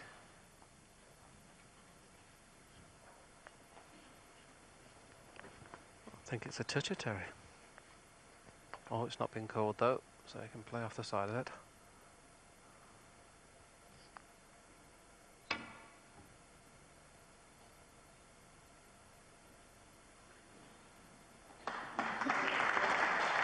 Well, I wonder if he'll roll up again.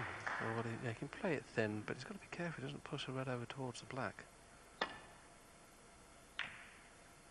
Now, this might be a big pocket. Now, that's a little bit careless, Mark. Has he got a good white? Oh, lucky man. Lucky, lucky man. Look at the pocket. Huge where the black is. Well, Ken may take this red on now. He wouldn't have before, but he could play a defensive safety. Just leave the cue ball down here. Not one for taking too many risks. Now, if this pots, Mark will take it on because he can get the white in a similar position to what it is now. Of course, it's a shot to nothing apart from the red he's playing. Just got to avoid the green. Excellent pot, excellent position, chance to win the frame. 1. He's going to have to now kiss the red though because he can't get enough screw on it to drop on the red. He's going to have to rely on good fortune here where this red goes.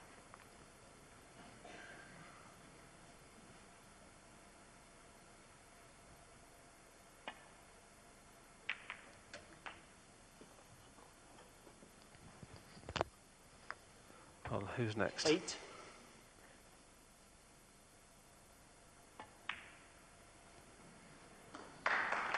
Well, even that's a little bit careless. Rob Touching Williams, ball, 8. he couldn't have played off one cushion. You'd expect Ken to hit this, but of course, will he get it safe?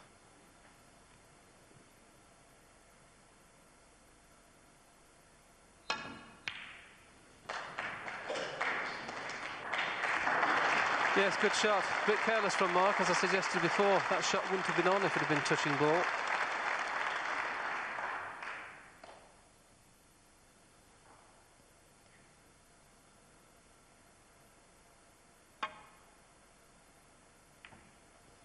Oh, excellent shot. Very, very good. Nothing wrong with Mark Williams' eyes. And this looks like being the first frame in the match where there hasn't been a break above 30.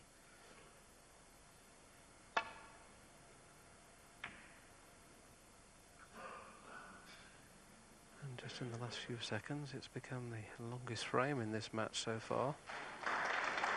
And it's only 24.5 minutes. It's been a very, very good frame there. A lot of tactical play.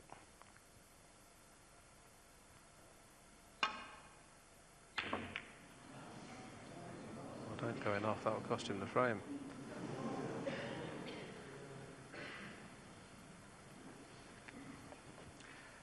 Tough pot that was from distance. And so is this one.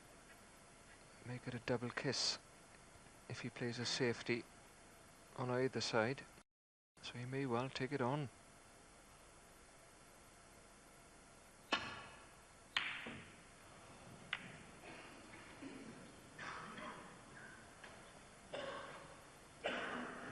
You get little runs like this and both players sort of miss a pot and they go safe and it gets exciting. Yes, they both had a bit of good fortune in this frame when they've missed pots. And if it goes by the green, Ken might take this one on.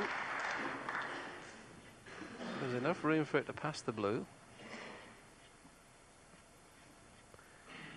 Only problem is though, if he hits the cushion then hits the blue, the red will stay over the pocket. Of course, could then kiss the yellow, keep the white down that end, so not easy this one. Well, he's fortunate again. Didn't play it like that, but he'll be delighted with the result.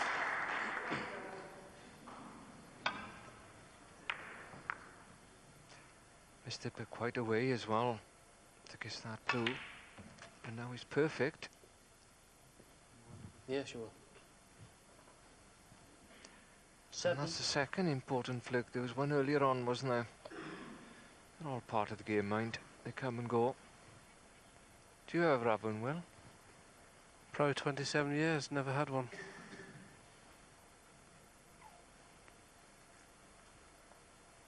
Well, you have to miss the pot by a long way to get the fluke. Yes, this could be a big turning point in this frame, in this match, I should say. Ken came out one frame behind. Of course, if he takes this, he's won 3 of the 4 to go one frame in front. 12. So brown, blue and pink.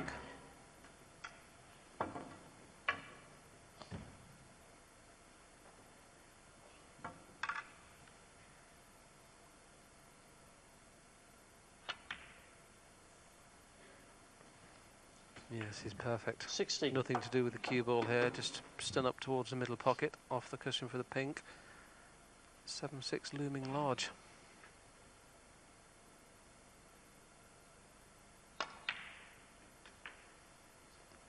Hello? He has 21. struggled with the pace of the table tonight, Ken. Terry has done that 3 or 4 times, hasn't he? Playing off reds to get on baulk colours, overhit it. Yeah, but he could have stand that up surely towards the left middle and played for the pink in the right corner. Thought he played it in a strange way. And he was playing with run inside, and it's so slippery, the cloth is so fast. Touch too much side or catch the blue a bit thin and it's going to overrun, isn't it? It was a very poor shot, and now, in fairness, he's got a tough safety shot. He can't put any distance between pink and object ball. Sorry, not cue ball and object ball, and unless he can get it in behind the black, this is not nice. And that's not the worst shot I've ever seen, but it's in the top 3. Doherty, 21.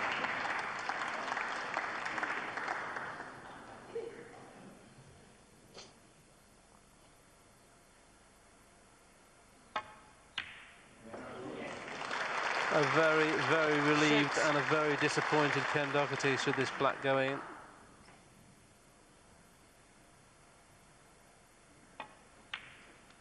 What a massive frame that was in context of the match. Ken Doherty should certainly have won it.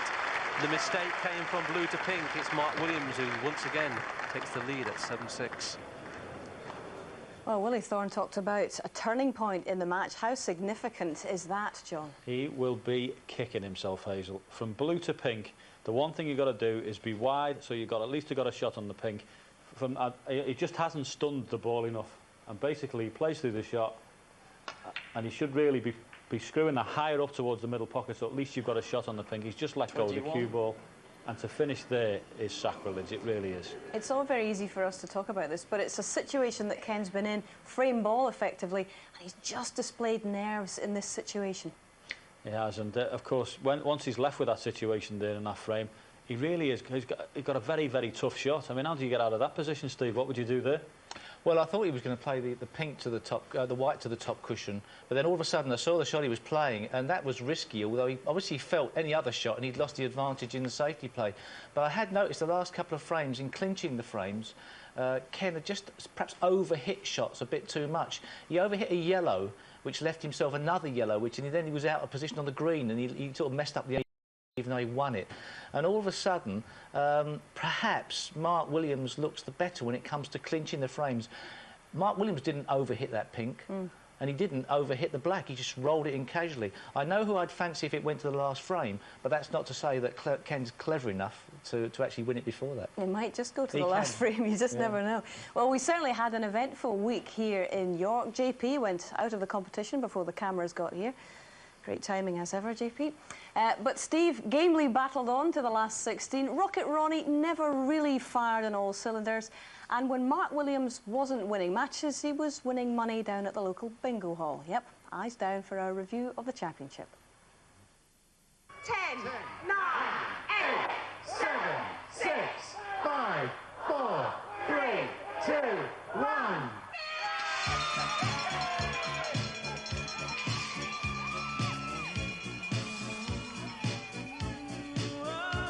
After the Rocket had touched down in York to turn on the Christmas lights, Ronnie was hoping to light up this championship in the defence of his UK title. Last Christmas, I gave you my heart, but the very next day, you gave it away. This year... The first hurdle O'Sullivan had to clear was that of Telford's Adrian Gunnell, who, after disposing of John Parrott in the first round, was making his first sally into the TV stages of a British ranking event. I never, didn't for 1 second think that I was going to comfortably beat John. But I always had one eye on Ronnie, kind of thing. Because I knew it was just such a massive game, playing world #1 on BBC. I mean, it doesn't get any bigger. I mean, if you can't look forward to this, then you might as well hang your cue up. Someday, when I'm awfully low, He might be wishing he'd put his cue away. Ronnie drubbed him 9-2. It was definitely no white Christmas for Jimmy, as he was one of 5 top 16 players bundled out of the Barbican. Joining him were Quinton Hahn, Mark King, and the 2 Joes, Swale and Perry, who've yet to win a match this season. But at least they were home in time to beat the Qs.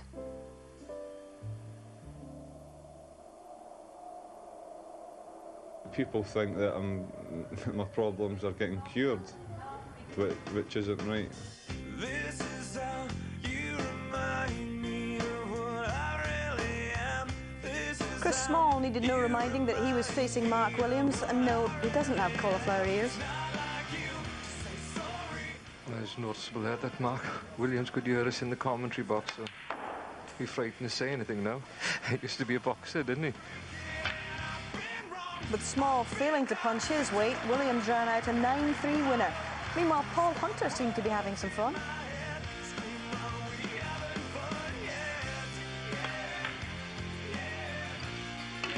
That was before Ken Doherty polished him off. Stephen Hendry was another who saw the funny side against an enthusiastic Graham Dott, probably because he won 9-6.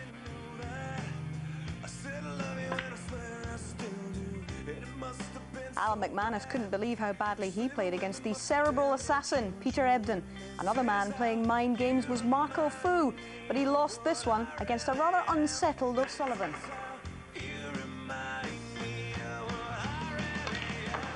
There were two black ball finishes as Drew Henry beat Stephen Lee and Robert Milkins saw off Matthew Stevens.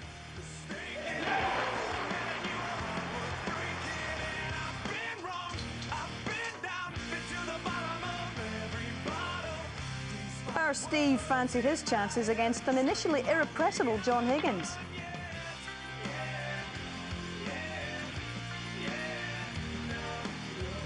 He bided his time and launched a late comeback when the Scots struggled to get over the line. Davis pulled it back to 8-7, missing out on a 1-4-7 when he ran out of position on the 10th black.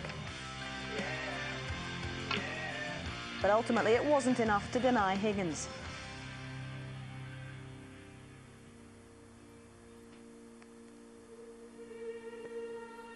Scotland's Drew Henry, drawn against the world #1, was hoping that the less talented of the two Ronnies would turn up.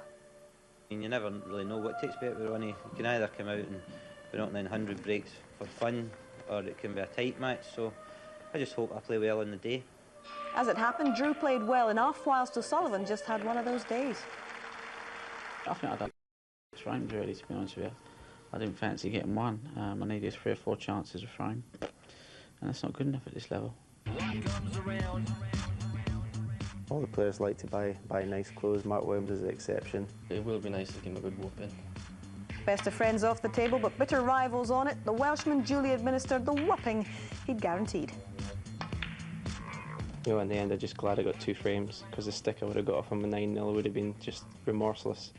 So, you know, I'll get enough stick as it is with a 9-2 drubbing, but a 9-0 would have been hard to take. Ken Doherty's been on the sore end of a few John Higgins hidings, but in a high-class quarter, it was finally payback time.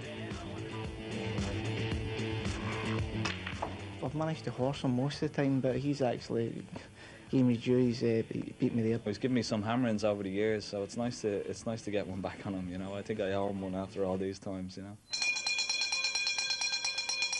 Oh, yay! Ladies and gentlemen, keep an eye on the new kid on the block, Robert Milkins.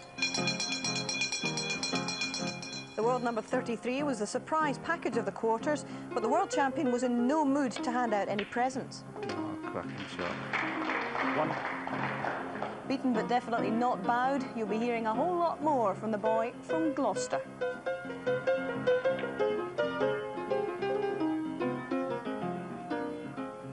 This tournament's put me on the map, and people don't know who I am, but you know, after this tournament, hopefully people will. Thank you very much, Mr. Milkins.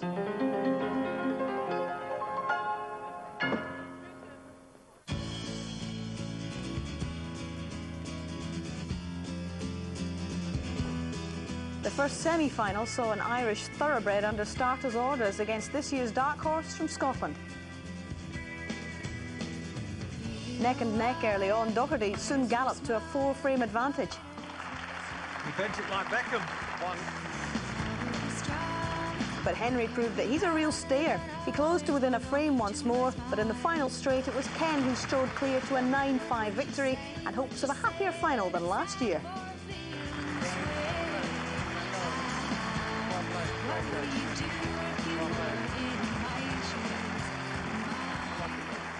Yeah, I'm over the moon that I'm in the final now again, but I don't want it to be like last year. If I get 2 frames, I'll be doing all right.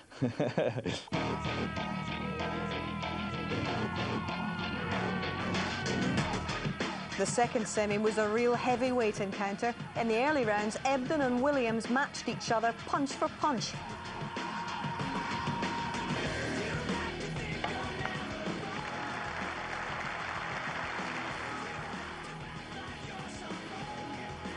But as the bout went on, it was Williams landing all of the telling blows. Because that was as good a shot as you'll ever see. The knockout came in the 12th, with the Welshman happy to have overcome his recent playing rustiness. You know, I produce some of the form that I know I can do, and I play like that in practice virtually every day, and it's a bit frustrating. I can't bring it to matches, but the last couple of tournaments I've started to do that, and hopefully I can continue.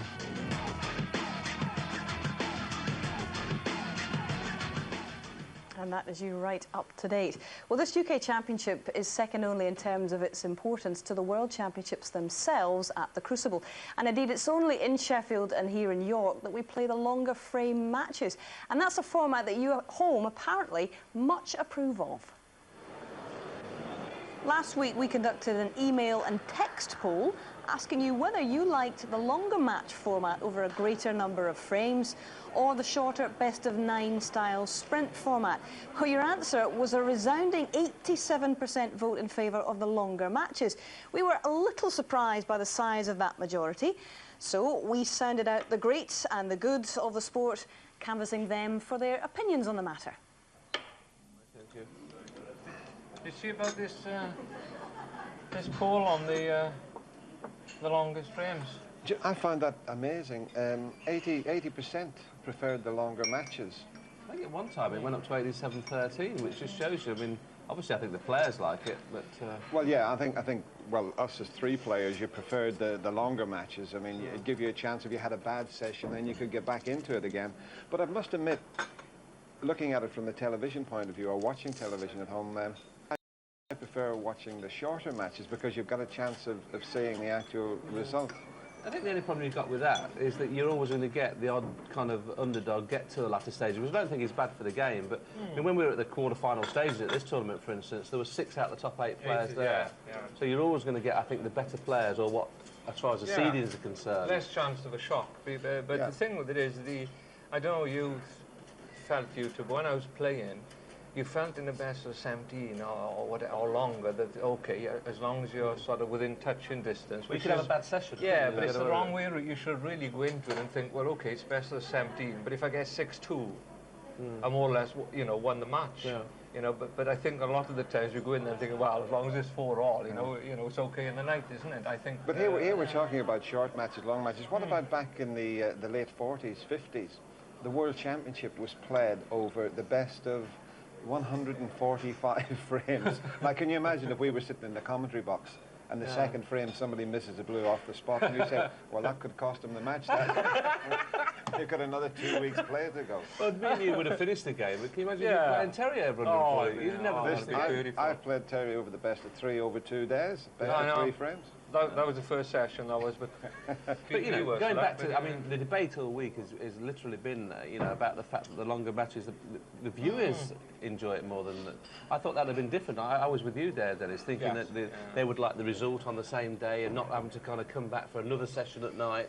You know, I mean, it's a little bit Americanised, isn't it? I think at the end of the day, the beauty of the longer frame matches is probably 8 out of 10, you're always going to get the better player would win over that distance. I mean, I never used to lose to you over the long distance. No, well, you never used to lose me over the short distance. Well, yeah, true. But they were early rounds when they could. But you never got through the late stages. Oh, hello. I think if you've got a mixture, that's what it's all about. Because when we used to play the World Team Championship, and that was only, you were playing 1 frame matches at a time. That made it exciting. And of course, the thing that started snooker off, Pop Black, was 1 frame. There were some terrible matches because you just played it whatever way the frame turned out, it was shown on television. And if it was close, once again, the people preferred to watch that than somebody making a break and winning the frame out. But what should we do now with the survey being as it was? I mean, are we saying that we should have every tournament longer? You know, I don't think we can ever do that. I think we've always got to have the mix.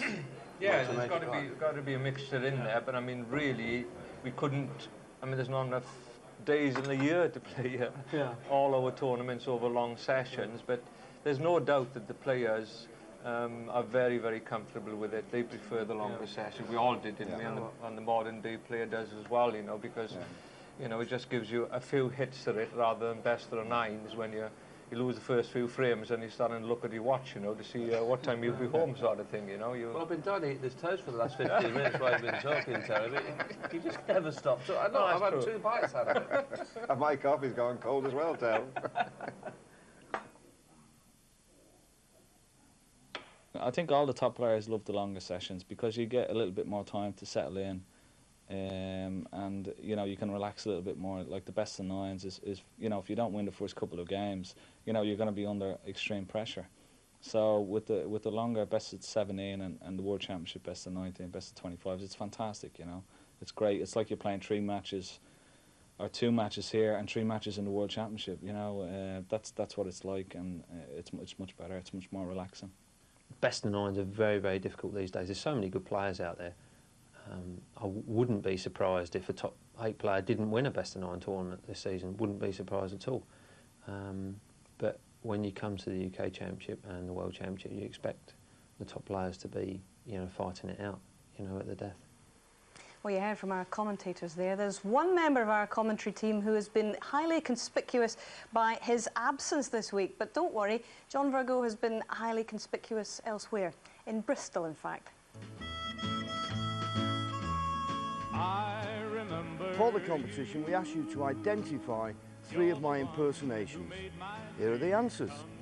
We asked, was this Bill Werbenuk, Ray Reardon, or Willie Thorne? The answer is, of course, 6 times world champion, the marvellous Ray Reardon. Second up, was this Dennis Taylor, Steve Davis, or Terry Griffiths? The answer is 1985 world champion, Dennis Taylor. And finally, was this Cliff Thorburn, Jimmy White, or Alex Higgins? Mistakenly, the Hurricane, Alex Higgins. Of course, thousands of you got it right, but for the name of the lucky winner, over to you, Hazel. Yep, cheers, JV. The winner is Colin Paisley from Northumberland. He wins 2 tickets to the final of the City West Irish Masters in Dublin. That's in March next year, with full hospitality and travelling expenses, plus 2 nights accommodation and £500 spending money. Not too shabby. Well played, Colin. And just to clarify, JV was actually in pantomime. He wasn't just dressing up just for the laugh of it. He makes cuts a fine dash in that outfit, she says, trying to rescue him. I wouldn't repeat it. Is that all you're going to say on the matter? Absolutely. Right, OK, let's move on. So, John Virgo going all cultured on us here at the snooker. I think that we should continue in the same highbrow vein, because if it's not theatre, it's poetry, darling, in the company of sports bard Keith Wilson. Snooker, noun. A game played with cues on a billiard table. A position in a game of snooker or pool in which a player cannot make a direct shot. To subject oneself or one's opponent to a snooker. Figurative. Leave someone in a difficult position. To thwart, to trick, entice, snookered or trap. Oh, my love's like a red, red, red that's newly stung from the balk. With miscued dreams of paradise lost, my cue devoid of chalk. As fair art thou, I shall return to embrace those hallowed halls, and with 1 foot firmly on the floor, I'll have those coloured balls. Tighten your defences, sharpen your attack, get out of the red and into the black. Kiss the mellow yellow while you're stinging the blues. Pocket brownie points get in the pink and in the news. And take the healthy lifestyle, strict dietary regimes. A sallow complexion, not enough greens. Put your thumb up like that. Chin on the cue like that. Chin on the cue. You don't play snooker, do you? I'm trying to get my cue in action right. See? That's blooming good, that. I'll have a go at that. I'm a snooker player. Snooker. I don't think this is the right way for me. I'm not sure whether I'm going to go straight there or an in off into the pocket. That's what it is, I think.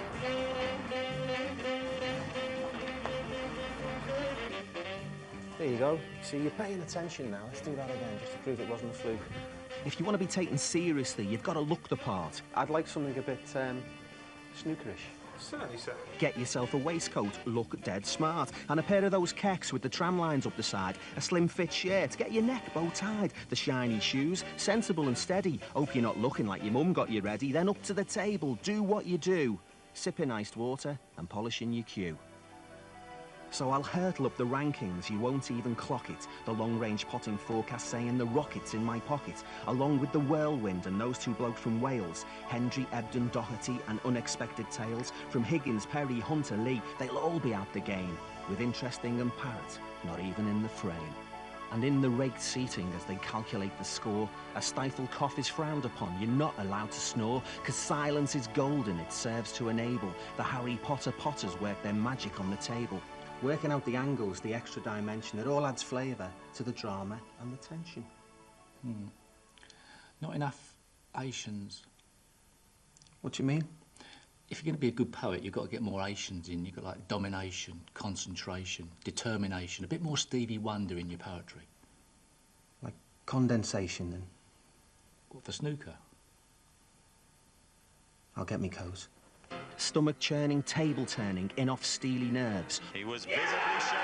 Off the cushion, off the rail, stuns and spins and swerves. Ability, fragility of mice and men, and those little scribbles on the screen with the magic pen for the safety shots and parting shots, the cue for position, trick shots and long pots, almost exhibition, thunderclaps and lightning strikes, maximum break. The plans and the kiss, that costly mistake. So let us go then, you and I, to that great table in the sky of restless nights in smoke-filled halls, and chalk our cues and pot some balls. That is brilliant, isn't it? And Stevie's had the thesaurus out again. Any more Asians for us? Well, he hasn't quite got it, has he, as a poet yet? But I've been working on the sort of the poem, just a little poem for this final. Just between these two, there's no separation. Both playing for the pride of their nation. Hard to predict whose domination will win them the Powerhouse UK Championship. Yeah. Needs a little bit more work, I would suggest. Don't you think, John? I don't think the poet laureate's got anything to worry about, do you? OK, right. You keep working on it. Let's get the players back out into the arena, because Mark Williams, 1 frame ahead. Championship final. Williams needs 3 more for the title. And well-versed in the art of commentary are Clive Everton and Dennis Taylor, and they will be guiding us through the climax of this Powerhouse UK Championship final this evening. Back into the Hall of Fame for the concluding phase of this engrossing Powerhouse UK Championship final.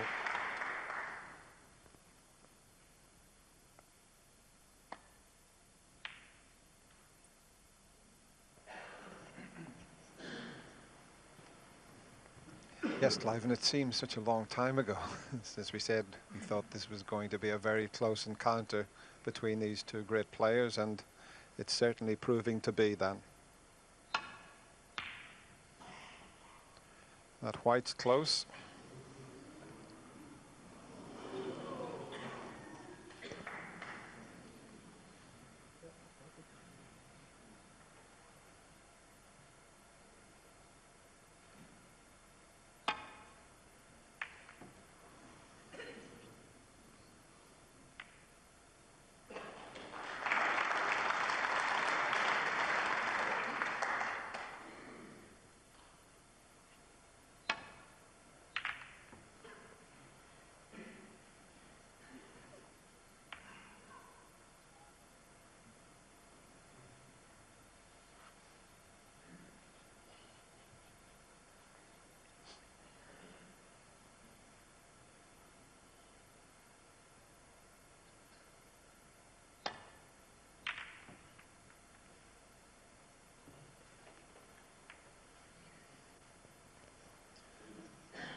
That little flick on the yellow means that Ken, if he takes this pot onto the right corner, will be going straight into the reds with the cue ball, so that's very risky indeed.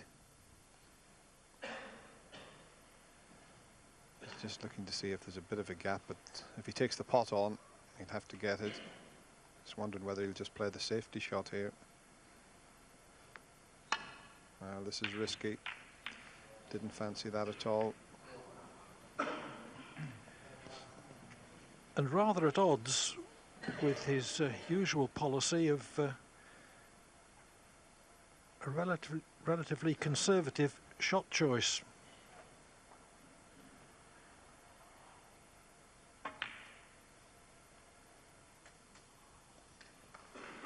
That must have been a bad contact. White's pulled right up there. Not having the white clean, but surely got a kick there. Thank you. Mark Williams, 1.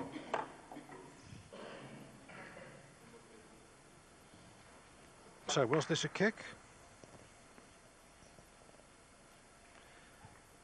Difficult to tell, but from the result, I think it must have been.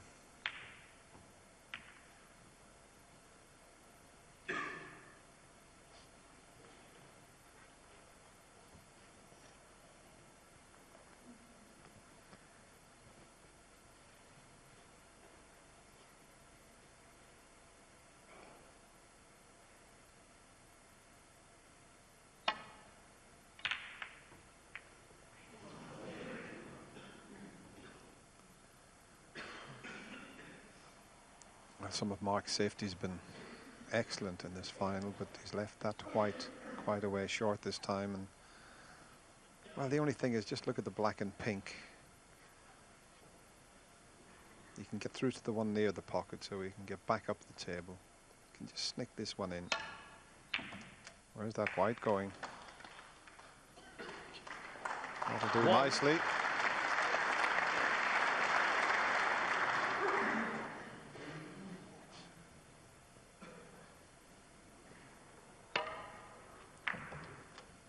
I might be tempted to just play a cannon onto the pink here and just develop it. He's left that, so it's going to have to go back for the blue again. 6.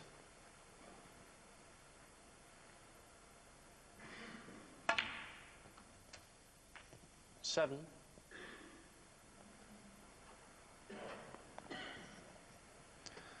Well, will he attempt this time? I mean, the red's on for the middle pocket, so just to hit the pink full ball would develop reds and pink, but to see, well, he's not playing it again. He's going to pick them off one at a time.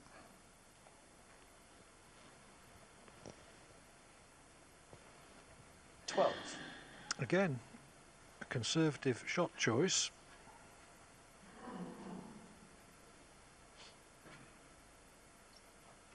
Which makes his attempt a few shots ago at the red to right corner all the more remarkable. He didn't have to risk that. 13. Thank you.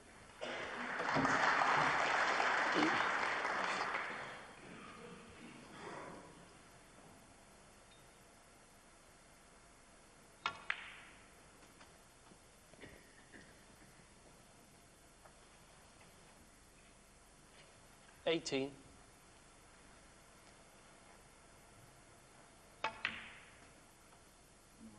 19. Well, now he's got to be so precise because he's got to go a long way with the cue ball here to leave a red on.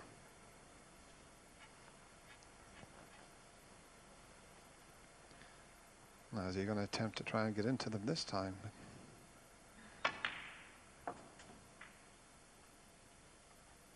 Unless the two reds are a possible plant. It could be the end of break. 24. Well, not quite a plant. And if he takes it on, he's going into the reds. The only other possible one is the one behind the black, and that's not easy.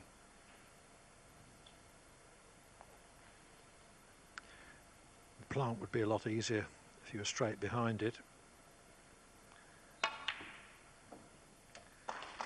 Thought it was too risky at that 25. angle and took the back red because at the same time he could run for cover.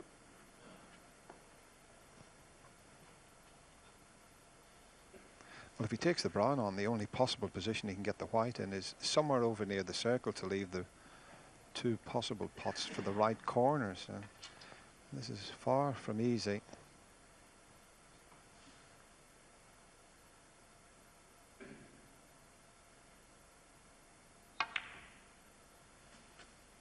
Let's back up for that plant again.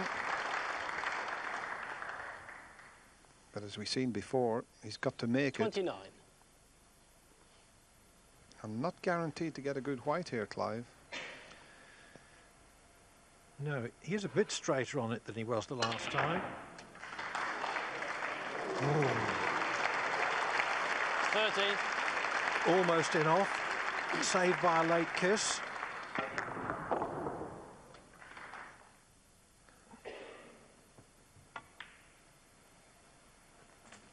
That was an interesting shot because the white jumped. People say it's a jump shot, 32. not a foul shot, but it's not after you've hit the ball. It's only if you jump an intervening ball that it's a foul.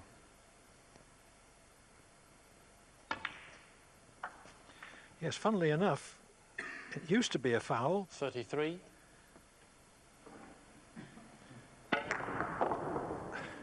Cue ball climbing over other reds and just avoiding the in-off.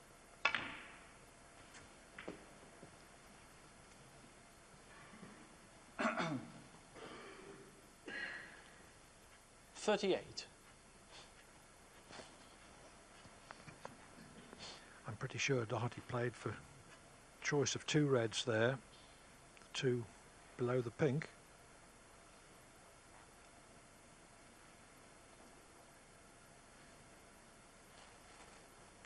But the red to left corner should be all right. Middle distance, pink to the middle to follow.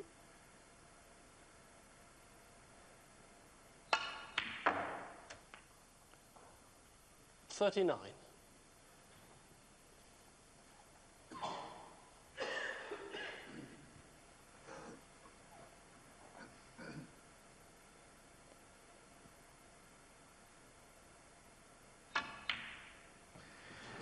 Yes, that was a little close to the rail for comfort. Doherty, 39. And in the circumstances, he'll be relieved. The cue ball has finished virtually touching ball on a red.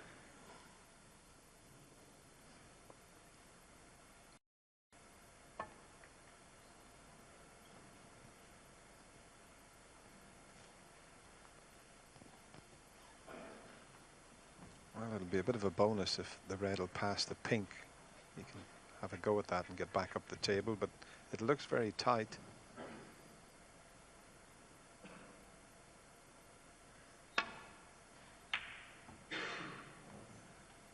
Got a good white though.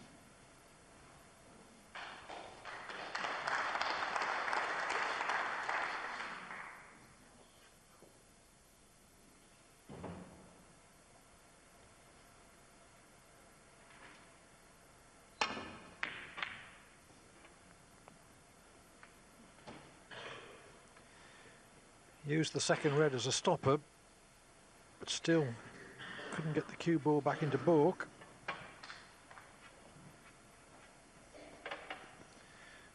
This is a good possibility.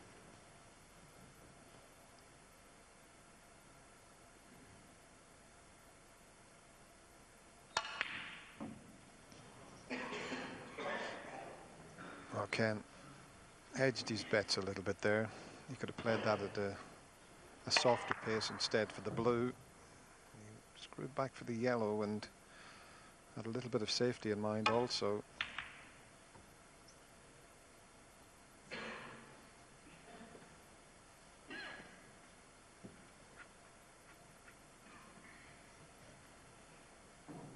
Might be able to take one of the reds on and just go through the gap of the 2 reds just to the left of the black.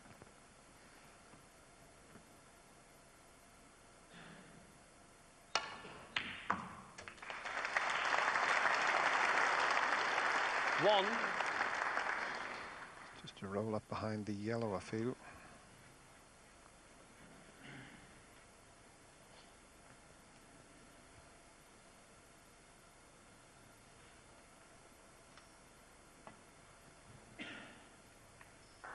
Doherty, 1. 39 in front.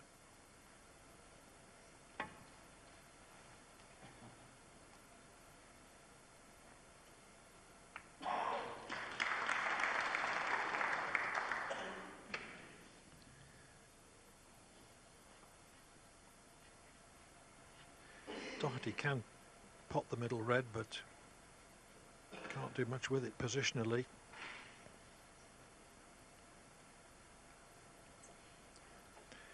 Not worth taking because he could miss it. He'd like to get up behind that green, but he can't quite manage that from this angle. He's got to make sure he gets it close to the cushion.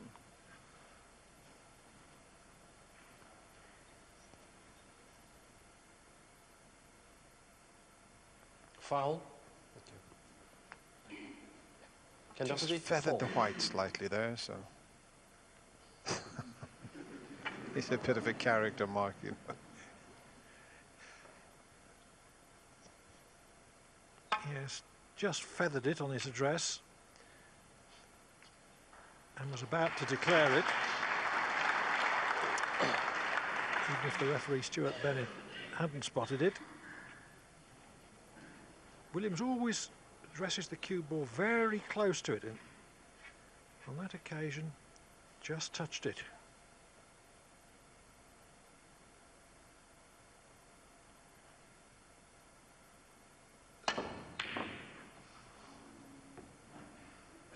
But the second time Williams did get a good length safety, so it would have been a good pot had Doherty managed to sink that.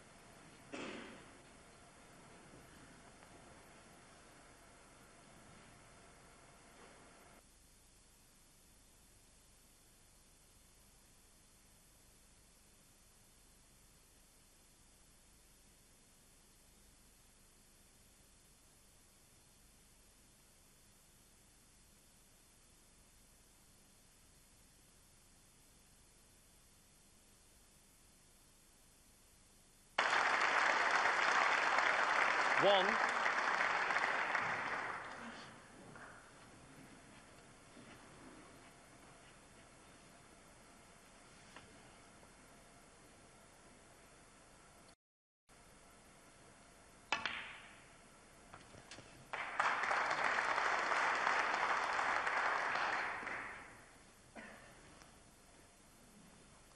Six.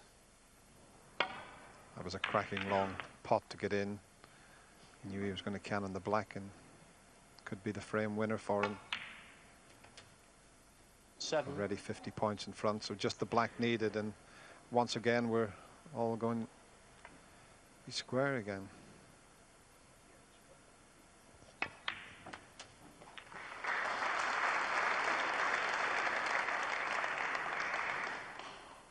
$14. Can attempt this plant with impunity. Williams already needed 2 snookers. 15.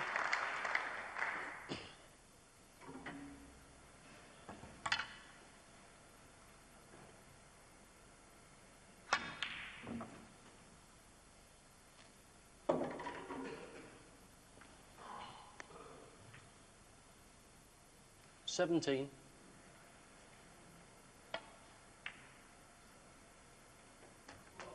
18.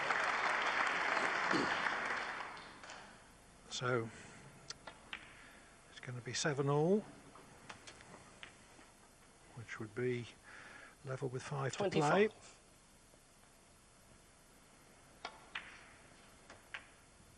26.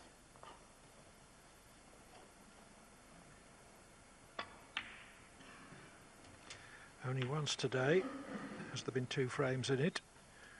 Williams led 5-3. Doherty won the last frame of the afternoon and the first 2 of the evening to lead 6-5. Consecutive frames to Williams. 7-6 to the Welshman. And now it's going to be 7-all.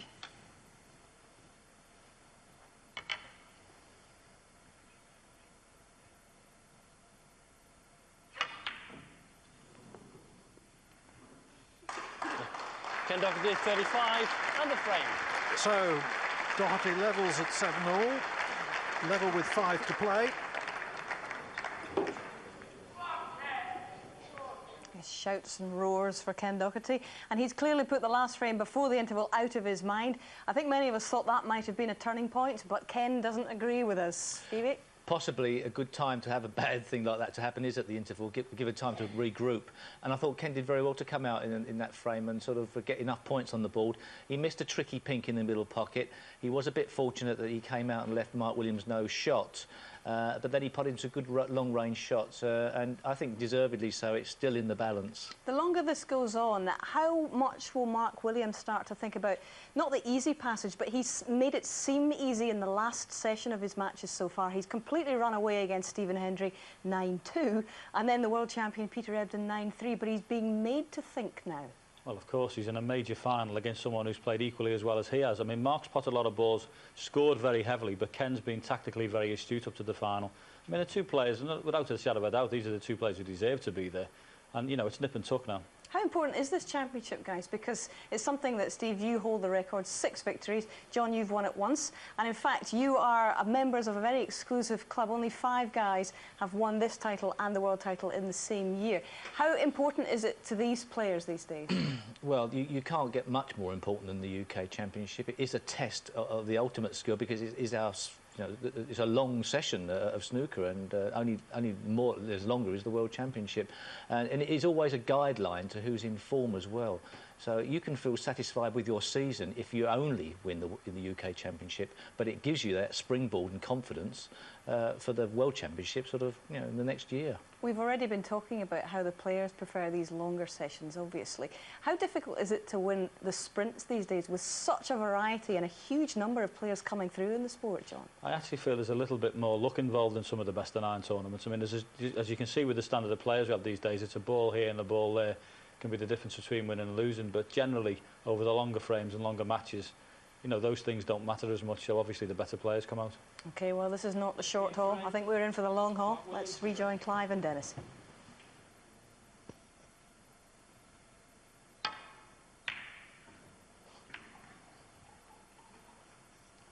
I think it shows, Clive, how important it is to, because only 1 frame played after the mid-session interval, and they both left the arena for quite a while there to compose themselves. So they both want this UK title very badly indeed.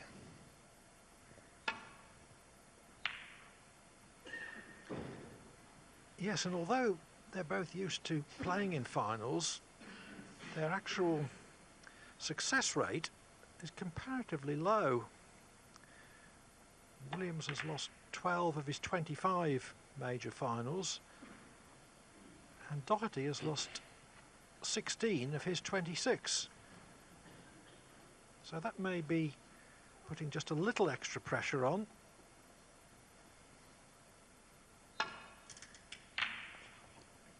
Far too thick contact there.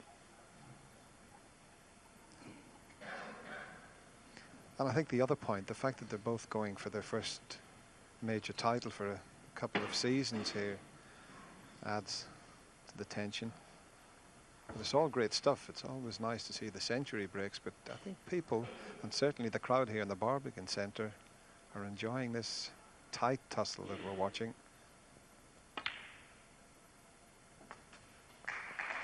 One. Very competitive, very tense. Some good stuff, but spiced up by a few mistakes.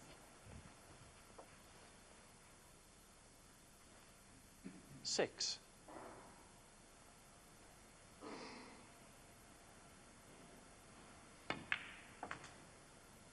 7.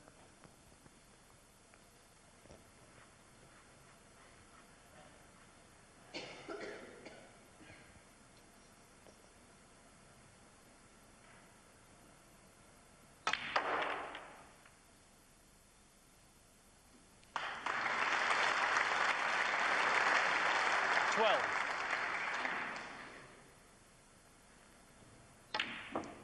Yeah, he deserved to finish on a red 13. there. It was a good cannon into the bunch.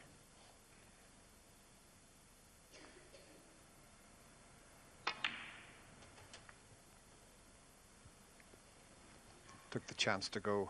20. We played to hit the pink full ball, but it still was a good shot, and he would have been unlucky not to have dropped on a 21. red there. I think we saw a difference in approach there.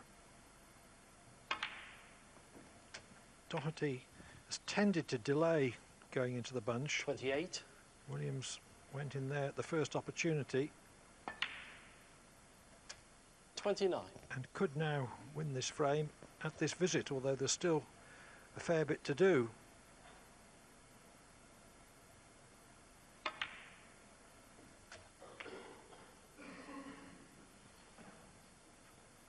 36.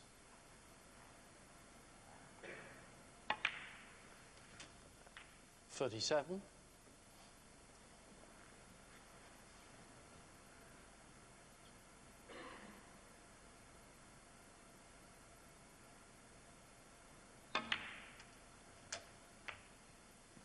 Williams shouldn't have a problem until he gets to around 60, which 44. would be almost enough. 45. He's still got 3 loose reds, but he'd be guaranteed to finish in one. But he's been a bit reluctant to go into the 5. He's just picking them off one at a time because he's got a 52-point lead. So 52. And that's the only reason he hasn't cannoned into those 5 reds. He's calculated that the 3 reds with blacks would be enough.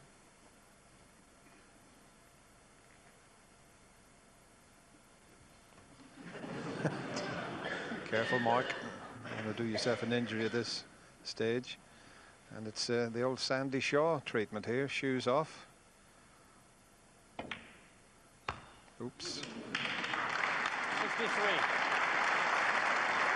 Now, you could be close to fouling when that happens. When you slip, if you happen to slip at the wrong time and your foot's off the floor when you play the shot, it's a foul shot. Touching the floor at the moment of impact.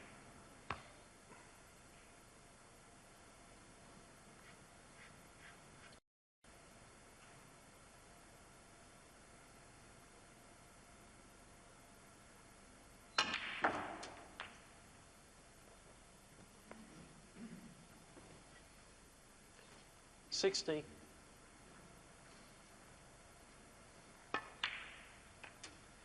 61. Well, you can't do better than kill the frame off with one chance.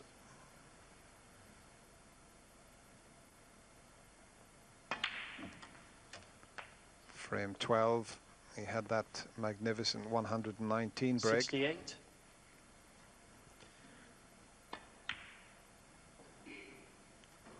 69.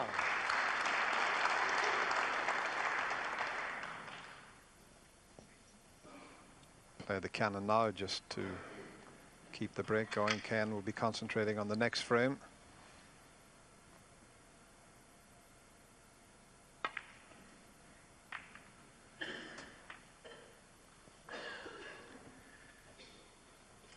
Williams certainly didn't want to play 74. a pack opener at any great speed because there was a chance he could have gone in off in the corner from the bunch.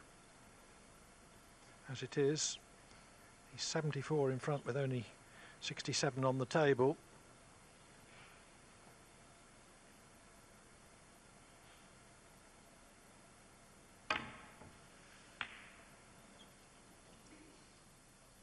Mark Williams, 74. It should be enough for 8-7.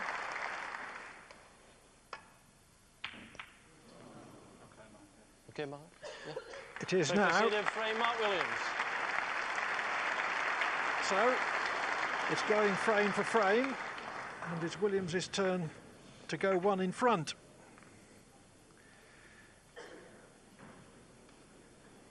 This is the trophy they're playing for. This championship, of course, has a long history. Started in 1977 at the Tower Circus, Blackpool, and has gone through a variety of venues and sponsors since then, before arriving here at the Barbican in York under the sponsorship of Powerhouse. I'm going to ask you a little question here, Clive, and you'll probably know the answer. Mark Williams is provisionally world number 1. He was world number 2. If he gets back to world number 1 at the end of the season, is that the first time a player has lost that number 1 position and got back to it again? I think it might be. I wish you asked me questions, Dennis, of which I was sure of the answer. I think you're right. Frame 16. Can Doherty to break. You're always right, Clive.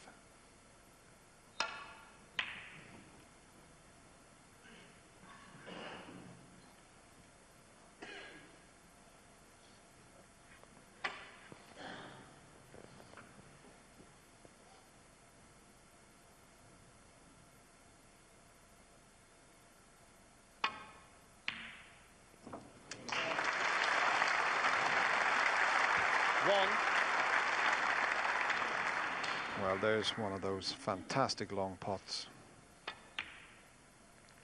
They don't call them the Welsh potting machine for nothing. 8.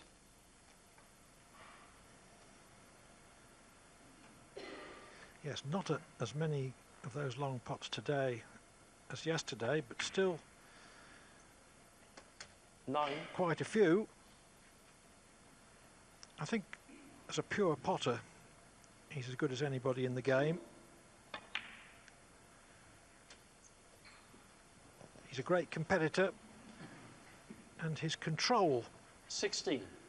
has been closer in this tournament than it has been for a while. 17. He scored more heavily.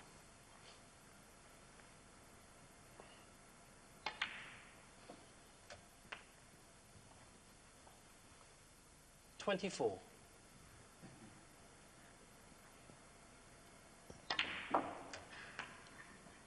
25.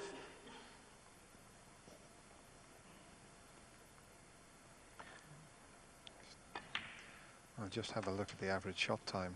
17 seconds for Mark Williams, and Ken Doherty's not hanging about at 32. 21 seconds. Ronnie O'Sullivan's not much quicker than that. But the secret is flowing easily from shot to shot, not having to stop to think too much. 33. Thank you.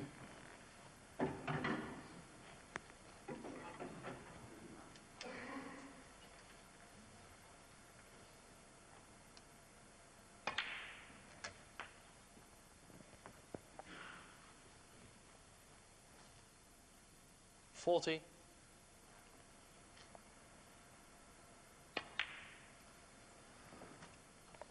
41. Just looking to see if the pink spot would be available if he potted the pink, because where he'd have to leave the white, he wants to get onto that red for the right corner. So.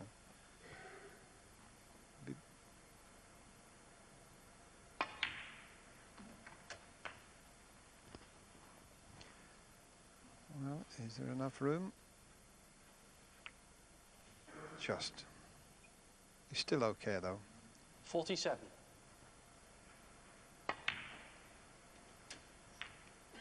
Now this is the big shot, because it's not a good pack to go into. He doesn't want to hit the middle red with screw. He wants more of a stun shot into them here. That'll do nicely. 55. 56.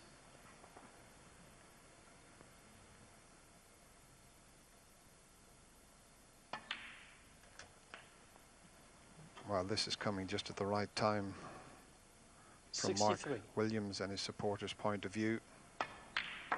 This is 64. Some of the best snooker he's played in this final.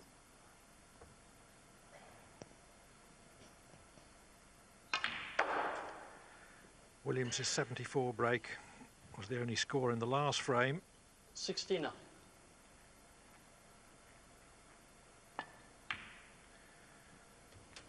$70. And he's won this frame in a single visit as well, barring a snooker. Or if he pots this black, several snookers. And the highest break in this Powerhouse UK 77. Championship is still a break of 137. 78. Stephen Lee still holds that. Oh, he got a kick. He got a bad kick there. No highest break prize, but Williams will be happy with 78. It puts him 2 up with 3 to play at 9-7. And Mark Williams within sight of his second United Kingdom Championship title. A cheque for £84,500, and the trophy awaits the winner of this match. And you can smell it now, Steve.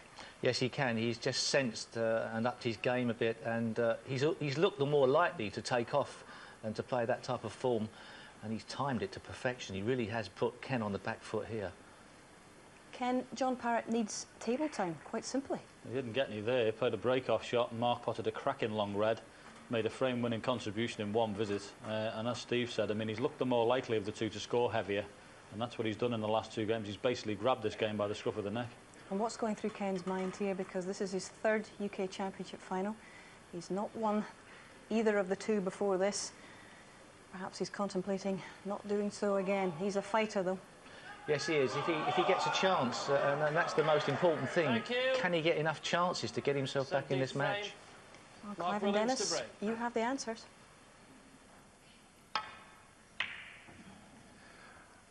Well, we've been calling him Crafty Ken all this week. He's renowned for his battling qualities as Ken Doherty, and he's going to have to pull out all the stops here because Mark Williams is flying at the moment. And that's an early mistake. All depends whether the black's available into the right corner, and it's not.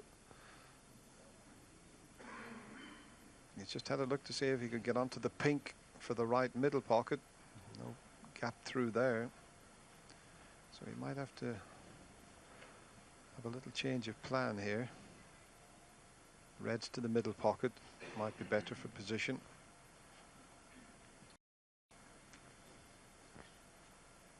He's got a few to go at.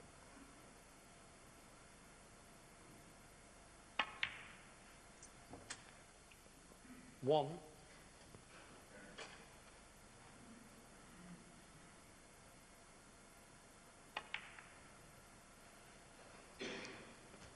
I know we always said, Clive, that the hardest frame to win is the frame to win the match, but Mark Williams has been used to that down the years. Got to be world #1 and Embassy world champion in 7 seasons, so he knows how to win. 8.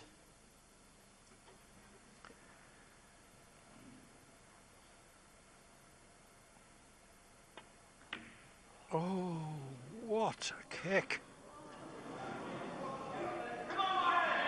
Mark Williams, 8. Well, that is so frustrating. He cleared the difficult red that was blocking the black into one pocket, and just look at that. The black straightened up there.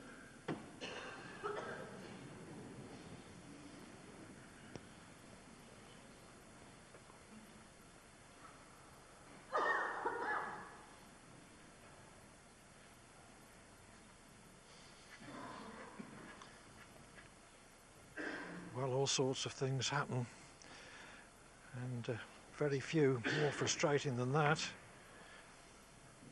It was such a good chance. The only consolation, this is a tough pot at this stage for Ken Doherty because he's been kept away from the table in the last couple of frames. But there's the battling qualities we talked about. 1. This is a big shot coming up, though. He's got to clip the black in, so the white's going to run towards that red that's closest to it, so it's all about the white. He doesn't want to cannon that red. He wants to get round it if he can.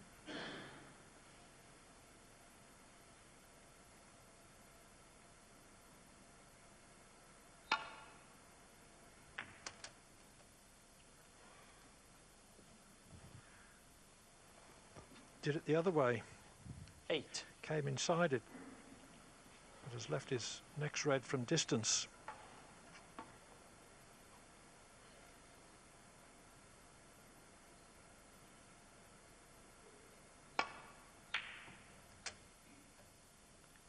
Nine. That's not a bad kiss on the blue. He's left it absolutely straight, and there's a red available to the right corner.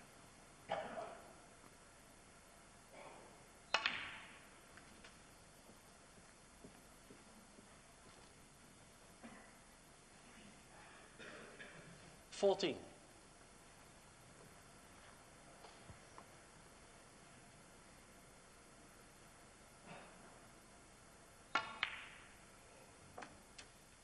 $15.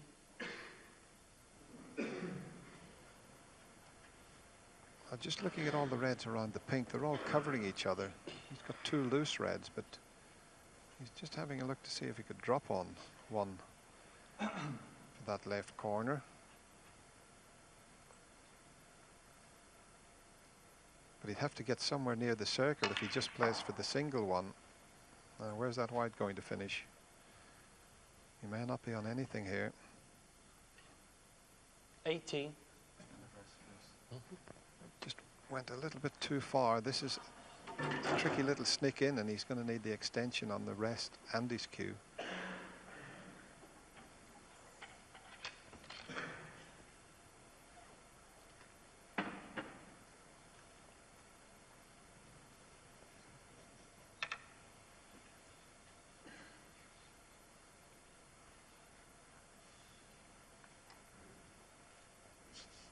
So difficult to judge the angle when you're so far away from the cue ball and it's so close to the object ball.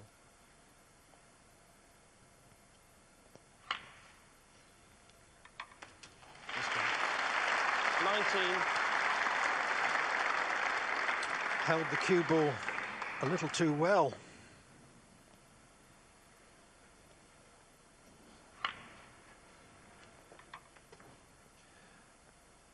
The natural angle of this shot looks as if he's going to cannon one of those two reds, the one to the left of it. That wasn't easy. Ken knocked it. 19. At this stage, you've got to try and leave the pots as easy as possible.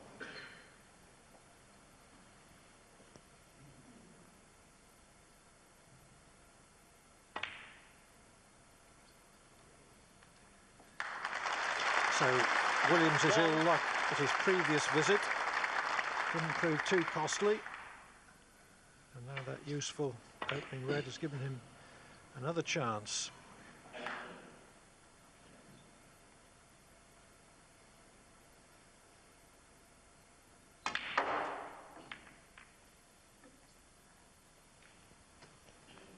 Played to cannon the pink. 6. So that's why the split hasn't worked out better for him.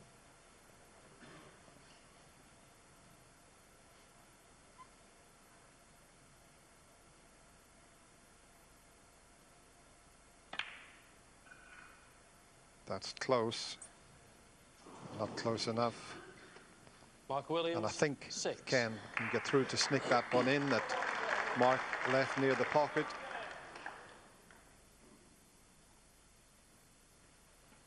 The only problem once again here is it's a thin snick, so it's trying to control that white ball. I'll tell you what, he'll settle for that 1 to finish perfectly on the blue there. That was a nice little touch there.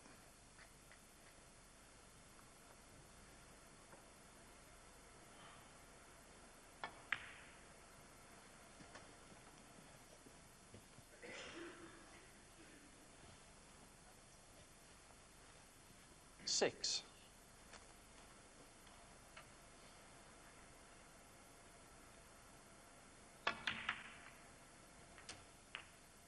7. That was a natural to open the bunch and be sure of being on a colour.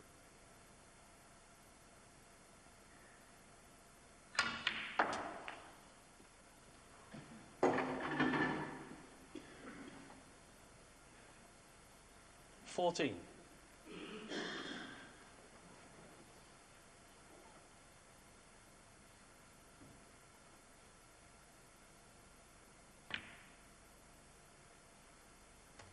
$15.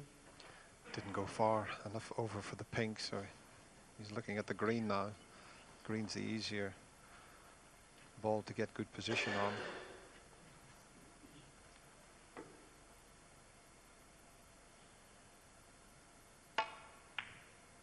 Oh, that's careless.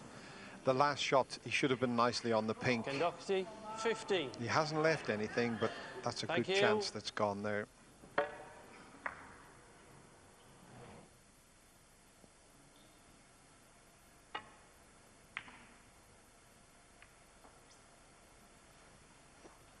Well, this is a big pocket where the green is. That's what's facing Ken, and he'd be better off if he hits the cushion first. It would then go in off the green.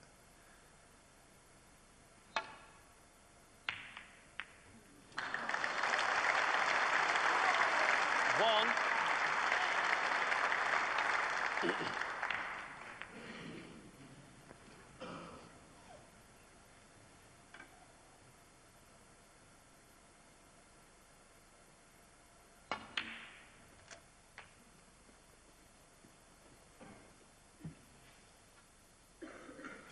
8.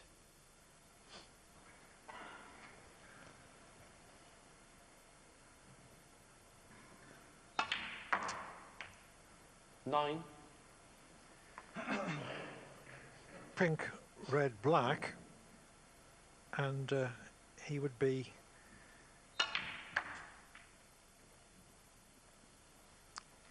43 in front with 43 on the table.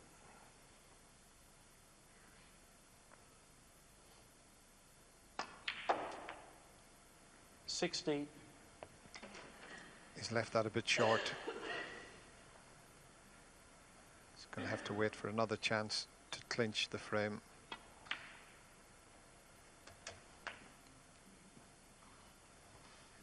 Still a possibility, as you can see. 43 23 points remaining, and just 43 the difference, so he's a strong favourite, but not safe by any means just yet in this frame. And Doherty, 23.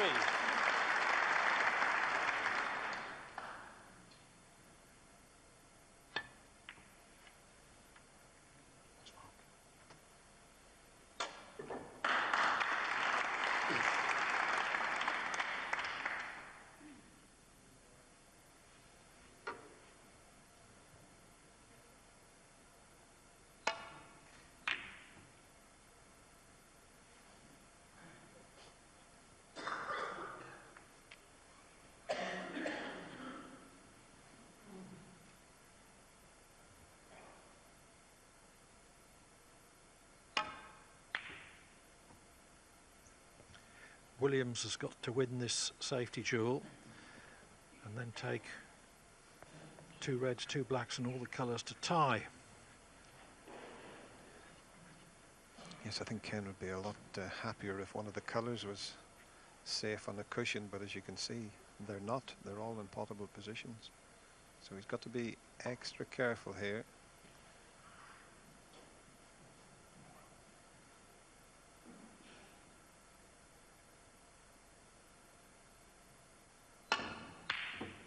Now, where's this red going to finish?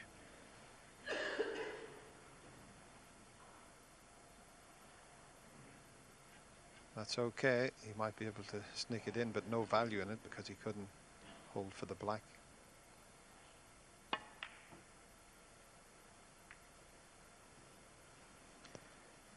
Yes, that wasn't such a bad time for Doherty to chance his arm.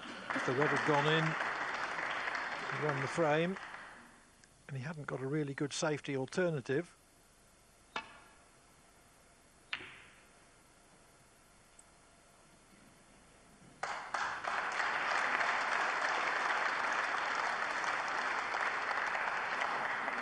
Doherty's very good indeed usually in these tactical finishes.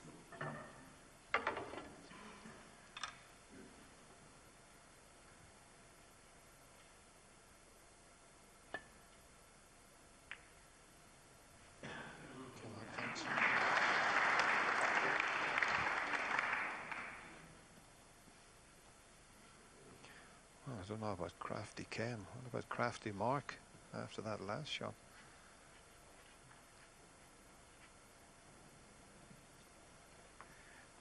He's forced Doherty to move the safe red.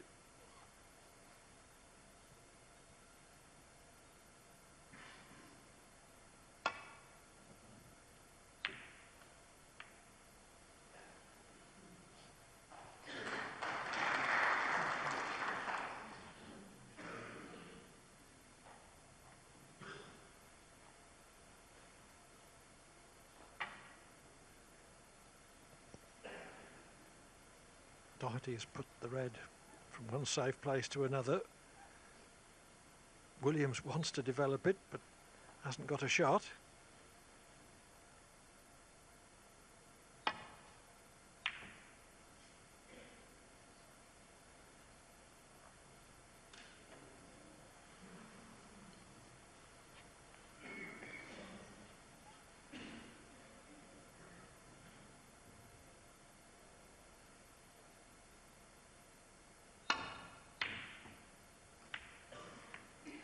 Well, that's worked out absolutely perfectly for Ken Doherty. He's knocked the pink safe, he's knocked the green safe, and he's almost got the snooker.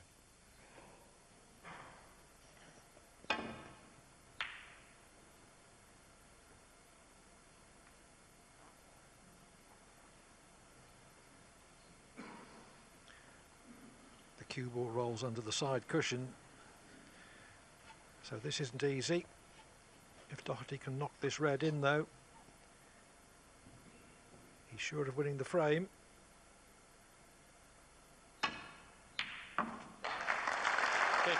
One on the frame. Conceded. Ken Doherty.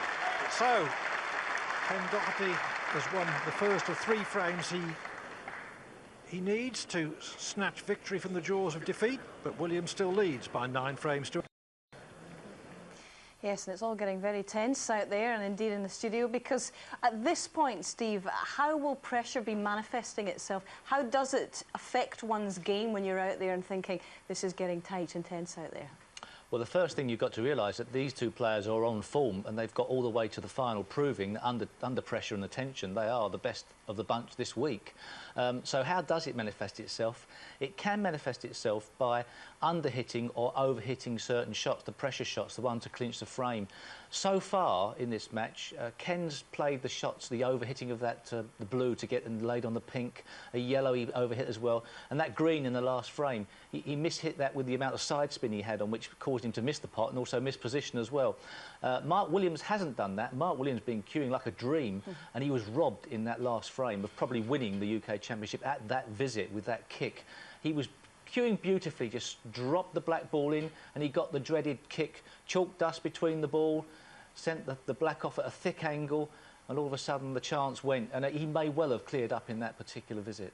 Not to get too scientific about it, it must be horribly frustrating, and it does have a tendency to happen at the most critical moments in finals and major games, Steve. Well, it does, and it can be a turning point. Ken did very well to hold himself together, not at his best in that frame. He's reeling from sort of the way Mark sort of turned the heat up, but he did the most important thing. He won it, and the very clever part of the end, he made sure that he didn't let Mark back in that frame at the end. So it's now all set up that if you're looking for the problems, well, perhaps Mark Williams could now start to twitch a bit. It's getting to that stage. So far, he hasn't. He looks the more likely under pressure to pot the big balls. Actually, I was going to say, I'm sure many of you out there remember the Benson & Hedges Masters final this year when Mark Williams was 5-0 up against Paul Hunter, and he lost that final, you remember, 9-8. Does something like that go through the mind of a player like Mark? Probably not. But one thing Mark doesn't do is he doesn't start turning down shots for defensive reasons. He keeps on going for the shots. You can come unstuck that way. It's just going to be fascinating now. It really is. Yep, Williams still on the brink. Let's return you to the commentary booth.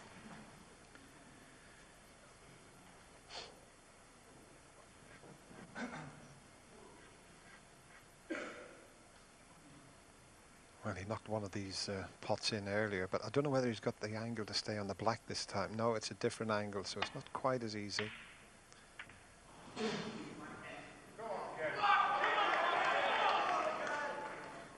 He's left one for Ken to have a go at, and he'll automatically finish on the black. I know the crowd are starting to get excited a little bit here, cheering their players on.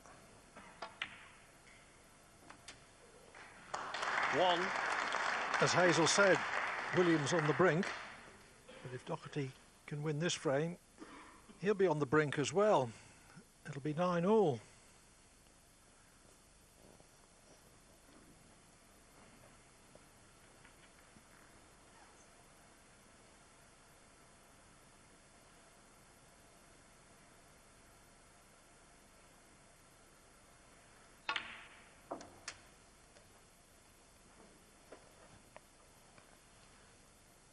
Just a wee bit short of pace 8. there, so can't stay on the black. He'll have to. He's just left it a little bit awkward for himself there, as you can see.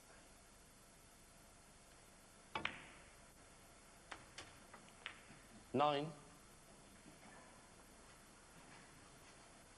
But that'll do nicely. He was hoping to be on the blue for the middle pocket, but it's dead straight for the corner and hasn't got a lot to do with the cue ball.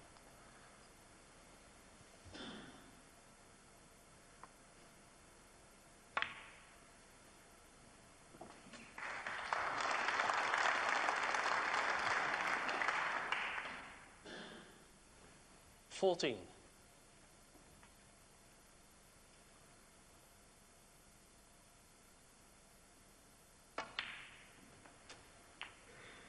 15. I'm just wondering if the pink spot is occupied. If it is, he can leave the white where the pink is and he'll have reds to the right corner.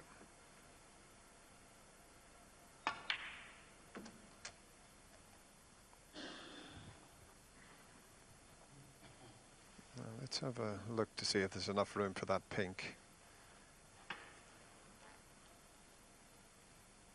No. So it's got to go as near its own spot in a direct line behind it. So in this case, it's just between the red and the bunch there.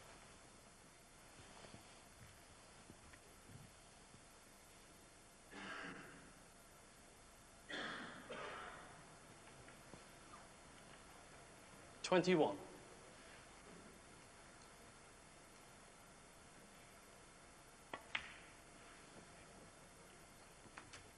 22.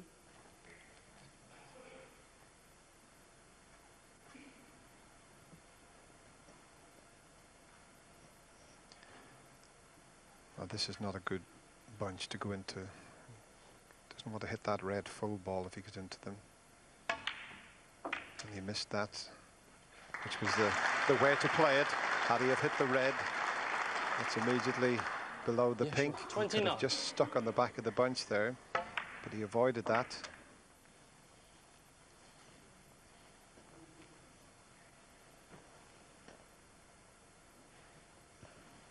And this is the sort of snooker he produced against John Higgins when John Higgins threw everything at him. Clive came back strong again, and he's doing it one more time here. 30. Yes, John Higgins said after that match that was the best that Doherty had ever played against him, even when Doherty beat him in the quarter-final of the Crucible on his way to winning the 1997 world title.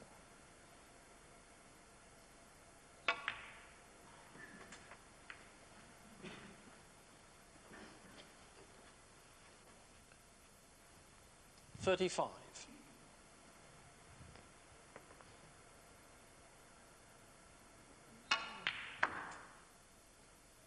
36.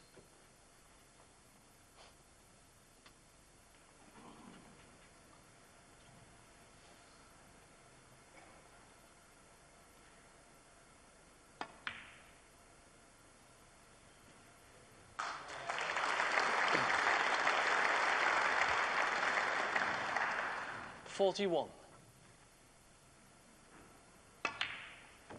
This is great play from the Dubliner 42. under pressure.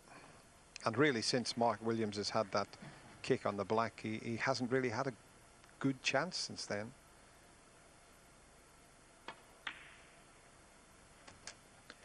I sense a growing conviction in Doherty's play. 49. He senses that this might yet be his night. And he's got the perfect angle. There may be a red at the back of the pink on, but this is the perfect angle to get a nice little cannon here and just develop a few more of the reds.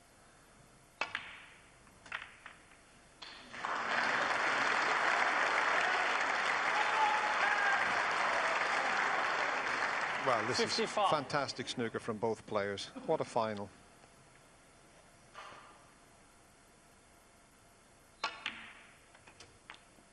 $56.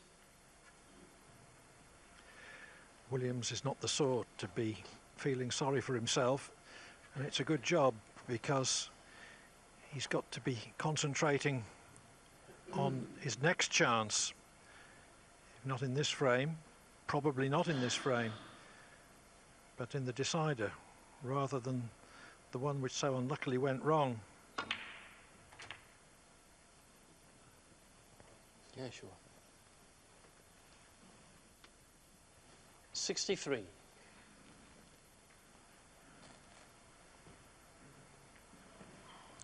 Just needs one more red and a colour, and he would like it to be at least the blue.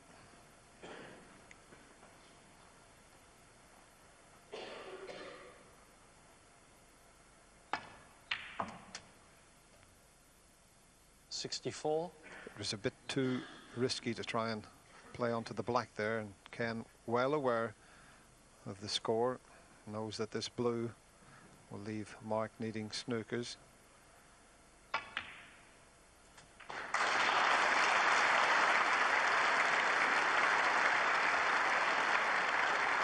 $69. It was certainly no time to be striving for pinpoint position in view of the overwhelming importance of the pot.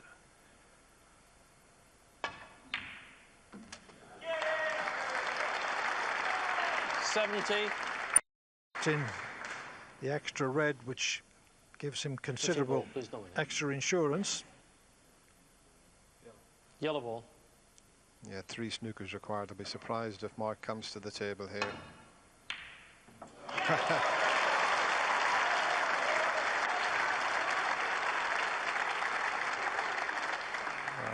72.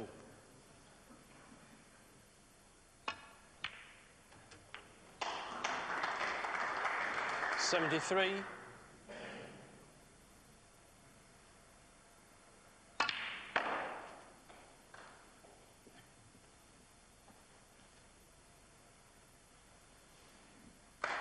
$78.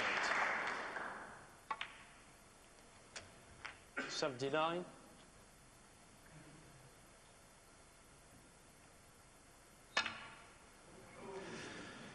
The powerhouse UK Championship final goes the full distance of 19 frames.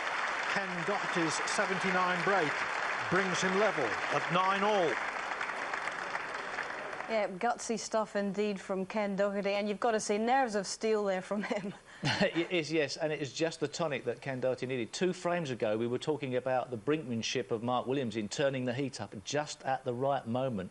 Well, I mean, now all of a sudden it's the other way round. Ken's turned the heat up just when it matters. It's going to go down to the last frame. You now haven't got a clue. Whatever we said before, you can scrap it. It is now on the scrap heap because it is down now to the frame where anything can happen. Anything and everything usually does, and I just don't know what to say now about the game. It could go either way. I still think that Mark Williams hasn't really played any bad shots, but Ken's got his tail up again, and that's the difference. A couple of frames ago, he was just starting to drop it a bit. Now it's a different Ken. Well, it's getting this year at the Crucible with Peter Ebdon's wonderful triumph over Stephen Hendry in the last frame. 7.5 million of you were watching that night, and I'm sure you were enjoying the drama again with us. So, what are the tactics? What do you do now, Steve? You've been there. You just hope. You just really do hope that the balls go your way, and also don't be scared. It's the time when really you get a chance, you have to go for it, and both these players know how to do that. That's certainly the case.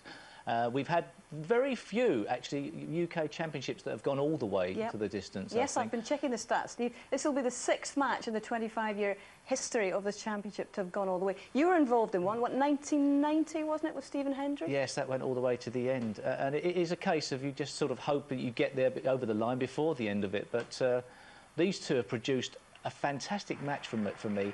And in some ways, because a lot of the frames have gone very close, it has been all the more entertaining. Sometimes when you get one visit snooker and too many of those frames go in one visit, it's not as exciting as when you don't know the outcome of a frame right to the colours. Here are the two lads shaking hands, as we always do. Mark Williams to break. OK, hold your breath. Here we go, Clive and Terry. Final frame, Mark Williams to break. What a match. What an atmosphere. Like a bear pit, really. Lovely. Yes, Clive, and what you hope for is to get an early chance. You forget about all that crowd that's there. Okay, thank you, gentlemen. It is the last frame. Please give the players some respect. Thank you. The referee just asking the crowd to give the players respect. But the crowd at the Barbican have been absolutely fantastic here this week. They really do love the snooker, but I'm just going to say you hope to get an early chance just to try and get the initiative. But it's so fascinating to see who's going to make the first mistake. Is Ken having a go straight away here? What about that for a shot?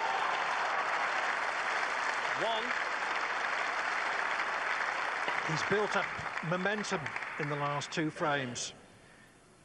He didn't have a great safety alternative,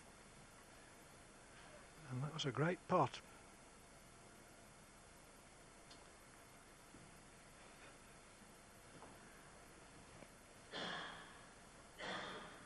Well, just looking at the way the balls are, if he takes the blue and avoids the cannon onto the yellow and the brown, the only red he can drop on is the one near the back cushion here. So this is not easy by any means.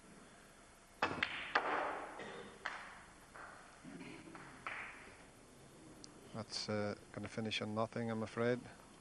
He was trying to just slip up past them there. 6.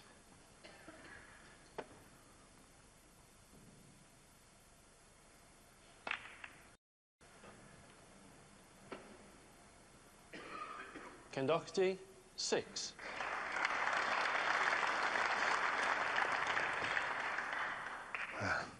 Here we go. Is this going to be a Mark Williams special?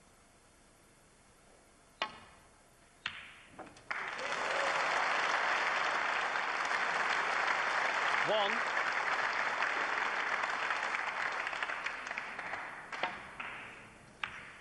Terrific pot. But how he would have preferred the cue ball to have finished short of the balk line for choice. Mark Williams, 1. Of low value colours.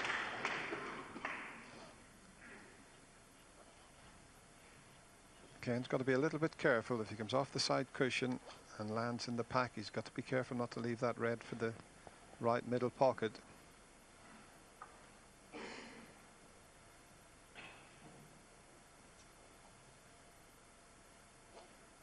The normal escape would be off the side cushion to hit the reds, but he could just glance off them and leave that pot on, so he's got to be a little bit careful here.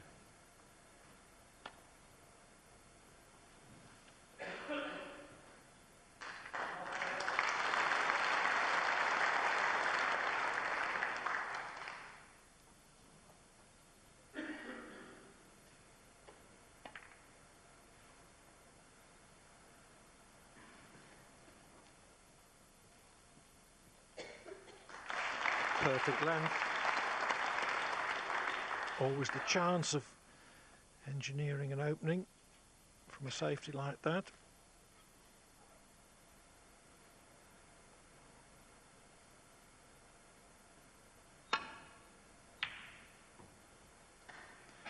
Doherty clearly playing safe off the single red rather than off the bunch, and he too finds a well-nigh perfect length.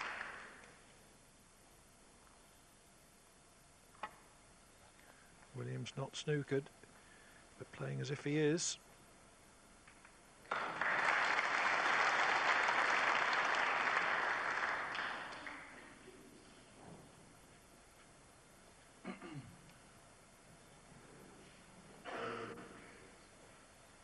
Somewhere down near the little circle, just to the right of the circle, to get behind the green would be ideal here.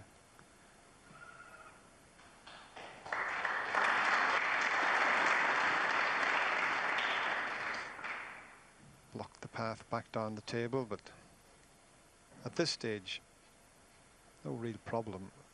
And having said that, the yellow's slightly in the way for Mark just to come into the pack. He's having to play with lots of side there. Just watch the white.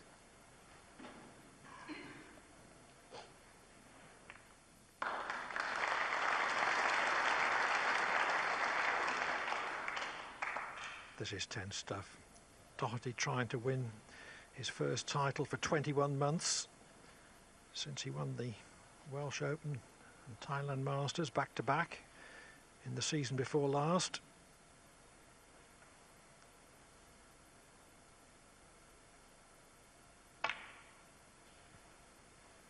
Williams trying to win his first title on British soil for 26 months, although he did win the Thailand Masters and China Open back-to-back last March.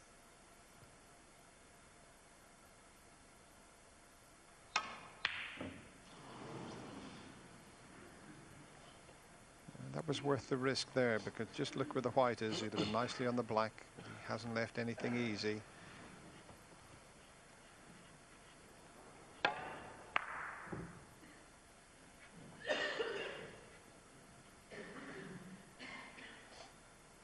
Well, he's looked at the possibility of a red along the top cushion, but at this stage, that's very, very risky.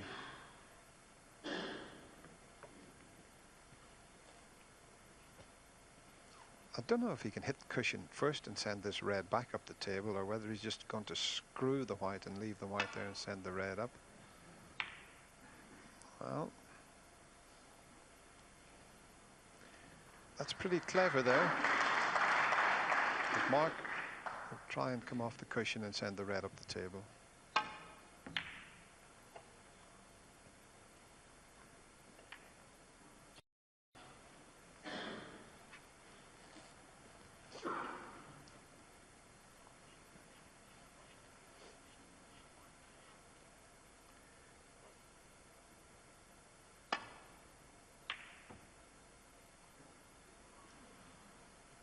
Doherty had to play safe there. Could have gone for a pop, but it was difficult and very dangerous. And what an outcome from his safety.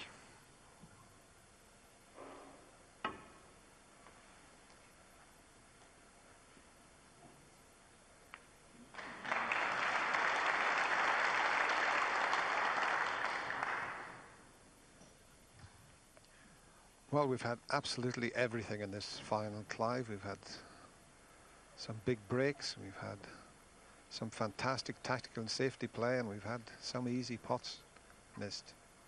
It's been a terrific final.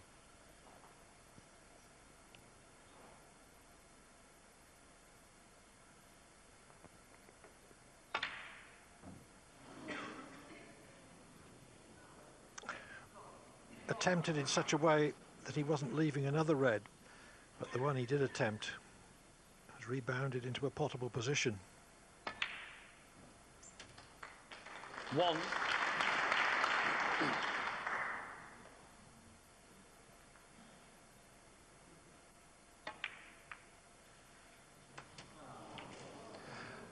And this is the sort of thing that can happen in a final frame. You can expect the players to make the odd error. That was a miscalculation with the position outside of that shot. Just didn't get the cannon as he intended. 8.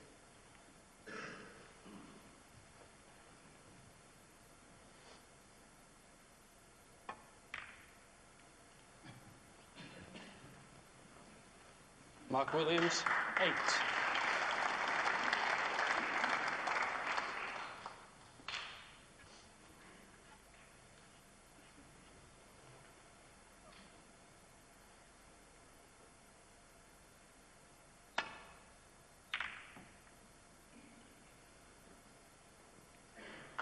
Just a bit too pacey this time. There's a chance here, and I think the black might be on. Pink certainly won't go.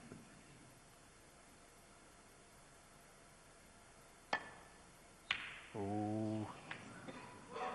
Just a little bit of tension creeping in, and you can only expect that at this stage. With the best temperament in the world, it's difficult to play the deciding frame of a major final like any other frame.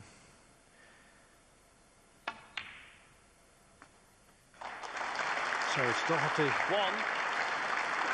With an easy opener to the middle. Who has a decent chance here.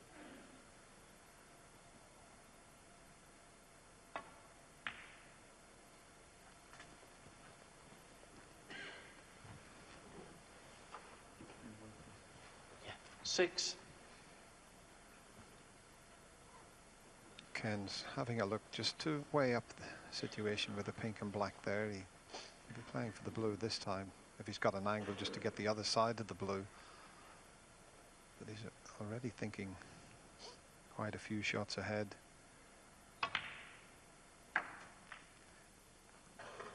Seven.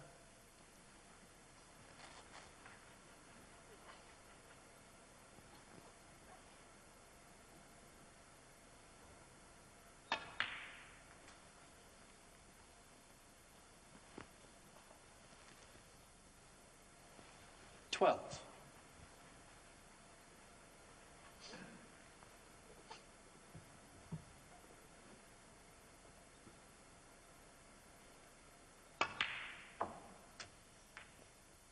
Thirteen.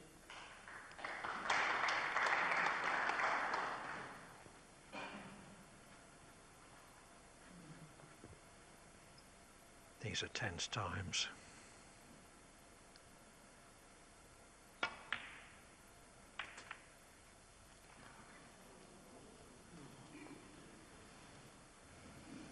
18. Well, he's having to do it all from the blue at the moment. He'd be quite happy and keep potting balls. And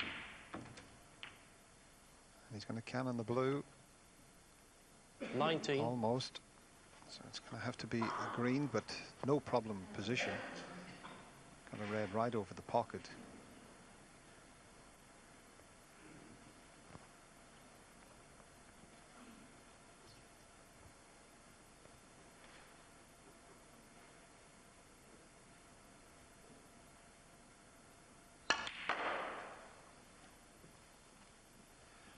May not be far enough over, so it might have to be a plant. It might have to be one red onto the red near the pocket, and it's not right over 22. the pocket.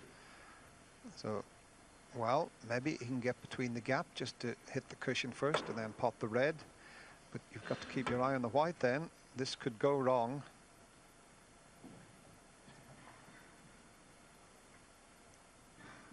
If he hits the cushion first, the white will automatically spin over towards the pink, black and red there. So watch the cue ball here.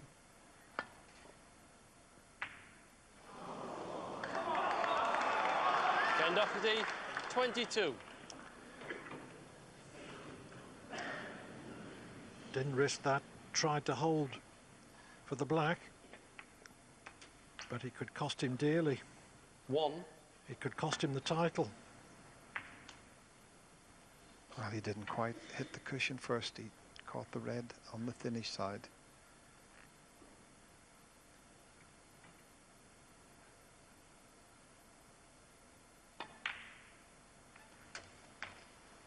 And this is not going to be easy. The last shot wasn't, because it wasn't easy to pot the black, get the cannon and leave an easy pot on. Big shot this.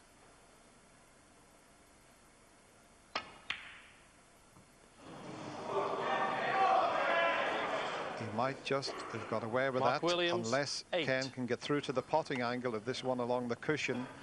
Mark has left everything perfectly safe. Can't get to that one. So he had a bit of a result there, Mark.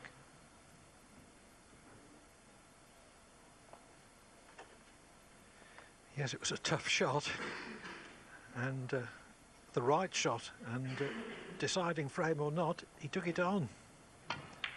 Just watch the red coming back up here. Knock that white into a safe position. So.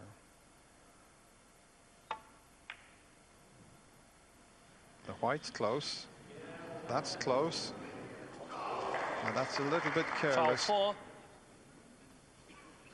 Mark Williams. The worst part about that is that Williams can advance the cue ball to the baulk line. So this red is eminently pottable.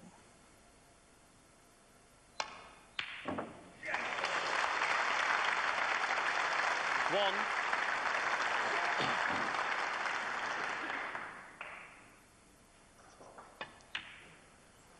Well, how costly is that in off? that Ken Doherty finished up getting when he was just playing a safety shot. 8.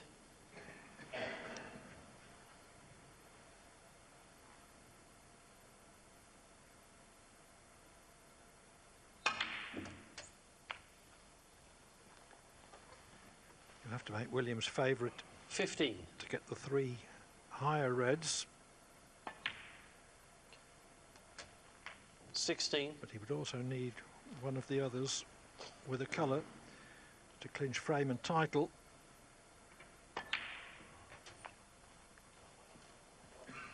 And he might be able to do that without having to dislodge 23. one of them. One of them is on. The right 24. one of those reds that are near the cushion will become available after a few more shots.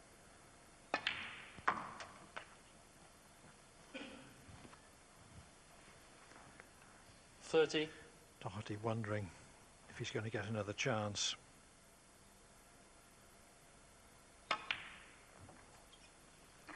$31.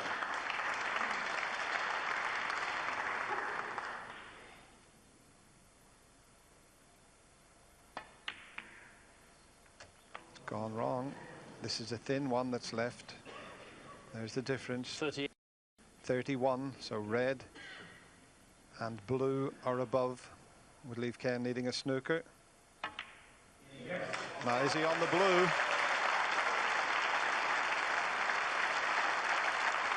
39. Williams has looked at the scoreboard.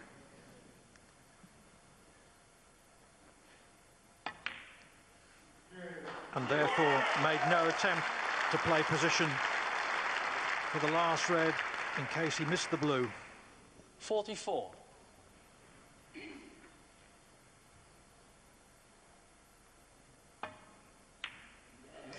What a cracking pot, and look what that meant to Mark Williams. He knew that clinched the final for him.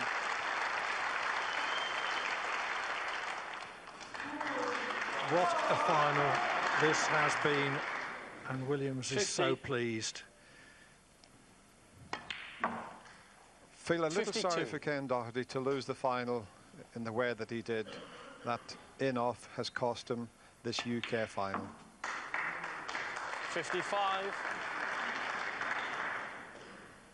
Williams was 2 up with 3 to play, having made consecutive frame winners of 74 and 78. His momentum was stopped by the most unfortunate of kicks. 64. Doherty responded magnificently 70. to win 2 frames to level at 9-all. But it's Mark Williams with a closing 70 who wins by 10 frames to 9. Mark Williams is the powerhouse UK champion. He takes the first prize of £84,500.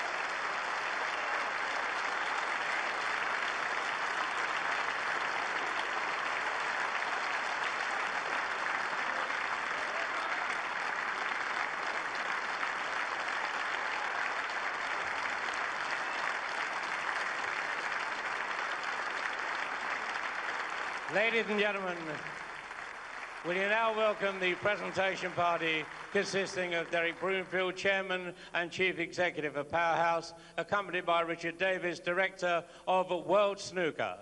Thank you, gentlemen.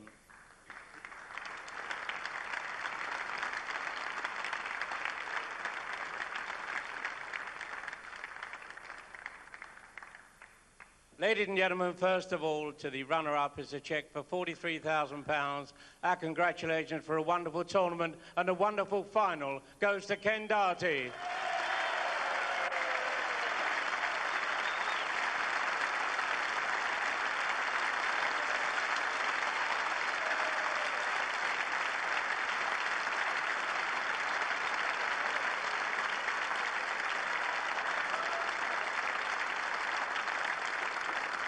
Now, ladies and gentlemen, to the winner, it's a cheque for £84,500, the trophy and the title of this year's Powerhouse United Kingdom champion, Mark Williams.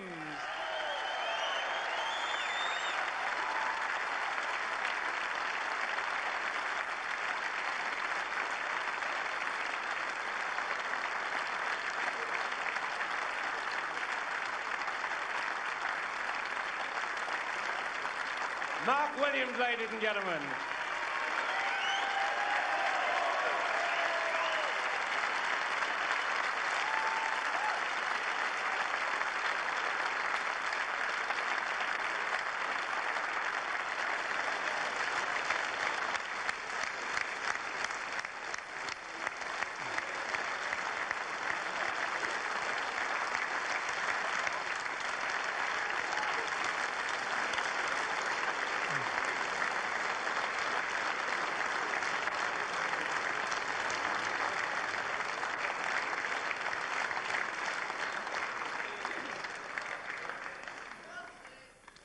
Well, Ken, I hate to say commiserations because you've been involved in one of the great UK finals. Yeah, it was a great match. A little bit different than last year. But, no, it was a great game. And the both of us gave it all. And, you know, Mark played well and he made a great break in the last frame.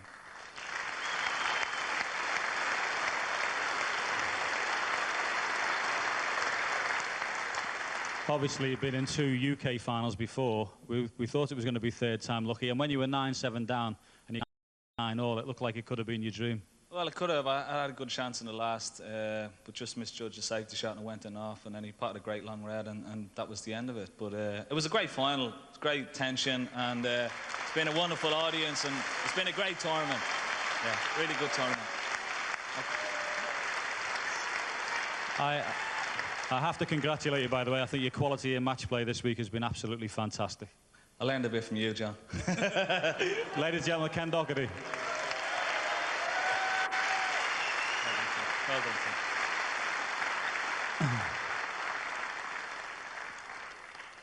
Have you ever played better than that? I don't think I played as consistent. I played well all week, and you know I played well in the final, and it could have gone either way there. And you know I thought Ken was going to clear up at one stage, but I'm just over the moon to finally win a tournament back in his country. It's been a while, I know, but 9-7 up in the balls on the black, got a kick. It all sort of changed. What were you thinking then? Well, Ken just come back at me then, and I thought perhaps that was my chance to win the match. But lucky enough, I did do a good break in the end, and you know I got to say a big thank you to the crowd. They'd always been fantastic here, and really excellent.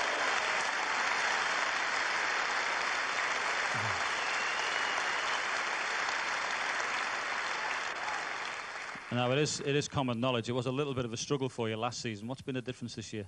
Well, there's a lot down to Terry Griffiths, really. I owe him a big thank you. And I was struggling about 12 months ago, and since we've been together, I call him Grandchad, I call him, but since we've been together, it's been working fine, and you know, we must be doing something right. Well, congratulations, Mark. Well played. Ladies and gentlemen, the powerhouse UK champion, Mark Williams.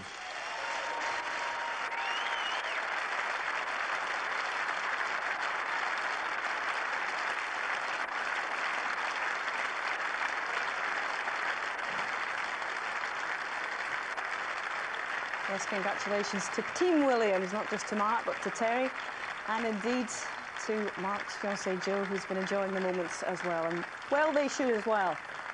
I'm sure his mates back in the Emporium Club in Bargoed are raising a glass to him right at this minute. Lovely scenes for Mark, but wonderful humour. Generous in defeat is Ken Doherty. A very, very sad loser this evening, but he's taken it with humility and again with humour once again. He is a tremendous champion in his own right, Steve. Yes, I mean, it was a great final, and it's just, you know, it's wonderful again for snooker to have such a great tournament. Also, I think the UK Championship has found its home here at York. It really has been accepted by the general public in the area. They've thoroughly enjoyed it. And once again, you know, snooker sometimes gets some sort of bad press in the media occasionally. But where do you get drama like that in sport? You know, it may take a little bit longer to actually watch it, but I guarantee there's hundreds, thousands of people at home who weren't intending to watch the snooker this week, weren't intending to watch that final. I bet they weren't channel hopping, because it was certainly drama of the very highest quality. And you know, if you're talking about sport, not knowing the outcome. Yeah, exactly. And how concerned would Mark Williams have been as Ken came back and back and back at him? Well, there's nothing you can do when you're in your chair. That is the fascination of snooker. When you're at the table, you've got control of the table. When the other guy's sitting in his chair, there's nothing he can do. Mark had his chance. He got a bit of a kick. That was unlucky. And, you know, possibly he deserved to win it more so than Ken, but not, you know, it was just anybody who won that deserved it. It really was superb. Third time unlucky for Ken Doherty. Which will be the more difficult to get over, a 10-1 defeat or a 10-9 defeat tonight? I think he can hold his head up high in this tournament, Ken, and he's back to some sort of form, and hopefully he can win a ranking tournament this season. Everybody's striving for those ranking tournaments. They're hard to come by. There are so many players capable of winning, and so for that reason, he'd like to get off the mark. Yes, well, I'm sure that you have enjoyed the drama with us this evening again, and just to let you know that our next snooker here on BBC Television is the B&H Masters, because double defending champion Paul Hunter will be attempting to make it 3 in a row. He beat Mark Williams 9-8 this year, and he will return it to Wembley on the 2nd of February. What a night it has been. Mark Williams is once again the UK champion. The Welsh potting machine is back in production again. From all of us here in York, good night.